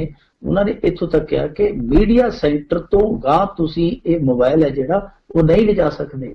ਜੇ ਤੁਸੀਂ ਗਾਂਹ ਜਾਣਾ ਹੈ ਕੇਂਦਰ ਦੇ ਵਿੱਚ ਤੇ ਤੁਹਾਨੂੰ ਆਪਣਾ ਮੋਬਾਈਲ, ਲੈਪਟਾਪ ਜਾਂ ਇਹੋ ਜਿਹੇ ਹੋਰ ਯੰਤਰ ਹੈ ਉਹ ਤੁਹਾਨੂੰ ਉੱਥੇ ਪਿੱਛੇ ਛੱਡ ਕੇ ਜਾਣੇ ਪੈਣਗੇ। ਸੋ ਇਹ ਬਿਲਕੁਲ ਅਫਵਾਹ ਹੈ।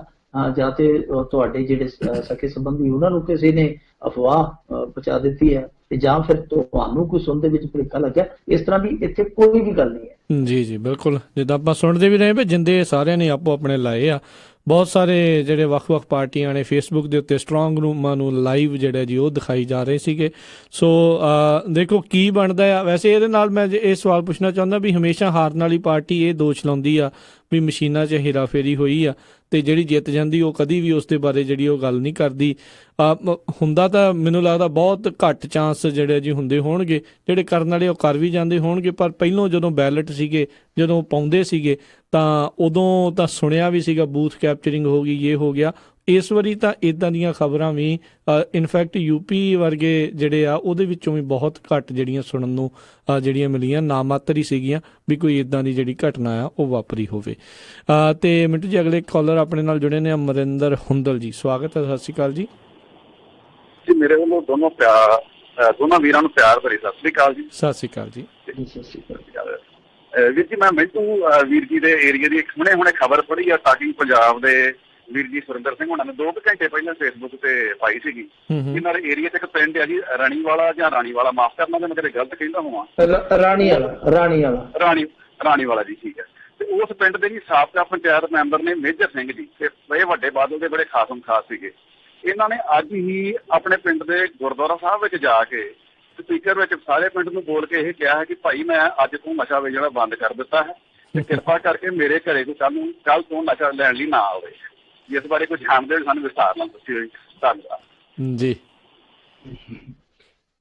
ਵੇਖੋ ਮੈਨੂੰ ਨਹੀਂ ਪਤਾ ਕਦੋਂ ਇਹ ਘਟਨਾ ਵਾਪਰੀ। ਮੈਂ ਤੇ ਆਪਦੇ ਕੰਮ ਧੰਦੇ ਲੱਗਾ 5 ਵਜੇ ਦਾ, ਤੇ ਹੁਣ 11:20 ਹੋ ਗਏ ਆ, 6.5 ਘੰਟੇ ਹੋ ਗਏ ਆ। ਮੈਂ ਤੇ ਬਹੁਤੀ ਬਾਹਰਲੀ ਦੁਨੀਆ ਦੀ ਖਬਰ ਸਵਾਈ ਨਹੀਂ ਲਈ।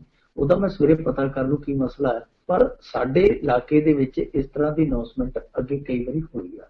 ਇਹ ਤੁਹਾਡੇ ਲਈ ਇਹ ਅਲੋਕਾਰ ਖਬਰ ਹੋਵੇ।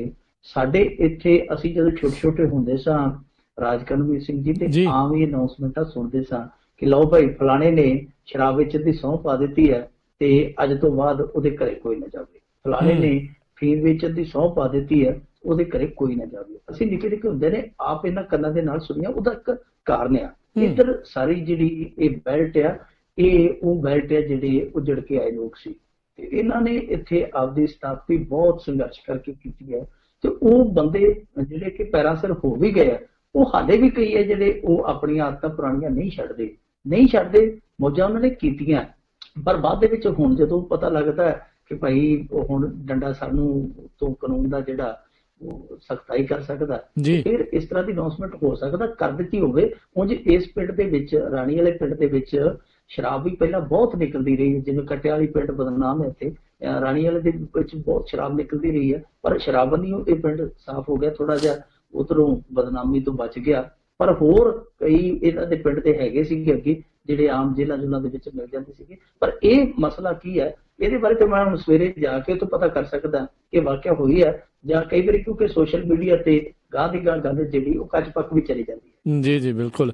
ਪਰ ਸੁਰਿੰਦਰ ਸਿੰਘ ਪੱਤਰਕਾਰ ਮੰਨਿਆ ਜਾਂਦਾ ਹੈ ਵੀ ਉਹ ਦੇਖ ਪਰਕੇ ਜਿਹੜੀ ਵੈਸੇ ਗੱਲ ਕਰਦੇ। ਮੈਂ ਵੀ ਦੇਖ ਰਿਹਾ ਸੀ ਉਹਨਾਂ ਨੇ ਫੇਸਬੁੱਕ ਦੇ ਉੱਤੇ ਆਪਣੇ ਇਹ ਚੀਜ਼ ਜਿਹੜੀ ਉਹ ਪਾਈ ਹੋਈ ਆ। ਜਿੱਦਾਂ ਤੁਸੀਂ ਕਿਹਾ ਵੀ ਇਹ ਤੁਹਾਡੇ ਇਲਾਕੇ 'ਚ ਆਮ ਜਿਹੀ ਗੱਲ ਆ, ਹੋ ਸਕਦਾ ਵੀ ਵਾਕਿਆ ਹੀ ਇੱਦਾਂ ਹੀ ਹੋਇਆ ਹੋਵੇ। ਰਾਜਾ ਜੀ ਆਪਣੇ ਨਾਲ ਜੁੜੇ ਨੇ, ਸਵਾਗਤ ਹੈ। ਸਤਿ ਸ਼੍ਰੀ ਅਕਾਲ ਜੀ। ਸਤਿ ਸ਼੍ਰੀ ਅਕਾਲ ਜੀ ਦੋਨਾਂ ਬਾਈਆਂ ਜੀ। ਸਤਿ ਸ਼੍ਰੀ ਅਕਾਲ। ਸਤਿ ਸ਼੍ਰੀ ਅਕਾਲ ਜੀ। ਤੇ ਵੈਸੇ ਪੰਜਾਬੀ ਬੋਲੀ ਆਪਣੀ ਬਹੁਤ ਮਿੱਠੀ ਆ, ਪਰ ਜਦੋਂ ਵੀਰ ਜੀ ਨਿਊਜ਼ ਦਿੰਦੇ ਆ ਹੋਰ ਵੀ ਮਿਠਾਸ ਜ਼ਿਆਦਾ ਆ ਜਾਂਦੀ ਆ, ਜਿੱਦਾਂ ਲਫ਼ਜ਼ ਬਿਆਨ ਕਰਦੇ ਆ। ਤੇ ਮੈਂ ਚਾਹੁੰਦਾ ਪੰਜਾਬ ਲਈ ਤਾਂ ਲੱਕੀ ਆ ਵੀ ਆਮ ਆਦਮੀ ਪਾਰਟੀ ਅੱਗੇ ਆ ਰਹੀ ਆ, ਪਰ ਦੂਜੀਆਂ ਸਟੇਟਾਂ ਦੇ ਵਿੱਚ ਜਿਵੇਂ BJP ਦਾ ਅੱਗੇ ਆ ਰਿਹਾ, ਤੇ ਉਹ ਥੋੜੀ ਚਿੰਤਾ ਵਾਲੀ ਗੱਲ ਆ, ਕਿਉਂਕਿ ਮੋਦੀ ਜੀ ਆਪਣੇ PM ਦੇ ਅਹੁਦੇ ਨੂੰ ਇੱਕ ਗਲਤ ਤਰੀਕੇ ਨਾਲ ਇਸਤੇਮਾਲ ਕਰ ਰਹੇ ਆ। ਤੇ ਉਹ ਭਗਵਾ ਰੰਗ ਜਾਂ ਮੋਦੀ ਦਾ ਇਹਨਾਂ ਨੂੰ ਰੋਕਣ ਲਈ ਇਹਨਾਂ ਸਟੇਟਾਂ ਵਿੱਚ BJP ਦੀ ਹਾਰ ਹੋਣਾ ਬਹੁਤ ਜ਼ਰੂਰੀ ਆ, ਤਾਂ ਕਿ ਅੱਗੇ ਸੰਭਲ ਕੇ ਚੱਲਣ। ਜੇ ਇਹਨਾਂ ਨੇ ਜਿੱਤ ਪ੍ਰਾਪਤ ਕਰ ਲਈ ਤਾਂ ਇੰਡੀਆ ਦੇ ਵਿੱਚ ਅੱਗੇ ਹੋਰ ਵੀ ਇਹ ਕਾਫੀ ਕੁਝ ਕਰਨਗੇ, ਪ੍ਰੋਬਲਮ ਆਵੇਗੀ, ਚੰਗਾ ਨਹੀਂ। ਹਾਂਜੀ, ਥੈਂਕ ਯੂ ਰਾਜਾ ਜੀ, ਥੈਂਕ ਯੂ। ਵਧੀਆ ਜਿਹੜੀ ਗੱਲ ਇਹਨਾਂ ਨੇ ਜਿਹੜਾ ਜੀ ਦੇਖਿਆ ਜੀ। ਮਿੰਟੂ ਜੀ ਦੇਖੋ ਐਗਜ਼ਿਟ ਪੋਲ ਤੇ ਦੱਸ ਦਿੱਤਾ ਹੈ ਕਿ ਇਹਨਾਂ ਨੇ ਅਤੇ ਕਰਨਾਟਕ ਮੋਰਚਾ 2-3 ਸੂਬਿਆਂ ਦੇ ਵਿੱਚ ਤੇ ਵੱਟ ਤੇ ਕਹਿੰਦੇ ਕਿ ਸੱਤਾ ਪਈ ਆ, ਪਰ ਮੇਰੇ ਖਿਆਲ ਦੇ ਨਾਲ ਯੂਪੀ ਦੇ ਵਿੱਚ ਇਹਨਾਂ ਦੀ ਦਾਲ ਨਹੀਂ ਗਲਦੀ। ਮੇਨ 2 ਹੀ ਨੇ ਸਟੇਟ, ਇੱਕ ਪੰਜਾਬ ਤੇ ਇੱਕ ਯੂਪੀ, ਤੇ ਮੇਰੇ ਖਿਆਲ ਦੇ ਨਾਲ ਇੱਥੇ ਦੋਵਾਂ ਦੇ ਵਿੱਚ ਹੀ ਇਹਨਾਂ ਦਾ ਸੁਪਨਾ ਪੂਰਾ ਨਹੀਂ ਹੋਣਾ। ਉੱਥੇ ਇਹ ਬੇਸ਼ੱਕ ਯੂਪੀ ਦੇ ਵਿੱਚ ਇੱਕ ਵੱਡੀ ਪਾਰਟੀ ਵਜੋਂ ਉੱਭਰ ਜਾਣ, ਪਰ ਇਹਨਾਂ ਦਾ ਹੱਥ ਸੱਤਾ ਨੂੰ ਨਹੀਂ ਪੈਣਾ, ਕਿਉਂਕਿ ਕੱਲ ਦੇ ਸੰਕੇਤ ਆ ਰਹੇ ਆ। ਜਿਹੜਾ ਅਖਿਲੇਸ਼ ਯਾਦਵ ਉਹ ਕਹਿੰਦਾ ਪਿਆ ਜੀ ਕਿ ਅਸੀਂ ਭੂਆ ਦੇ ਨਾਲ ਸਮਝੌਤਾ ਕਰ ਲਾਂਗੇ। ਉਹ ਭੂਆ ਕਹਿੰਦਾ, ਦੇਖੋ ਉਹ ਮਾਇਆਵਤੀ ਹੈ ਜਿਹੜੀ, ਉਹ ਕਹਿੰਦੀ ਬਬੂਆ, ਤੇ ਜੇ ਭੂਆ ਤੇ ਬਬੂਆ ਰਲ ਵੀ ਜਾਂਦੇ ਆ, ਜਿਹੜਾ 50-60 ਸੀਟਾਂ ਦਾ ਕੋਈ ਫਰਕ ਹੋਇਆ ਉਹ ਉਤਰਾ ਨਿਕਲ ਜਾਣਾ। ਮੇਰੇ ਖਿਆਲ ਦੇ ਨਾਲ ਉੱਥੇ ਮੋਦੀ ਸਾਹਿਬ ਦਾ ਜਿਹੜਾ ਰੱਥ ਆ, ਮੈਨੂੰ ਨਹੀਂ ਲੱਗਦਾ ਤੋੜ ਚੜੇਗਾ। ਉਂਝ ਪਾਰਟੀ ਸਭ ਤੋਂ ਵੱਡੀ ਬਣ ਕੇ ਉੱਭਰ ਸਕਦੀ ਹੈ। ਦੂਜੇ ਪਾਸੇ ਜਿਹੜੇ ਗੋਆ, ਉੱਤਰਾਖੰਡ ਤੇ ਮਨੀਪੁਰ, ਇਹਨਾਂ ਰਾਜਾਂ ਦਾ ਗੱਲ ਆ ਨਾ, ਤੇ ਇੱਥੇ ਵੀ ਮੁਕਾਬਲਾ ਜਿਹੜਾ ਉਹ ਇੱਕ ਪਾਸੜ ਨਹੀਂ ਹੈ। ਬੇਸ਼ੱਕ ਜਿੱਤ ਜਾਵੇ ਭਾਰਤੀ ਜਨਤਾ ਪਾਰਟੀ ਇਹਨਾਂ 3 ਸੂਬਿਆਂ ਦੇ ਵਿੱਚੋਂ ਇੱਕ ਅੱਧੇ 'ਚ, ਪਰ ਇੱਥੇ ਮੁਕਾਬਲਾ ਜਿਹੜਾ ਅੜਫਸ ਵਾਲਾ ਹੀ ਹੈ। ਜੀ ਜੀ, ਅਗਲੇ ਕਾਲਰ ਆਪਣੇ ਨਾਲ ਜੁੜੇ ਨੇ, ਰਾਜ ਜੀ, ਸਵਾਗਤ ਹੈ। ਸਤਿ ਸ਼੍ਰੀ ਅਕਾਲ ਜੀ। ਹਾਂਜੀ ਕਰਵੀਰ ਭਾਜੀ ਤੇ ਮਿੰਟੂ ਬਾਈ ਜੀ, ਸਤਿ ਸ਼੍ਰੀ ਅਕਾਲ। ਸਤਿ ਸ਼੍ਰੀ ਅਕਾਲ ਜੀ। ਇਹ ਜਿਹੜੇ ਆਪਣੇ ਬਾਈ ਹੁਣੀ ਖਬਰਾਂ ਦਿੰਦੇ ਜਾਂ ਕਿੱਦਾਂ, ਮੈਂ ਤੇ ਇੱਕ ਗੱਲ ਕਹੂੰਗਾ ਵੀ ਇਹ ਪੰਜਾਬੀ ਰੇਡੀਓ ਨੂੰ ਵੀ ਮੁਬਾਰਕ ਆ। ਨਹੀਂ ਹੀਰੇ ਅਸਲੀ ਚੁਣੇ ਆ, ਸੁਖਵੀਰ ਬਾਦਲ ਵਾਲੇ ਨਹੀਂ, ਅਸਲੀ ਹੀਰੇ ਜਿਹੜੇ ਉਹ ਪੰਜਾਬੀ ਰੇਡੀਓ ਦੇ ਲਈ ਚਲੋ ਵੀ ਆਪਣੀ ਸੇਵਾ ਦੇ ਰਹੇ ਆ। ਤੇ ਦੂਸਰੀ ਮਿੰਟੂ ਬਾਈ ਜੀ, ਮੈਂ ਗੱਲ ਇੱਕ ਤਾਂ ਮੈਨੂੰ ਸਵਾਲ ਸੁਣਦੇ ਸੁਣਦੇ ਚੇਤਾ ਆ ਗਿਆ, ਤੇ ਇੱਕ ਮੈਂ ਕਰਨਾ ਹੀ ਸੀ ਸਵਾਲ। ਤਾਂ ਜਿਹੜਾ ਮੈਨੂੰ ਸੁਣਦੇ ਸੁਣਦੇ ਚੇਤਾ ਆਇਆ ਕਿ ਤਾਂਤਰਿਕ ਵਾਲੀ ਜਿਹੜੀ ਗੱਲ ਆ, ਇਹ ਆਪਣੇ ਕੀ ਹੋ ਗਿਆ, ਅਸੀਂ ਕਿੱਥੇ ਘਾਟ ਕੋ ਕਿਹੜੀ ਆ ਵੀ ਜਿੱਧਰ ਨੂੰ ਜਿਹੜਾ ਸਾਰੇ ਲੋਕੀ ਬਾਬੇ ਤੇ ਜਗ੍ਹਾ ਦੁਆਲੇ ਹੋ ਗਏ ਆ। ਝੱਗਾ ਚੱਕੇ ਆਪਣਾ ਢਿੱਡ ਨੰਗਾ ਹੁੰਦਾ। ਸਾਡੇ ਬਾਬੇ ਦੇ 3 ਲੜਕੇ ਸੀ ਜੀ, ਮੇਰੇ ਫਾਦਰ ਸਾਹਿਬ ਨੇ 3 ਭਰਾ ਸੀ। ਇੱਕ ਸਾਡੇ ਨਾ ਤਾਂ ਕੋਈ ਜਗ੍ਹਾ, ਨਾ ਕੋਈ ਸਾਡਾ ਵਡੇਰਾ, ਤੇ ਨਾ ਕੋਈ ਸਾਡੀ ਮੁੰਦੀ ਛੱਲੇ ਆ। ਤੇ ਬਾਕੀ ਸਾਡੇ 2 ਜਿਹੜੇ ਪਰਿਵਾਰ ਆ, ਤਾਇਆ ਜੀ ਹੁਣਾਂ ਦੇ, ਦੋਨਾਂ ਦੇ ਕਿਸੇ ਦੇ ਖੇਤ 'ਚ ਜਗ੍ਹਾ, ਕਿਸੇ ਦੇ ਘਰ 'ਚ ਫੈਮਿਲੀ, ਅਸੀਂ ਇੱਕ ਆ, ਸਾਨੂੰ ਕੋਈ ਤੰਗੀ ਨਹੀਂ, ਉਹਨਾਂ ਨੂੰ ਕਾਹਦੀ ਤੰਗੀ ਆ, ਹੈਨਾ। ਤੇ ਇੱਕ ਤਾਂ ਇਸ ਗੱਲ ਦਾ ਮੈਂ ਕਰਨਾ। ਦੂਸਰਾ, ਜਿਹੜੀ ਸਰਕਾਰ ਜਦੋਂ ਵੀ ਕਾਂਗਰਸ ਦੀ ਆਈ ਆ, ਉਹਨੇ ਵੱਡੇ ਲੈਵਲ ਤੇ ਘੁਟਾਲੇ ਕੀਤੇ ਆ, ਪਰ ਜਦੋਂ ਅਕਾਲੀ ਆਉਂਦੇ ਆ, ਇਹਨੇ ਇੱਕ ਜਿਵੇਂ ਚਿਚੜੀ ਵਾਂਗੂ ਹਨਾ ਥੱਲੇ ਤੱਕਰ ਕਰਪਸ਼ਨ ਫੈਲਾਈ ਆ। ਉਹ ਜਿਵੇਂ ਚਿਚੜੀਆਂ ਨੂੰ ਮਾਰਨ ਦੀ ਕੋਈ ਕਹਿ ਲਾ ਵੀ ਛੇਤੀ ਪੋਸੀਬਲ ਹੈਗਾ ਵੀ ਇਹ ਕੋਈ ਕਾਬੂ ਕਿਵੇਂ ਪਾਇਆ ਜਾ ਸਕਦਾ, ਕਿਉਂਕਿ ਕਰਪਸ਼ਨ ਜਿਹੜੀ ਆ ਪਿੰਡ ਦੇ ਸਰਪੰਚ ਤੋਂ ਲਾ ਕੇ ਉੱਪਰ ਤੱਕ ਆ। ਜੀ ਜੀ, thank you Raj ji, thank you ਜੀ। ਰਾਜਕਰਨਵੀਰ ਸਿੰਘ ਜੀ, ਮੈਨੂੰ ਇਹਨਾਂ ਦੇ ਸਵਾਲ ਦੱਸਿਓ। ਪਹਿਲਾਂ ਤਾਂ ਜਿਹੜੇ ਤਾਂਤਰਿਕ ਵਾਲੀ ਜਿਹੜੀ ਉਹ ਗੱਲ ਕਰਦੇ ਸੀਗੇ, ਕਹਿੰਦੇ ਸੀਗੇ ਵੀ ਕੀ ਘਾਟ ਆ ਲੋਕਾਂ ਨੂੰ ਵੀ ਇਹਨਾਂ ਚੀਜ਼ਾਂ ਦੇ ਪਿੱਛੇ ਜਿਹੜੇ ਜੀ ਉਹ ਤੁਰੇ ਫਿਰਦੇ ਆ, ਵੀ ਇੱਕੋ ਪਰਿਵਾਰ ਦੇ ਜਿਹੜੇ ਜੀ ਕਈ ਜਦੋਂ ਮੁੰਡੇ ਨੇ, ਕਈਆਂ ਦੇ ਖੇਤਾਂ 'ਚ ਜਗ੍ਹਾ ਨਿਕਲ ਆਉਂਦੀ, ਕਈਆਂ 'ਚ ਹੈ ਨਹੀਂ। ਕੀ ਸਮੱਸਿਆ, ਘਾਟ ਕਿੱਥੇ ਆ ਲੋਕਾਂ ਦੇ ਵਿੱਚ? ਤੇ ਦੂਜੀ ਕਰਪਸ਼ਨ ਬਾਰੇ ਸੀਗਾ ਵੀ ਕਿੱਦਾਂ ਕਾਬੂ ਪੈ ਸਕਦਾ। ਹਾਂਜੀ, ਦੇਖੋ ਜਿਹੜੀ ਘਾਟ ਵਾਲੀ ਗੱਲ ਹੈ ਨਾ, ਤਾਂ ਮੇਰੇ ਖਿਆਲ ਦੇ ਨਾਲ ਸਾਡੇ ਐਜੂਕੇਸ਼ਨ ਸਿਸਟਮ ਦੇ ਵਿੱਚ ਹੀ ਆ, ਸਾਡੀ ਸਿੱਖਿਆ ਦੇ ਵਿੱਚ ਕਿਤੇ ਨਾ ਕਿਤੇ ਘਾਟ ਆ। ਇਤਿਹਾਸ ਤੋਂ ਟੁੱਟੇ ਆ ਲੋਕ, ਸੱਭਿਆਚਾਰ ਦਾ ਜਿਹੜਾ ਇਹ ਦੌਰ ਹੈ ਉਥਲ ਪੁਥਲ ਵਾਲਾ ਆ। ਬਹੁਤ ਕੁਛ ਬਦਲਦਾ ਪਿਆ, ਤੇਜ਼ੀ ਨਾਲ ਬਦਲਦਾ ਪਿਆ, ਪਰ ਉਸ ਦੌਰ ਦੇ ਵਿੱਚ ਅਸੀਂ ਨਾਲ ਤੁਰੇ ਤੇ ਜਾ ਰਹੇ, ਪਰ ਅਸੀਂ ਆਪਣੇ ਆਪ ਨੂੰ ਬਦਲ ਨਹੀਂ ਪਾ ਰਹੇ। ਸਮੇਂ ਦੀ ਮੰਗ ਹੈ ਕਿ ਅਸੀਂ ਆਪਣੇ ਆਪ ਨੂੰ ਐਡਵਾਂਸ ਕਰੀਏ, ਅਸੀਂ ਆਪਣੇ ਆਪ ਦਾ ਜਿਹੜਾ ਬੌਧਿਕ ਪੱਧਰ ਆ ਉਹ ਉੱਚਾ ਲੈ ਕੇ ਚੱਲੀਏ। ਹੁਣ ਇਸ ਚੀਜ਼ ਦਾ ਹੱਲ ਇਹੋ ਹੀ ਆ ਕਿ ਲੋਕ ਜਾਗਰੂਕ ਹੋਣ, ਲੋਕ ਇਹਨਾਂ ਪਖੰਡੀਆਂ ਨੂੰ ਨਕਾਰ ਦੇਣ। ਜੇ ਝੋਟਾ ਮਰ ਜਾਓ, ਚਿੱਚੜ ਆਪੇ ਮਰ ਜਾਣੇ ਆ। ਜੇ ਲੋਕ ਜਾਗ ਪੈਣ ਤੇ ਇਹਨਾਂ ਦੀਆਂ ਦੁਕਾਨਦਾਰੀਆਂ ਬੰਦ ਹੋ ਜਾਣਗੀਆਂ। ਪਰ ਮੈਂ ਉਲਟਾ ਵੇਖਣਾ ਵਾ ਕਿ ਇਹੋ ਜਿਹੇ ਜਿਹੜੇ ਢੌਂਗੀ ਲੋਕ ਆ, ਠੱਗ ਲੋਕ ਆ, ਉਹਨਾਂ ਦੇ ਡੇਰਿਆਂ ਤੇ ਉਹਨਾਂ ਦੀਆਂ ਚੌਕੀਆਂ ਦੇ ਵਿੱਚ ਜਿਹੜੇ ਹਾਜ਼ਰੀ ਭਰਦੇ ਆ, ਪੜ੍ਹੇ ਲਿਖੇ ਵੀ ਹੁੰਦੇ ਆ, ਅਫਸਰ ਵੀ ਹੁੰਦੇ ਆ, ਨੇਤਾ ਵੀ ਹੁੰਦੇ ਆ, ਬਹੁਤ ਦੂਰੋਂ ਦੂਰੋਂ ਵੱਡੀਆਂ ਵੱਡੀਆਂ ਕਾਰਾਂ ਵਾਲੇ ਵੀ ਆਉਂਦੇ ਵੇਖੇ ਆ, ਉਹਨਾਂ ਲੋਕਾਂ ਕੋਲ ਆਉਂਦੇ ਵੇਖੇ ਆ ਜਿਨ੍ਹਾਂ ਨੂੰ ਘਰ ਦੇ ਵੀ ਕਹਿੰਦੇ ਆ ਕਿ ਚੰਗਾ ਹੋਇਆ ਇਸ ਕੰਮ ਲੱਗਾ, ਨਹੀਂ ਤੇ ਕਚੱਜਾ ਸਾਡੇ ਕੰਮ ਖਰਾਬ ਕਰਦਾ ਸੀਗਾ, ਚੰਗਾ ਹੋਇਆ ਇਸ ਪਾਸੇ ਲੱਗਾ, ਲੋਕਾਂ ਨੂੰ ਮੂਰਖ ਬਣਾਉਣ ਦੇ ਕੰਮ ਲੱਗਾ। ਇਹਦਾ ਹੱਲ ਇਹੋ ਹੀ ਹੈ ਕਿ ਲੋਕ ਜਾਗਰੂਕ ਹੋਣ, ਲੋਕ ਜਾਂ ਤੇ ਆਪਣੇ ਧਰਮ ਦੇ ਨਾਲ ਜੁੜਨ, ਜੋ ਗੁਰੂ ਗ੍ਰੰਥ ਸਾਹਿਬ ਦੀ ਜਿੱਦਾਂ ਦੀ ਫਿਲਾਸਫੀ ਹੈ, ਉਸ ਤਰ੍ਹਾਂ ਦੀ ਕੋਈ ਫਿਲਾਸਫੀ ਹੈ ਜਿਹੜੀ ਉਹ ਆਪਣੇ ਆਪ ਦੇ ਅਮਲ 'ਚ ਲਿਆਉਣ, ਜਾਂ ਬਹੁਤ ਜ਼ਿਆਦਾ ਅਵੇਅਰ ਹੋਣ ਕਿ ਇਹਨਾਂ ਚੀਜ਼ਾਂ ਨੂੰ ਰੱਦ ਦੇਣ। ਕਿਉਂਕਿ ਇਹੋ ਜਿਹੀ ਚੀਜ਼ ਤੁਸੀਂ ਦੇਖੋਗੇ ਜਦੋਂ ਆਪਾਂ 15ਵੀਂ 16ਵੀਂ ਸਦੀ ਦਾ ਇਤਿਹਾਸ ਫਰੋਲਦੇ ਆ ਨਾ, ਸੇਮ ਇਹੋ ਜਿਹੀ ਹਾਲਤ ਸੀਗੀ ਜਿਹੜੀ ਉਹ ਯੂਰਪ ਦੇ ਵਿੱਚ ਸੀਗੀ। ਔਰ ਯੂਰਪ ਦੇ ਵਿੱਚੋਂ ਇੱਕ ਫਿਰ ਜਾਗਰਤੀ, ਜਿਹਨੂੰ ਪੁਨਰ ਜਾਗਰਤੀ ਲਹਿਰ ਕਹਿੰਦੇ ਆ, ਉਹ ਉਪਜੀ, ਔਰ ਜਿਹਨਾਂ ਨੂੰ ਆਪਾਂ ਕਹਿ ਦਿੰਦੇ ਆ ਪ੍ਰੋਟੈਸਟ ਕਹਿ ਦਿੰਦੇ ਆ, ਪ੍ਰੋਟੈਸਟੈਂਟ। ਉਹ ਜਦੋਂ ਉੱਠੇ ਫਿਰ ਉਹਨਾਂ ਨੇ ਇਹਨਾਂ ਸਾਰੀਆਂ ਚੀਜ਼ਾਂ ਨੂੰ ਰੱਦਿਆ, ਇਹਨਾਂ ਕਰਮਕਾਂਡਾਂ ਨੂੰ ਤਰਕ ਦੇ ਆਧਾਰ ਤੇ ਨਕਾਰਿਆ। ਫਿਰ ਉੱਥੇ ਦੇਖ ਲਓ ਕਿਸ ਤਰ੍ਹਾਂ ਦਾ ਮਾਹੌਲ ਬਣਿਆ, ਤੇ ਅੱਜ ਉਹ ਸਾਰੇ ਤੋਂ ਅੱਗੇ ਆ। ਤਾਂ ਇੱਥੇ ਵੀ ਇਸ ਤਰ੍ਹਾਂ ਦੀ ਮੇਰੇ ਖਿਆਲ ਦੇ ਨਾਲ ਪੁਨਰ ਜਾਗਰਣ ਦੀ ਜਿਹੜੀ ਇੱਕ ਲਹਿਰ ਦੀ ਜ਼ਰੂਰਤ ਹੈ। ਪੁਨਰ ਜਾਗਰਤੀ ਹੋਏਗੀ ਤਾਂ ਹੀ ਗੱਲ ਬਣਨੀ ਆ। ਉਦਾਂ ਜਿਹੜੀ ਤੁਸੀਂ ਕਰਪਸ਼ਨ ਦੀ ਗੱਲ ਕੀਤੀ ਤੇ ਕਰਪਸ਼ਨ ਦੀ ਗੱਲ ਤੇ ਆਪਾਂ ਕਰਕੇ ਹਟੇ ਆ ਕਿ ਕਰਪਸ਼ਨ ਵੀ ਮਾਨਸਿਕਤਾ ਦੇ ਨਾਲ ਜੁੜੀ ਆ। ਇੱਥੇ ਮਾਨਸਿਕਤਾ ਜਿਹੜੀ ਉਹ ਕਹਿੰਦੀ ਕਿ ਜਿਹਦਾ ਦਾ ਲੱਗਦਾ ਲਾ ਲਈਏ। ਜਿੰਨਾ ਚਿਰ ਹੇਠਲੇ ਪੱਧਰ ਤੇ ਲੋਕ ਇਮਾਨਦਾਰ ਨਹੀਂ ਹੁੰਦੇ, ਲੋਕ ਜਾਗਰੂਕ ਨਹੀਂ ਹੁੰਦੇ, ਲੋਕ ਇਸ ਕੰਮ ਪ੍ਰਤੀ ਸੰਜੀਦਾ ਨਹੀਂ ਹੁੰਦੇ ਕਿ ਅਸੀਂ ਜੇ ਸਿਸਟਮ ਦੇ ਵਿੱਚ ਹਿੱਸਾ ਪਾਵਾਂਗੇ, ਸਿਸਟਮ ਤਾਂ ਪਾਰਦਰਸ਼ੀ ਹੋਣਾ। ਪਰ ਇੱਥੇ ਅਸੀਂ ਜੇ ਬਿੱਲ ਤਾਰਨ ਜਾਂਦੇ ਆ, ਸਾਨੂੰ ਲੱਗਦਾ ਕਿ ਲਾਈਨ ਬਹੁਤ ਲੰਮੀ ਹੈ, ਘੰਟਾ ਅੱਧਾ ਘੰਟਾ ਲੱਗ ਜਾਣਾ, ਤੇ ਫਿਰ ਅਸੀਂ ਸ਼ਾਰਟਕਟ ਲੱਭਦੇ ਆ, ਜਾਂ ਤੇ ਜਥੇਦਾਰ ਦਾ ਟੈਲੀਫੋਨ ਨੰਬਰ ਮਿਲਾਉਂਦੇ ਆ, ਤੇ ਜਾਂ ਫਿਰ ਅਸੀਂ ਜੁਗਾੜ ਲਾਉਂਦੇ ਆ ਕਿ ਕਿਸੇ ਤਰੀਕੇ ਨਾਲ ਪਿਛਲੀ ਖਿੜਕੀ ਚੋਂ ਦੇ ਕੇ ਬਾਬੂ ਨੂੰ 50 ਰੁਪਏ ਬਿੱਲ ਪਿਛਲੇ ਪਾਸੇ ਉਤਾਰ ਕੇ ਪਿੱਛੇ ਨਹੀਂ ਤੁਰ ਜੀਏ। ਜੀ ਬਾਕੀ ਅਕਲ ਦਾ ਜਿਨ੍ਹਾਂ ਦਾ ਤਾਂ ਲੋਕਾਂ ਨੇ ਵੈਸੇ ਉਦੋਂ ਹੀ ਕੱਢਤਾ ਸੀ ਜਦੋਂ ਨਲਕੇ ਨੂੰ ਹੀ ਪੂਜੀ ਜਾਂਦੇ ਸੀ, ਜਿੱਥੇ ਥੋੜਾ ਸਾਫ਼ ਪਾਣੀ ਜਿਹੜਾ ਜੀ ਆਈ ਜਾਂਦਾ ਸੀ। ਇਹ ਕੋਈ ਪੁਰਾਣੀ ਜ਼ਿਆਦਾ ਘਟਨਾ ਨਹੀਂ ਹੈ, ਕੁਝ ਕੁ ਮਹੀਨੇ ਪਹਿਲਾਂ ਦੀ ਗੱਲ ਆ। ਜਲਦੀ ਆਪਾਂ ਅਖੀਰਲੇ ਕੁਝ ਕਾਲਰ ਜਿਹੜੇ ਜੋ ਲਵਾਂਗੇ, ਸਮਾਂ ਆਪਣਾ ਬਿਲਕੁਲ ਸਮਾਪਤੀ ਵਾਲਾ। ਕਸ਼ਮੀਰ ਸਿੰਘ ਜੀ ਸਵਾਗਤ ਹੈ, ਸਤਿ ਸ਼੍ਰੀ ਅਕਾਲ। ਹੈਲੋ ਹਾਂਜੀ ਸਤਿ ਸ਼੍ਰੀ ਅਕਾਲ ਹਾਂਜੀ, ਵਾਹਿਗੁਰੂ ਜੀ ਕਾ ਖਾਲਸਾ ਫਤਿਹ ਜੀ। ਵਾਹਿਗੁਰੂ ਜੀ ਕਾ ਖਾਲਸਾ ਵਾਹਿਗੁਰੂ ਜੀ ਕੀ ਫਤਿਹ। ਹਾਂਜੀ ਮਿੰਟੂ ਜੀ, ਮੈਂ ਪੁੱਛਣਾ ਸੀ, ਇੱਕ ਖਬਰ ਸੁਣੀ ਸੀ ਉਹ ਜੋ ਰਾਜ ਬਰਾੜ ਨਹੀਂ ਪਿਛਲੇ ਸਾਲ ਜਿਹਦਾ ਇੰਤਕਾਲ ਹੋ ਗਿਆ, ਚੜਾਈ ਕਰ ਗਿਆ ਸੀ, ਵੀ ਉਹਦੇ ਬਾਰੇ ਵੀ ਉਹਦੇ ਨਾਲ ਮਿਊਜ਼ਿਕ ਵੇਵ ਕੰਪਨੀ ਜਿਹੜੀ ਕਨੇਡਾ ਦੀ ਉਹਨੇ ਬਹੁਤ ਬੜਾ ਧੋਖਾ ਕੀਤਾ, ਵੀ ਉਹ ਬੰਦੇ ਨੇ ਉਹ ਗੱਲ ਦਿਲ ਤੇ ਲਾ ਲਈ ਸੀ ਤਾਂ ਬੰਦਾ ਉਹ ਖਤਮ ਹੋਇਆ। ਜੀ ਤੁਸੀਂ ਜੀ ਰਾਜਕਰਮ ਜੀ ਦੱਸਿਓ, ਮੈਨੂੰ ਆਵਾਜ਼ ਨਹੀਂ ਸਹੀ ਆ ਰਹੀ। ਪੁੱਛ ਰਹੇ ਸੀਗੇ ਵੀ ਜਿਹੜੇ ਰਾਜ ਬਰਾੜ ਹੁਣਾਂ ਦੀ ਮੌਤ ਹੋਈ ਸੀ, ਉਸ ਦੇ ਵਿੱਚ ਗੱਲ ਆਈ ਸੀ ਵੀ ਮਿਊਜ਼ਿਕ ਵੇਵ ਕੰਪਨੀ ਆ ਕੋਈ ਜਿਹੜੀ ਕੈਨੇਡਾ ਦੀ, ਉਸ ਨੇ ਧੋਖਾ ਕੀਤਾ ਸੀ ਉਹਨਾਂ ਦੇ ਨਾਲ, ਇਸ ਕਰਕੇ ਜਿਹੜੀ ਗੱਲ ਦਿਲ ਤੇ ਉਹਨਾਂ ਨੇ ਲਾ ਲਈ ਸੀ ਤੇ ਇਸ ਕਰਕੇ ਇੰਤਕਾਲ ਹੋ ਗਿਆ ਉਹਨਾਂ ਦਾ। ਜੀ ਦੇਖੋ, ਆਪਾਂ ਇਸ ਮੁੱਦੇ ਤੇ ਚਰਚਾ ਨਹੀਂ ਕਰ ਸਕਦੇ ਜੀ, ਕਿਉਂਕਿ ਜਾਂ ਤੇ ਰਾਜ ਬਰਾੜ ਜਿਉਂਦੇ ਜੀ ਕੋਈ ਇਸ ਤਰ੍ਹਾਂ ਦੀ ਕਾਰਵਾਈ ਕਰਦਾ, ਜੇ ਉਹਦੇ ਨਾਲ ਕੋਈ ਇਸ ਤਰ੍ਹਾਂ ਦੀ ਧੋਖਾਧੜੀ ਹੋਈ ਸੀਗੀ, ਕੋਈ ਧੋਖਾਧੜੀ ਹੋਈ ਸੀਗੀ, ਕੋਈ ਇਸ ਤਰ੍ਹਾਂ ਦੀ ਉਹਦੇ ਨਾਲ ਚੀਟਿੰਗ ਹੋਈ ਸੀ, ਉਹ ਆਪਣੇ ਪੱਧਰ ਤੇ ਕੋਈ ਗੱਲ ਛੇੜਦਾ ਤੇ ਫਿਰ ਤੇ ਅਸੀਂ ਉਸ ਗੱਲ ਨੂੰ ਅੱਗੇ ਨਹੀਂ ਜਾਂਦੇ।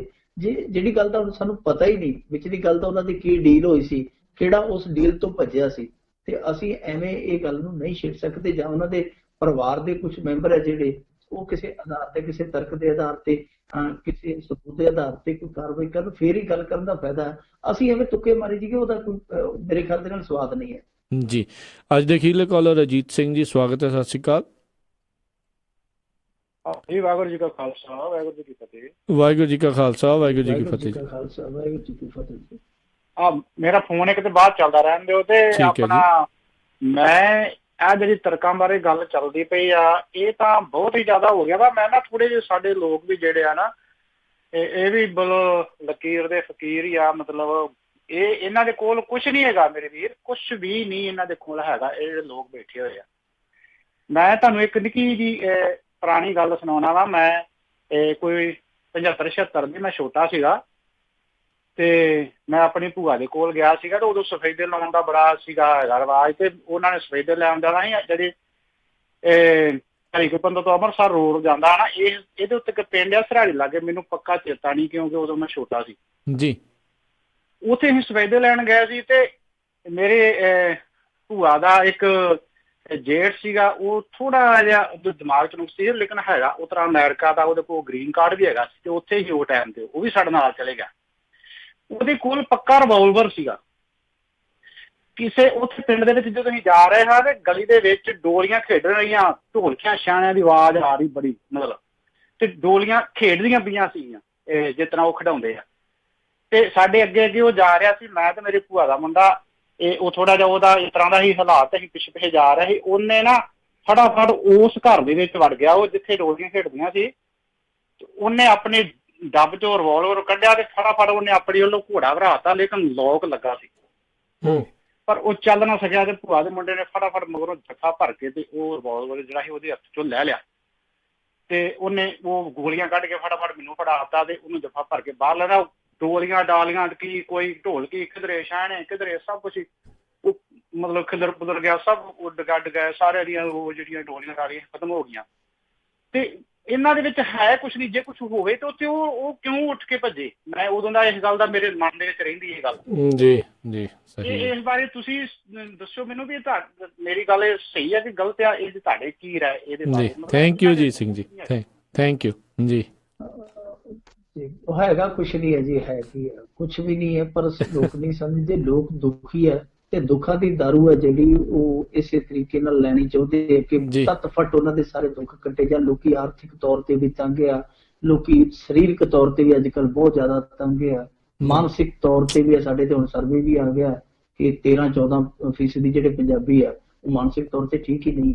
ਜਦੋਂ ਏਡੀ ਭੀੜ ਮਾਨਸਿਕ ਬਿਮਾਰਾਂ ਦੀ ਤੁਰੀ ਫਿਰਦੀ ਹੈ, ਉਹਦੇ ਚ ਕੁਝ ਬਾਬੇ ਵੀ ਬਣ ਜਾਣ ਤੇ ਕੁਝ ਬਾਬਿਆਂ ਦੇ ਚੇਲੇ ਵੀ ਬਣ ਜਾਣ, ਮੇਰੇ ਖਿਆਲ ਦੇ ਨਾਲ ਕੋਈ ਸਾਨੂੰ ਹੈਰਾਨੀ ਨਹੀਂ ਹੋਏਗੀ। ਪਰ ਇਹ ਸਭ ਕੁਛ ਹੈ ਜਿਹੜਾ ਉਹ ਠੀਕ ਕਰਨ ਵਾਲੇ ਪਾਸੇ ਸੋਚਣਾ ਚਾਹੀਦਾ। ਹੁਣ ਇਹ ਮੁੱਦਾ ਨਹੀਂ ਹੈ ਕਿ ਕਿਉਂ ਜੀ ਇਹ ਸਭ ਕੁਛ ਕਿਉਂ ਹੋਇਆ, ਇਹ ਕਾਹਤੋਂ ਨਾ ਹੋ ਗਿਆ, ਲੋਕ ਕਿਉਂ ਨਹੀਂ ਜਾਗਦੇ, ਪਰ ਸਾਨੂੰ ਹੱਲ ਲੱਭਣੇ ਪੈਣਗੇ, ਹੱਲ ਸੁਝਾਉਣੇ ਪੈਣਗੇ ਇੱਕ ਦੂਜੇ ਨੂੰ। ਮੇਰੇ ਖਿਆਲ ਦੇ ਨਾਲ ਸਭ ਤੋਂ ਸੌਖਾ ਤਰੀਕਾ ਇਹ ਹੈ ਕਿ ਅਸੀਂ ਬੱਚਿਆਂ ਨੂੰ, ਜਦੋਂ ਬੱਚਾ ਜੰਮਦਾ ਸੁਰਤ ਸੰਭਲਦਾ, ਉਦੋਂ ਤੋਂ ਇਹਨਾਂ ਚੀਜ਼ਾਂ ਪ੍ਰਤੀ ਅਵੇਅਰ ਕਰਨਾ ਸ਼ੁਰੂ ਕਰ ਦਈਏ। ਪਰ ਸਾਡੇ ਇੱਥੇ ਘਰਾਂ 'ਚ ਕੀ ਹੈ, ਸਾਡੇ ਘਰਾਂ 'ਚ ਉਲਟਾ ਰਿਵਾਜ ਹੈ। ਇੱਥੇ ਸ਼ੁਰੂ ਬੱਚੇ ਨੂੰ ਇਹ ਕਰਦੇ ਆ ਕਿ ਮਾਊ ਆਜੂ, ਭੂਤ ਆਜੂ, ਚੁੱਪ ਕਰ ਜਾ, ਜੇ ਟੋਫੀ ਮੰਗੀ ਭੂਤ ਆਜੂ, ਜੇ ਉਹ ਗੱਲ ਕਰ ਦੂਗਾ ਮਾਊ ਆਜੂਗਾ। ਹੁਣ ਸਾਰੀ ਜ਼ਿੰਦਗੀ ਉਹਦੇ ਅੰਦਰੋਂ ਉਹੀ ਡਰ ਹੀ ਨਹੀਂ ਨਿਕਲਦਾ ਕਿ ਮਾਊ ਆਜੂ, ਭੂਤ ਆਜੂ। ਤੇ ਹੁਣ ਜੇ ਤੇ ਕੋਈ ਆਪਾਂ ਡਰ ਦਈਏ ਕਿ ਤੇਰਾ ਮਾਮਾ ਕੁੱਟੂ ਜਾਂ ਚਾਚਾ ਕੁੱਟੂ, ਉਹਨੂੰ ਤਾਂ ਸਾਹਮਣੇ ਲਿਆ ਕੇ ਤੁਸੀਂ ਉਹਦਾ ਡਰ ਕੱਢ ਸਕਦੇ ਹੋ। ਹੁਣ ਨਾ ਭੂਤ ਸਾਹਮਣੇ ਆਵੇ, ਨਾ ਮਾਊ ਸਾਹਮਣੇ ਆਵੇ, ਤੇ ਨਾ ਉਹਦਾ ਡਰ ਨਿਕਲੇ। ਸੋ ਇਹ ਹੈ ਕਿ ਅਸੀਂ ਆਪਣੇ ਆਪ ਨੂੰ ਵੀ ਥੋੜਾ ਜਿਹਾ ਇਸ ਪ੍ਰਤੀ ਚੇਤਨ ਕਰੀਏ। ਜੇ ਅਸੀਂ ਖੁਦ ਸਾਰੇ ਬੰਦੇ ਇੱਕ ਇੱਕ ਬੰਦੇ ਨੂੰ, ਇੱਕ ਇੱਕ ਘਰ ਨੂੰ ਨਾਲ ਜਾਗਰਤ ਕਰਦੇ ਚੱਲੀਏ, ਇਹ ਕਾਫਲਾ ਬਣ ਸਕਦਾ। ਅਸੰਭਵ ਉਤਰਾ ਕੁਛ ਨਹੀਂ, ਪਰ ਜਿੰਨੇ ਕੁ ਲੋਕ ਹੈਗੇ ਆ, ਮੈਨੂੰ ਸਿਆਣੇ ਤੇ ਕਹਿਣ ਲੱਗੇ ਸ਼ਰਮ ਆਉਂਦੀ ਇਹਨਾਂ ਨੂੰ ਕਿ ਅਸੀਂ ਸਿਆਣੇ ਕਹਿੰਦੇ ਆ। ਤੇ ਜਿਹੜੇ ਮਾਨਸਿਕ ਬਿਮਾਰ ਹੈ, ਮੇਰੇ ਖਿਆਲ ਦੇ ਨਾਲ ਫੜ ਫੜ ਕੇ ਜਿਹੜੇ ਚੌਕੀਆਂ ਚਾਕੀਆਂ ਲਾਉਂਦੇ ਆ, ਇਹਨਾਂ ਦਾ ਪਹਿਲਾਂ ਇੱਕ ਦਿਮਾਗੀ ਇਲਾਜ ਕਰਨਾ ਚਾਹੀਦਾ। ਹੋ ਸਕਦਾ ਥੋੜਾ ਜਿਹਾ ਸੁਧਾਰ ਹੋ ਜਾਏ। ਜੀ ਜੀ ਬਿਲਕੁਲ, ਬਹੁਤ ਬਹੁਤ ਧੰਨਵਾਦ ਮਿੰਟੂ ਜੀ। ਹੁਣ ਜਿਹੜਾ ਜੀ ਆਪਾਂ ਇਜਾਜ਼ਤ ਲੈਂਦੇ ਹਾਂ, ਤੁਸੀਂ ਥੋੜਾ ਕਰ ਲਓ ਆਰਾਮ, ਕਿਉਂਕਿ ਜਲਦੀ ਹੀ ਤੁਹਾਨੂੰ ਆਪਾਂ ਫੇਰ ਉਠਾ ਲੈਣਾ ਹੈ ਤੇ ਜਿਹੜੀਆਂ ਤਾਜ਼ਾ ਜਾਣਕਾਰੀਆਂ ਉੱਥੋਂ ਦੀਆਂ ਉਹ ਵੀ ਆਪਾਂ ਤੁਹਾਡੇ ਕੋਲ ਲੈਣੀਆਂ ਆ, ਕਿਉਂਕਿ ਸਾਰਿਆਂ ਨੂੰ ਬਹੁਤ ਇੰਤਜ਼ਾਰ ਹੈਗਾ ਹੈ ਇਸ ਅਗਲੇ ਦਿਨ ਦਾ। ਨਹੀਂ ਕੋਈ ਗੱਲ ਨਹੀਂ ਜੀ, ਸੋਣਾ ਬਸ 4 ਘੰਟੇ ਸੋਣਾ, ਫਿਰ ਉੱਠ ਪੈਣਾ ਜੀ ਜੀ, ਜਾਣਾ ਕੰਮ, ਕੋਈ ਗੱਲ ਨਹੀਂ ਜੀ। ਬਹੁਤ ਬਹੁਤ ਧੰਨਵਾਦ, ਬੜੀ ਮਿਹਰਬਾਨੀ, ਸਤਿ ਸ੍ਰੀ ਅਕਾਲ ਜੀ। ਸ਼ੁਕਰੀਆ ਜੀ, ਸਤਿ ਸ੍ਰੀ ਅਕਾਲ। ਤੇ ਸਰੋਤੇ, ਇੱਥੇ ਹੀ ਸਾਡਾ ਅੱਜ ਦਾ ਇਹ ਪ੍ਰੋਗਰਾਮ ਖਬਰ ਤੇ ਨਜ਼ਰ ਆਓ ਹੁਣ ਸਮਾਪਤ ਹੁੰਦਾ ਹੈ ਤੇ ਇਸ ਤੋਂ ਬਾਅਦ ਦੇ ਵਿੱਚ ਪ੍ਰੋਗਰਾਮ ਆਤਮਿਕ ਆਨੰਦ ਆਵੇਗਾ। ਤੇ ਹੁਣ ਆਪਾਂ